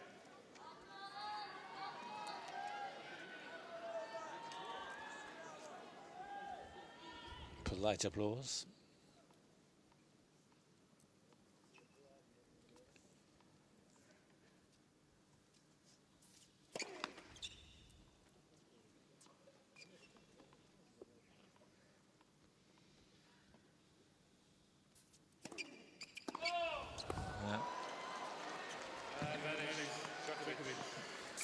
Didn't want Djokovic attacking that second serve, and that was the result.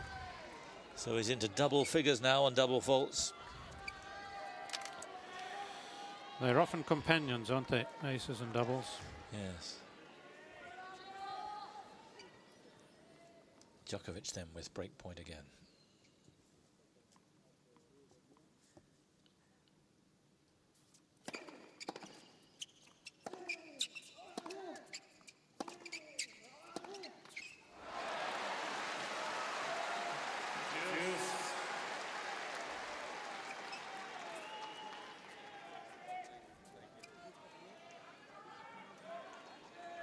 Does either of these guys believe totally they're going to win? I think the answer is yes. I think the answer is yes with both. I think they both expect to win this match. I think the resolve is mighty with both of them. The way they're hitting the ball.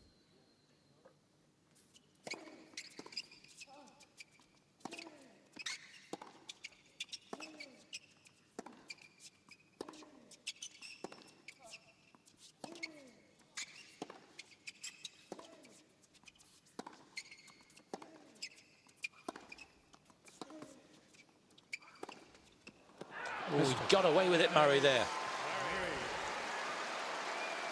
That was the old Murray there. Not really going for it. Looking for the error, and he got it.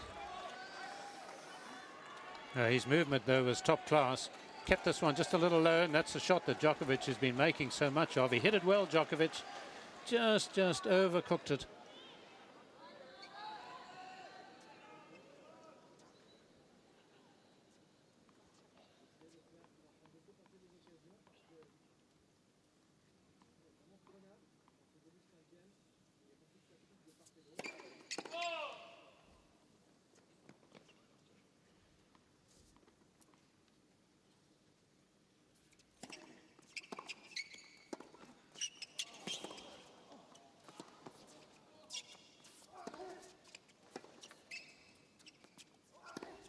Yeah. Frightening from Djokovic.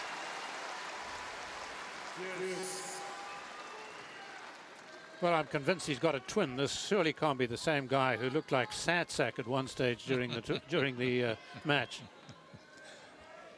And yet, it's not as if he's looking as fresh as a daisy, but the shot making is huge.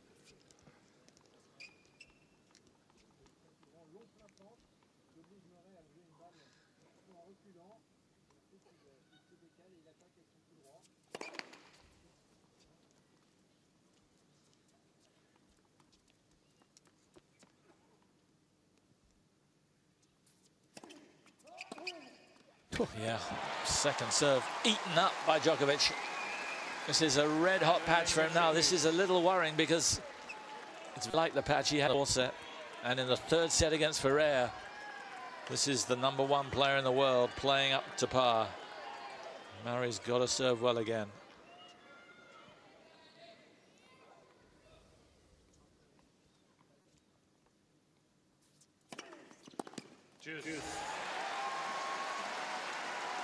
Can he keep it? Well, he's got that greater capacity than has Djokovic for more power on the serve, that's for sure, Murray. It's just a matter of accuracy, and he's done it on both occasions. Yep. First time he point down, ace. Each time he's got the first serve in big.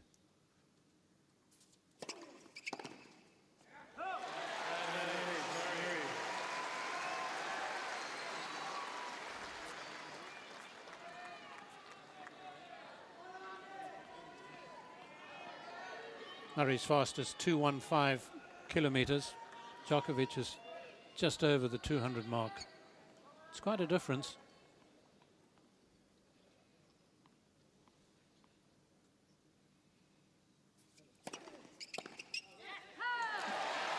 He thought it was a let. John Blom says he didn't hear it. I didn't hear it. But he did react as if he didn't think that was important, that return. So he must have heard something. He wasn't making it up. It may have been Murray's serve breaking through the sound barrier. So 2 sets all, 2 games all after 4 hours and 11 minutes. Thank you. Once again, people who are staying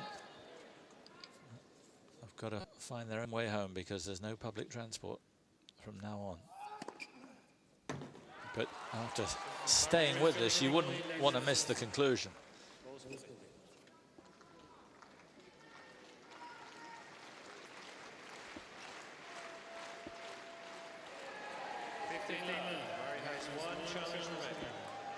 Only 1 challenge remaining for Murray, and it's only 2 all.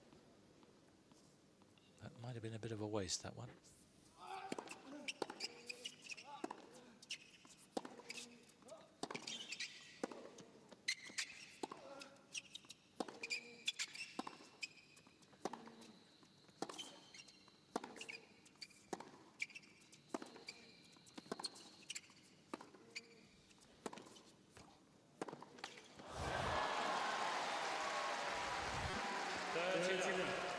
Murray's smacking at his feet as if they were betraying him.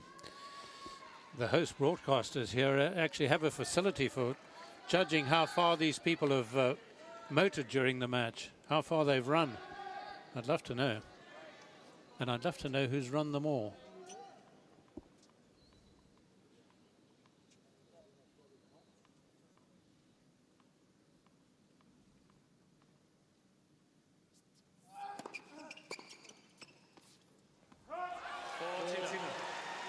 Yes, normally in a match between Djokovic and Murray, it's Murray who does most of the running, but I think it's even Stevens here. I think it probably is.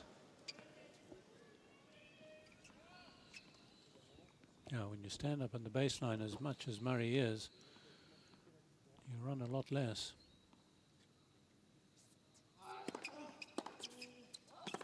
Oh, stop it. Another outrageous shot from Djokovic. What a match this has turned out to be. 3-2, 5th set. 2 gladiators here who 4 hours and 14 minutes ago were in perfect condition. But I don't think they are now. 2-3, Murray on serve.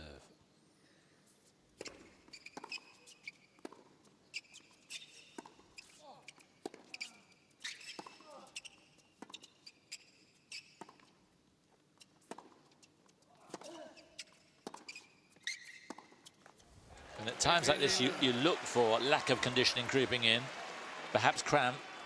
There's no sign of that. It's a warm evening, and it has been a match of very high tempo. I put myself in the position of coming in at this moment, and if I saw them play the last few games, I'd think, yeah, this could well be the start of the match. Which amazes me when I look at the time.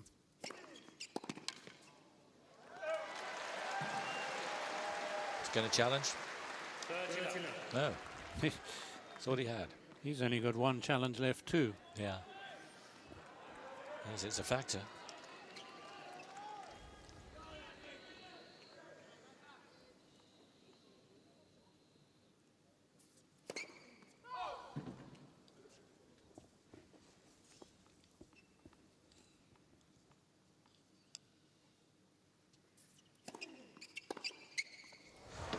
So is Djokovic's return. Murray's second serve is starting to get blitzed now.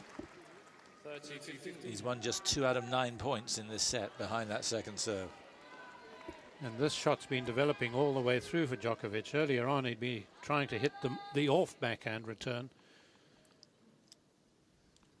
This is the more effective of the two-handers, though.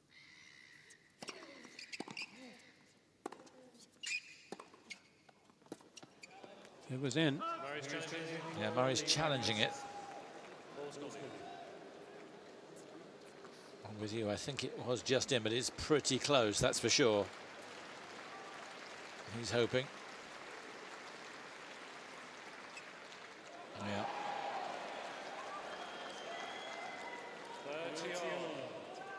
Murray has no challenges. So he's out of challenges now, very early on in the set. He's got to rely on the officials from here on in.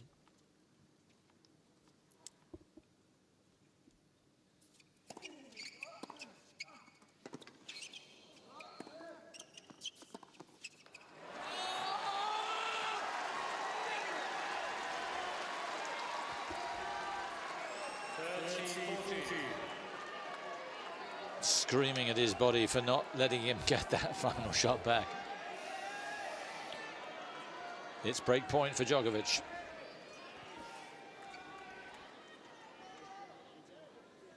He's 0 out of 3, remember, on break points in this set.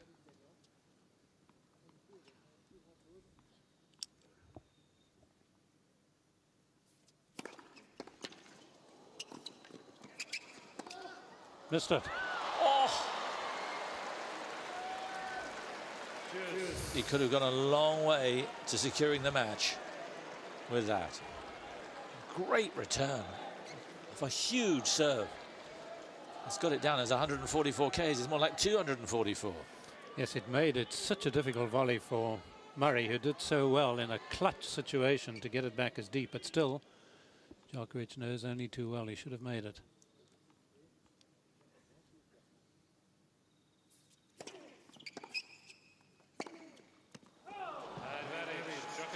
And now Murray misses an open goal. And it's a second break point for Djokovic.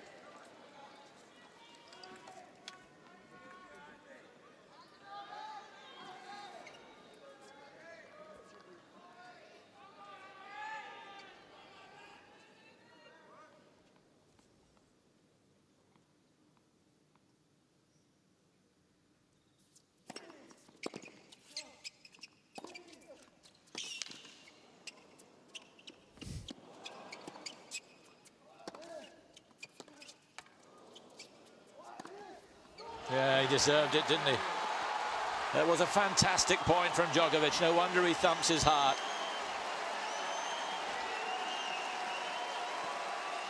And Djokovic has got the break. And he's 2 games away from victory.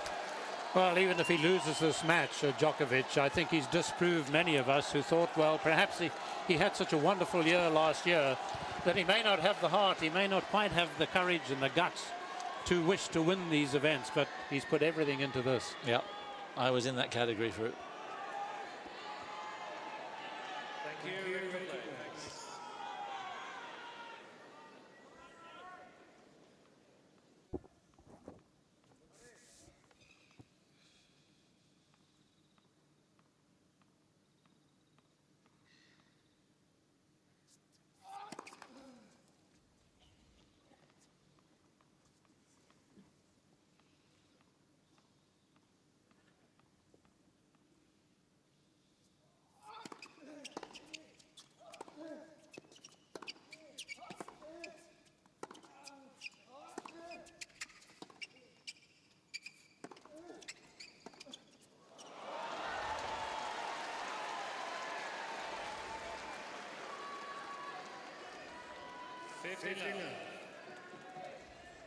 Is Murray's body letting him down?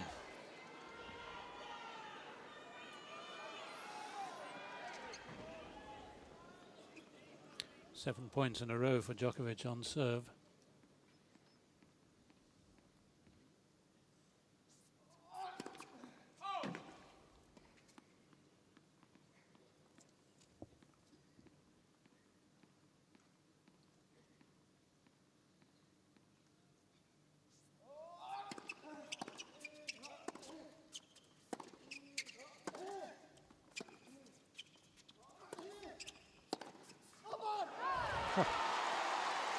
Well, one thing we know for sure, Murray's been trying to take it to Djokovic for 4 hours and 21 minutes. He's not going to stop now at 4-2 down in the fifth. And this is quite, just literally, I'm sure you all agree, absolutely outstanding from Djokovic.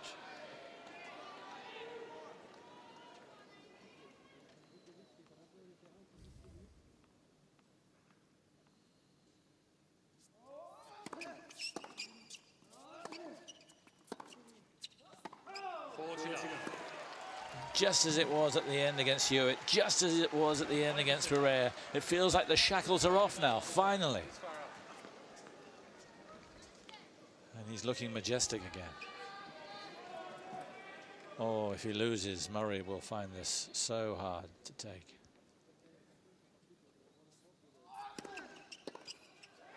And yet he shouldn't.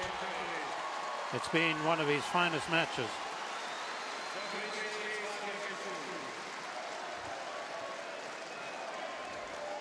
But maybe he's a game from losing it. 2-5, fifth set.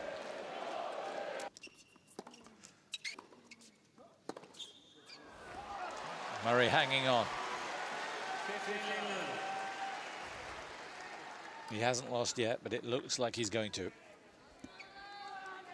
But he has put a superhuman effort in and transformed his performance.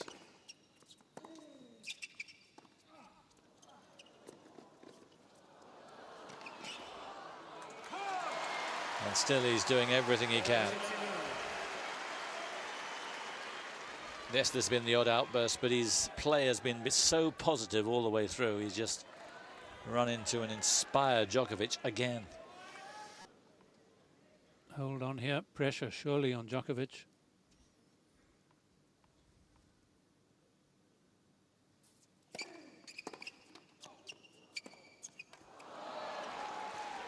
Mind you, I'm not sure he knows how to spell pressure these days, Djokovic.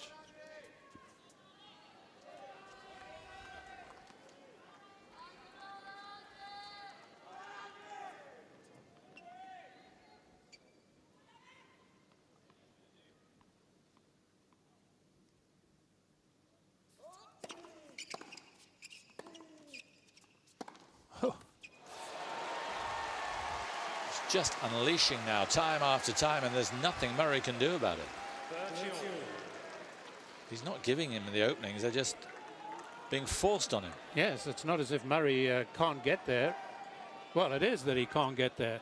He can't even try and get there. It's been whistled by him so quickly.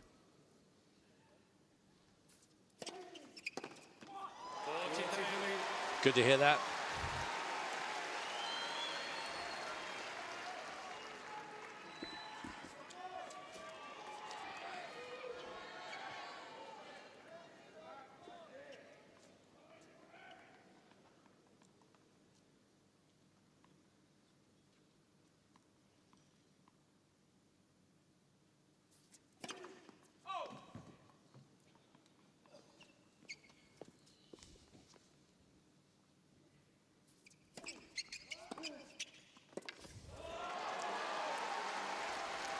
Again, Djokovic seizing on that serve. You would not be able to set your field to Djokovic, that's for sure, because he's putting it to all parts of the court. That's part of Murray's problem just at the moment.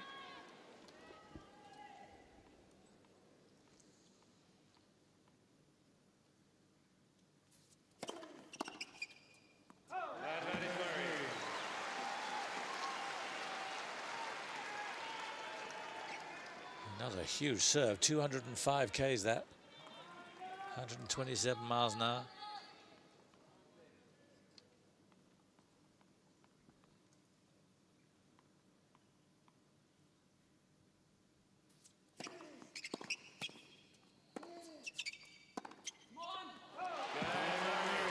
Yep, one more come on, just to let Djokovic know he's on his case if there was any sign of the serve faltering.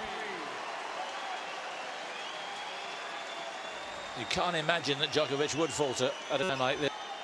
But if Murray keeps up the aggression, can pick out a couple of really good returns, you never know. After 2 minutes shy of 4.5 hours, Djokovic serving for a place in the final.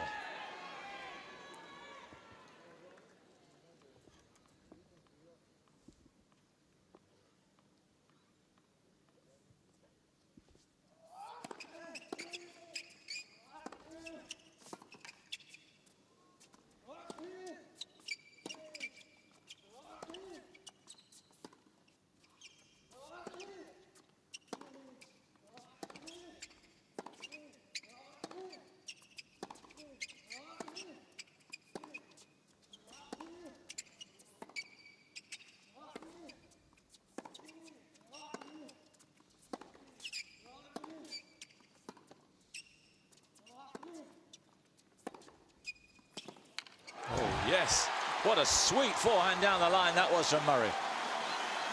27th stroke of the rally, it was missed on. The first point Djokovic has lost. He'd won the previous 10 points on his serve. It had to be that good to win the point from Murray.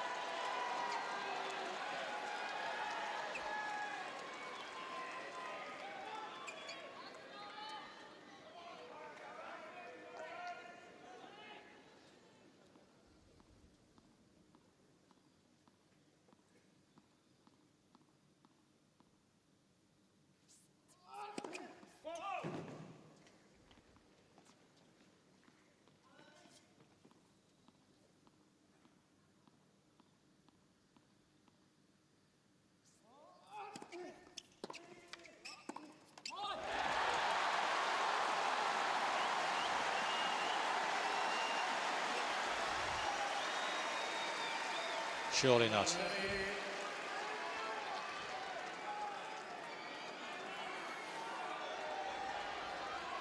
Well, Murray's very often at his best in situations like this.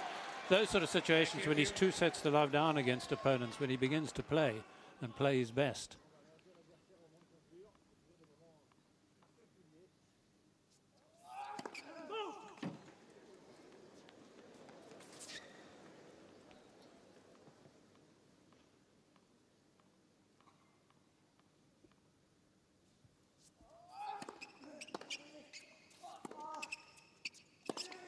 Oh. Yo!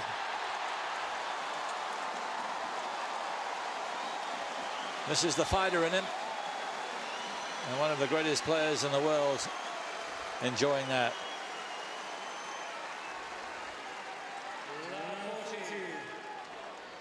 Three break points for Murray. Thank you. Thank you. Ready for play. Thank you.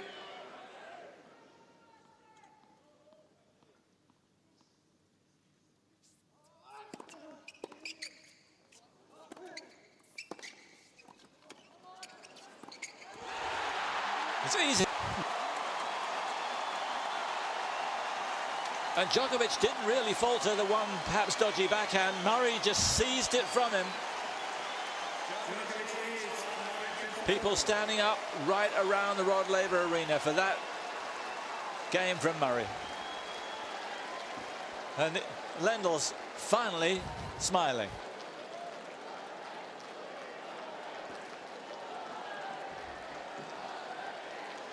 Just sensational. There's pandemonium here. They thought they were going home, and now they're staying. Look at the fight in the Scot. Listen to this.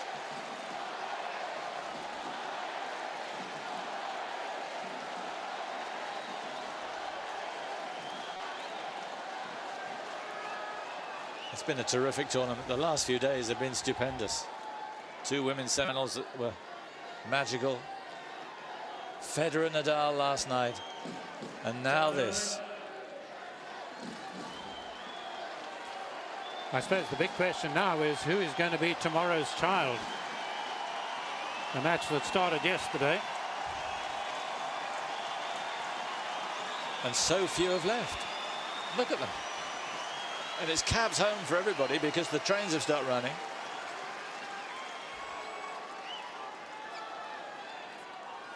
Or it's a long walk.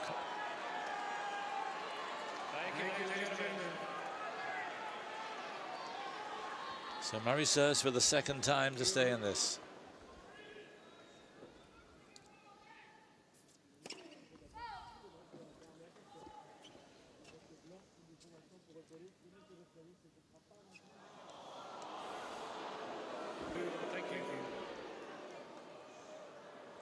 And now a ball comes bouncing onto the court.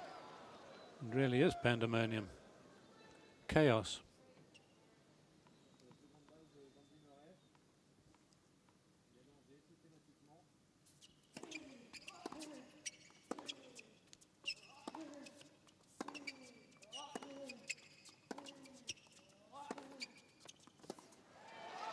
Oh, it was a bad decision from Murray.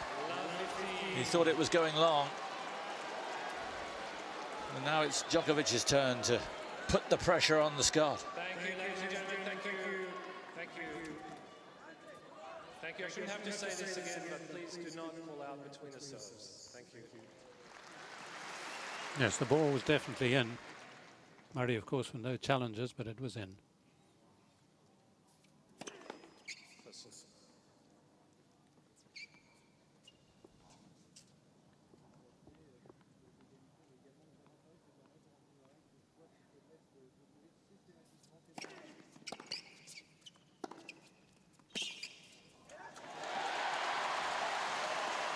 Massive blow.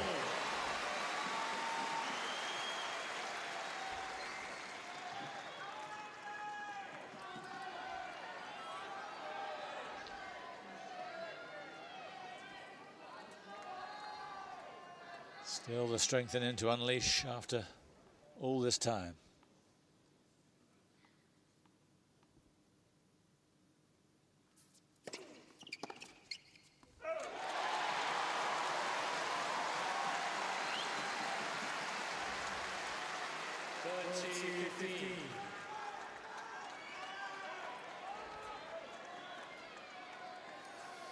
He can't be hard on himself because he's actually not playing badly. Just Murray who has upped his game.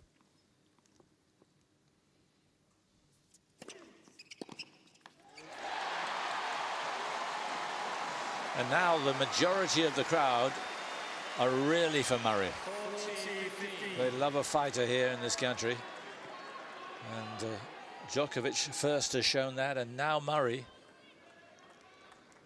And the underdog now is almost level.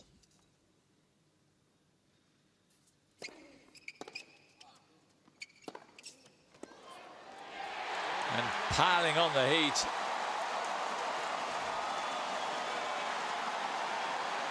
Only man not standing in Murray's box is Lendl.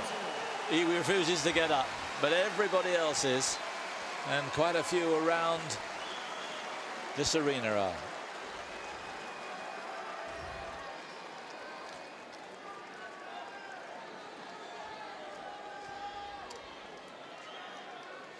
Thank you. Well, can he hit any harder, Murray? I imagine he's going to. Do they stay in? Let's.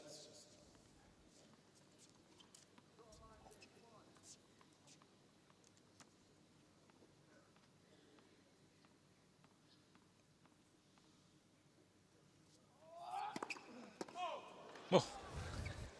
Took him out one shot.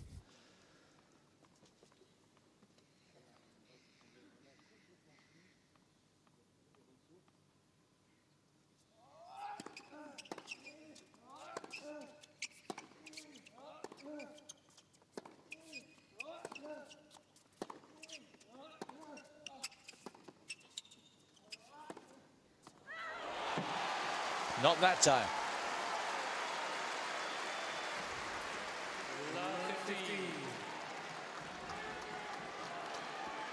Djokovic is struggling to win points now.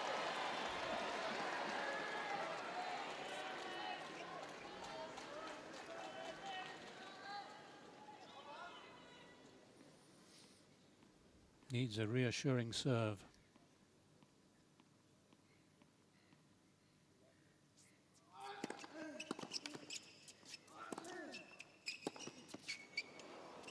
Oh, a corker. Called out, but I thought it was in. No, called out. No challenge. No, he can't challenge. No. And no overrule.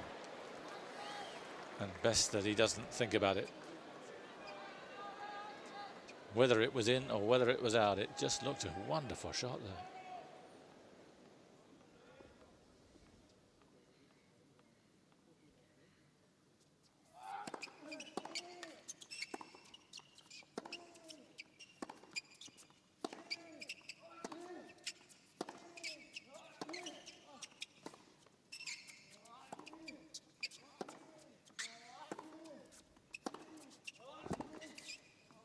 Oh, stop it. Pulverizing blows. That's what it's done. It's brought a smile to even Djokovic's face. I mean, it is incredible. Saving the very best to last, these two.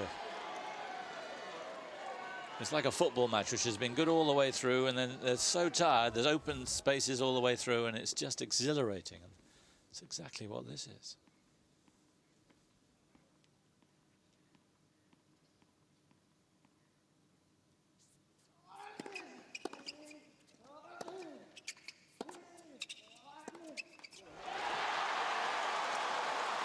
That looked a weary shot. And Murray with 2 break points.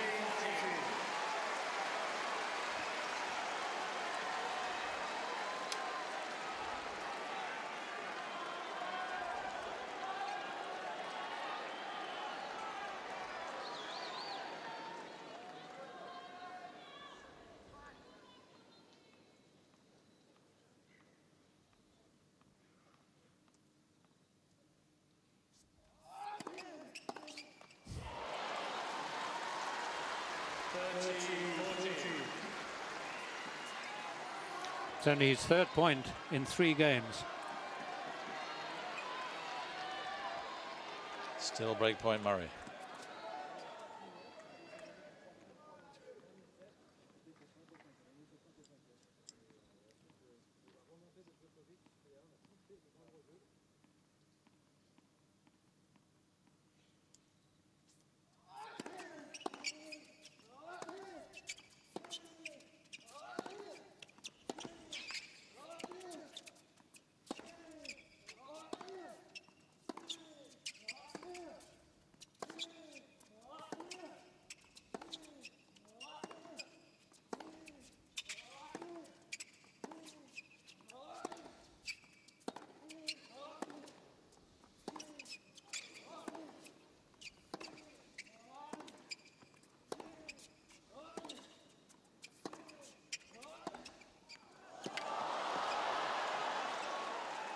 Oh, it's impossible.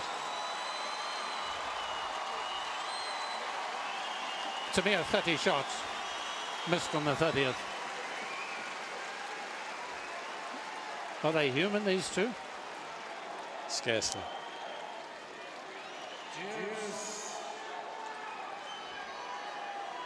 What a great angle to see how good a shot it was.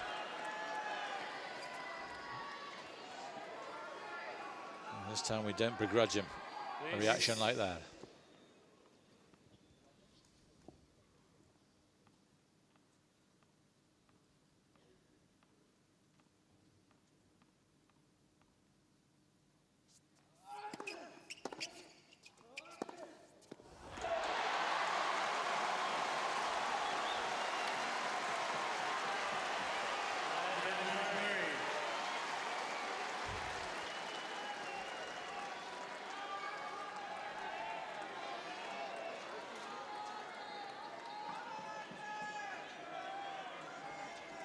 Even Lendl looks almost nervous.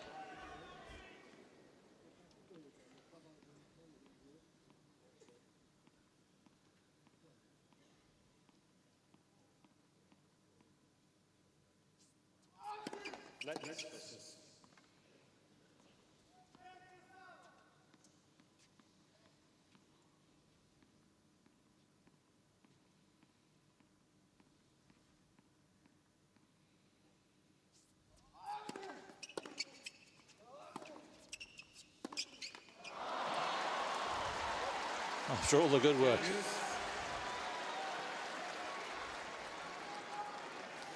Yes, the standard has been particularly high. We don't want points lost really on unforced errors. We don't want games lost on unforced errors, and we certainly don't want the match lost on an unforced error.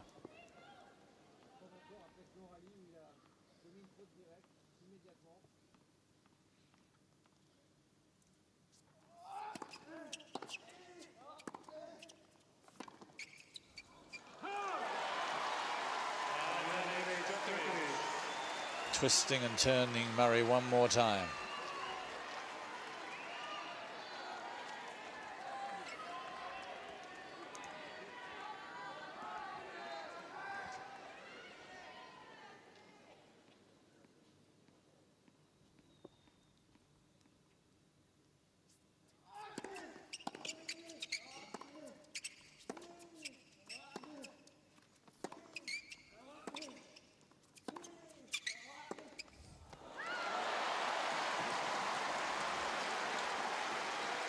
And of course, in this fantastic run that Djokovic had, he never lost matches like this.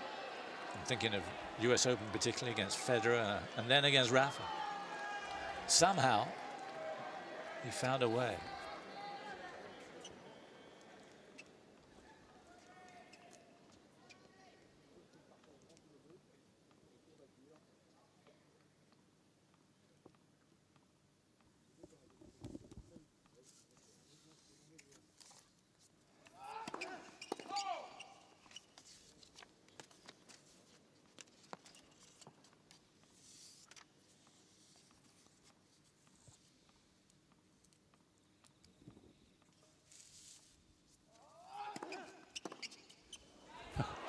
Second serve cracked. 175 kilometers. Bending his back, arching it, perhaps surprising Murray with it.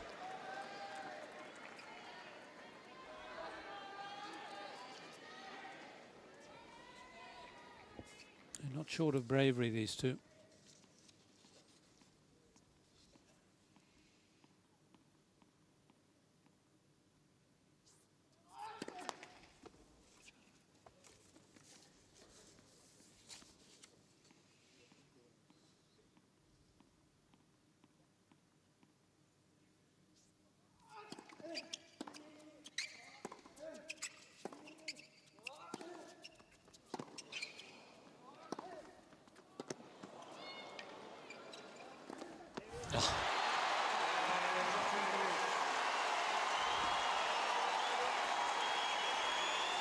Well, Murray couldn't have done more.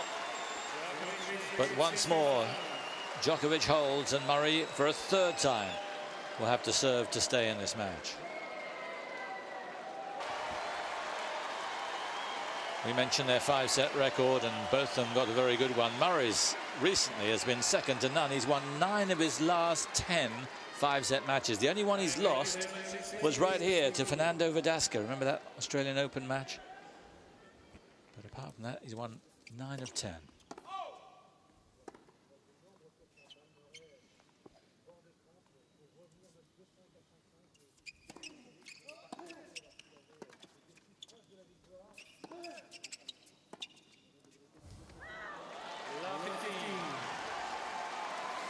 And what a comeback that was by Djokovic in the last game.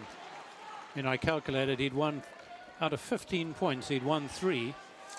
Suddenly facing break points, with Murray about to serve for the set, should he break, he retrieves it all.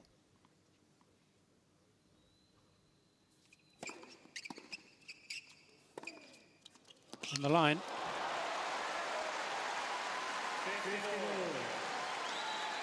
Again, so brave, Murray. Well, they're both so brave. It was a most unusual shot that by Murray, wasn't it? Tremendous amount of wrist.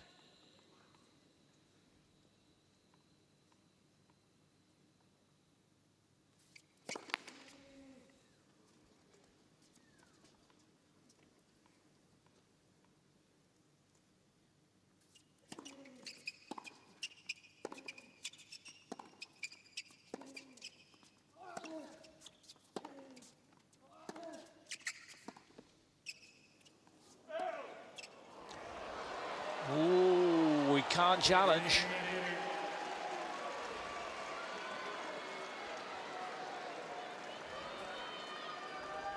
Just forget it. He's not having a word. That's commendable. Just getting on with it.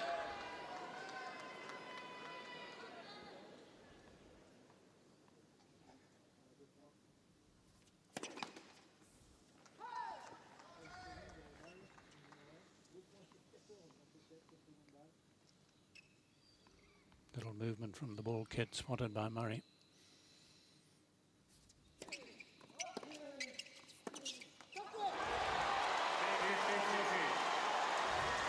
And can he come back from this?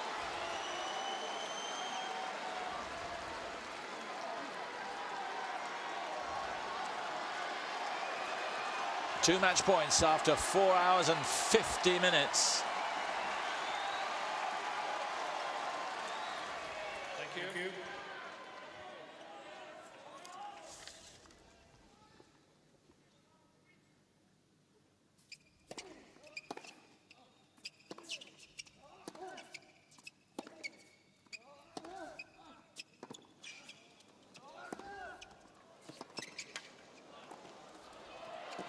No.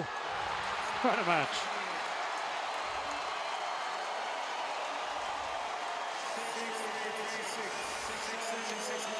The most outrageously good match.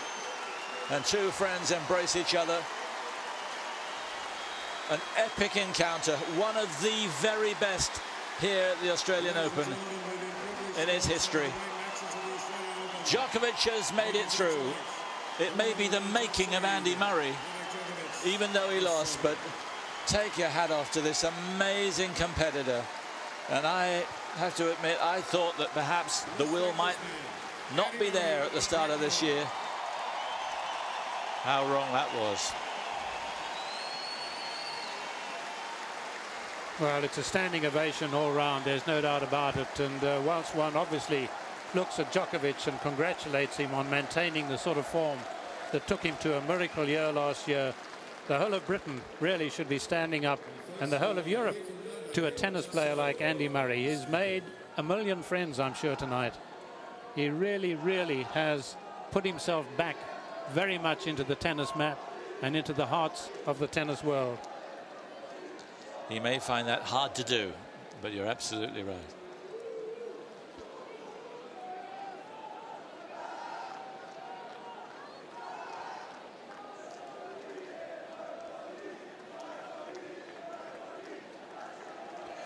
The spread eagle arms. Yes, Andy Murray will be destroyed, I think, tonight. But over the passage of time, he'll realize that it was the right tactic, that Lendl is doing the job, and the only way is up. Oh, it was a marvelous encounter. I mean, it was one of those miracle matches. It bettered last night's match.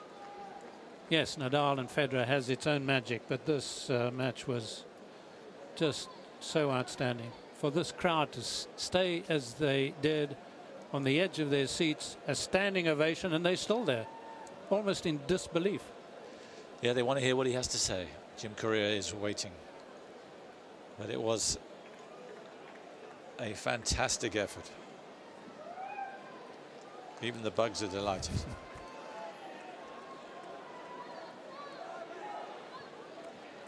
He never looked as if he would get there, but my goodness, he did.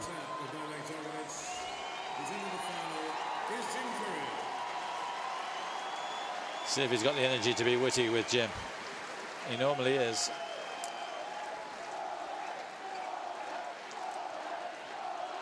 Novak, 5-2 in the 5th set, very physical match. It got very complicated in the end. Can you describe how the 5th set was emotionally for you? It's difficult to describe, you know. I was just trying to focus every point. I mean, Andy deserved the credit to come back to the match after 2-5 down. He was fighting, I was fighting, and you know, there is not much words that can describe the feeling I have now. The feeling of the match is just the result says it all. Thank you guys for staying this late and hopefully entertain.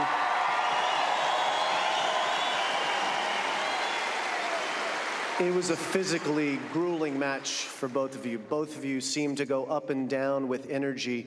Where did you find the strength to come back from 2 sets to 1 down in this one? I don't know, in some liquids like energy, water and banana, and well, I think it was more of a, definitely, evidently, it was a physical match. It was almost 5 hours, and you know, it was one of the best matches I've played.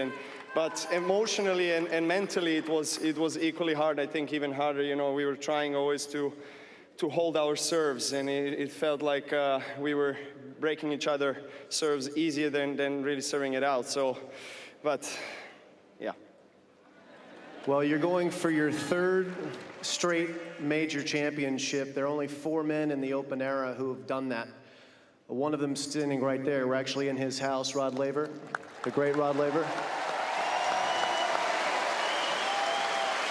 Pete Sampras, Roger Federer, and your opponent for the 3rd straight time, Rafael Nadal. You're going to join good company if you can win on Sunday night. What do you think about that matchup with Rafa in the finals? Well, first of all, I have to say I had a big privilege and honor to meet personally today Mr. Laver.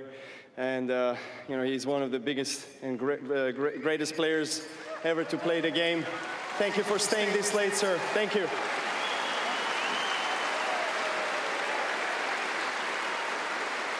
Even though it would actually be better if we played a couple of times serve and volley, but we don't know to play. We are mostly around here. We are running, you know, around the baseline. I'm sorry about that. We are trying to work on that. Yeah, what to say, really, another final, and I'm extremely delighted to be in a final, and of course, what can be a bigger challenge than playing against Rafa Nadal, you know, one of the greatest players ever. I mean, the guy who's been playing so well in this court. We are great friends off the court. We have lots of respect for each other. We played so many times in the last couple of years, different kinds of services. So you never know. I mean, I'm going to try to recover, and obviously, it's going to be physical as well. So I need to do some push-ups tonight. You might want to save those till tomorrow.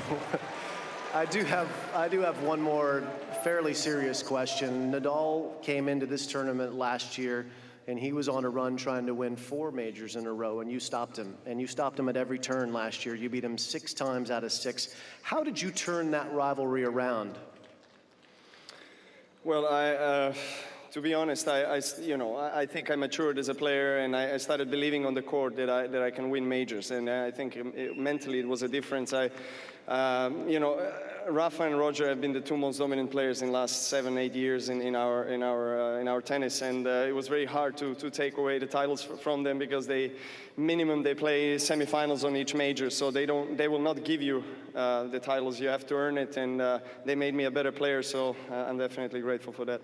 Well, we're grateful to see you play tonight. What a great match, ladies and gentlemen. We got a great final coming up Sunday. Rocket, great to be in your house. It sure was.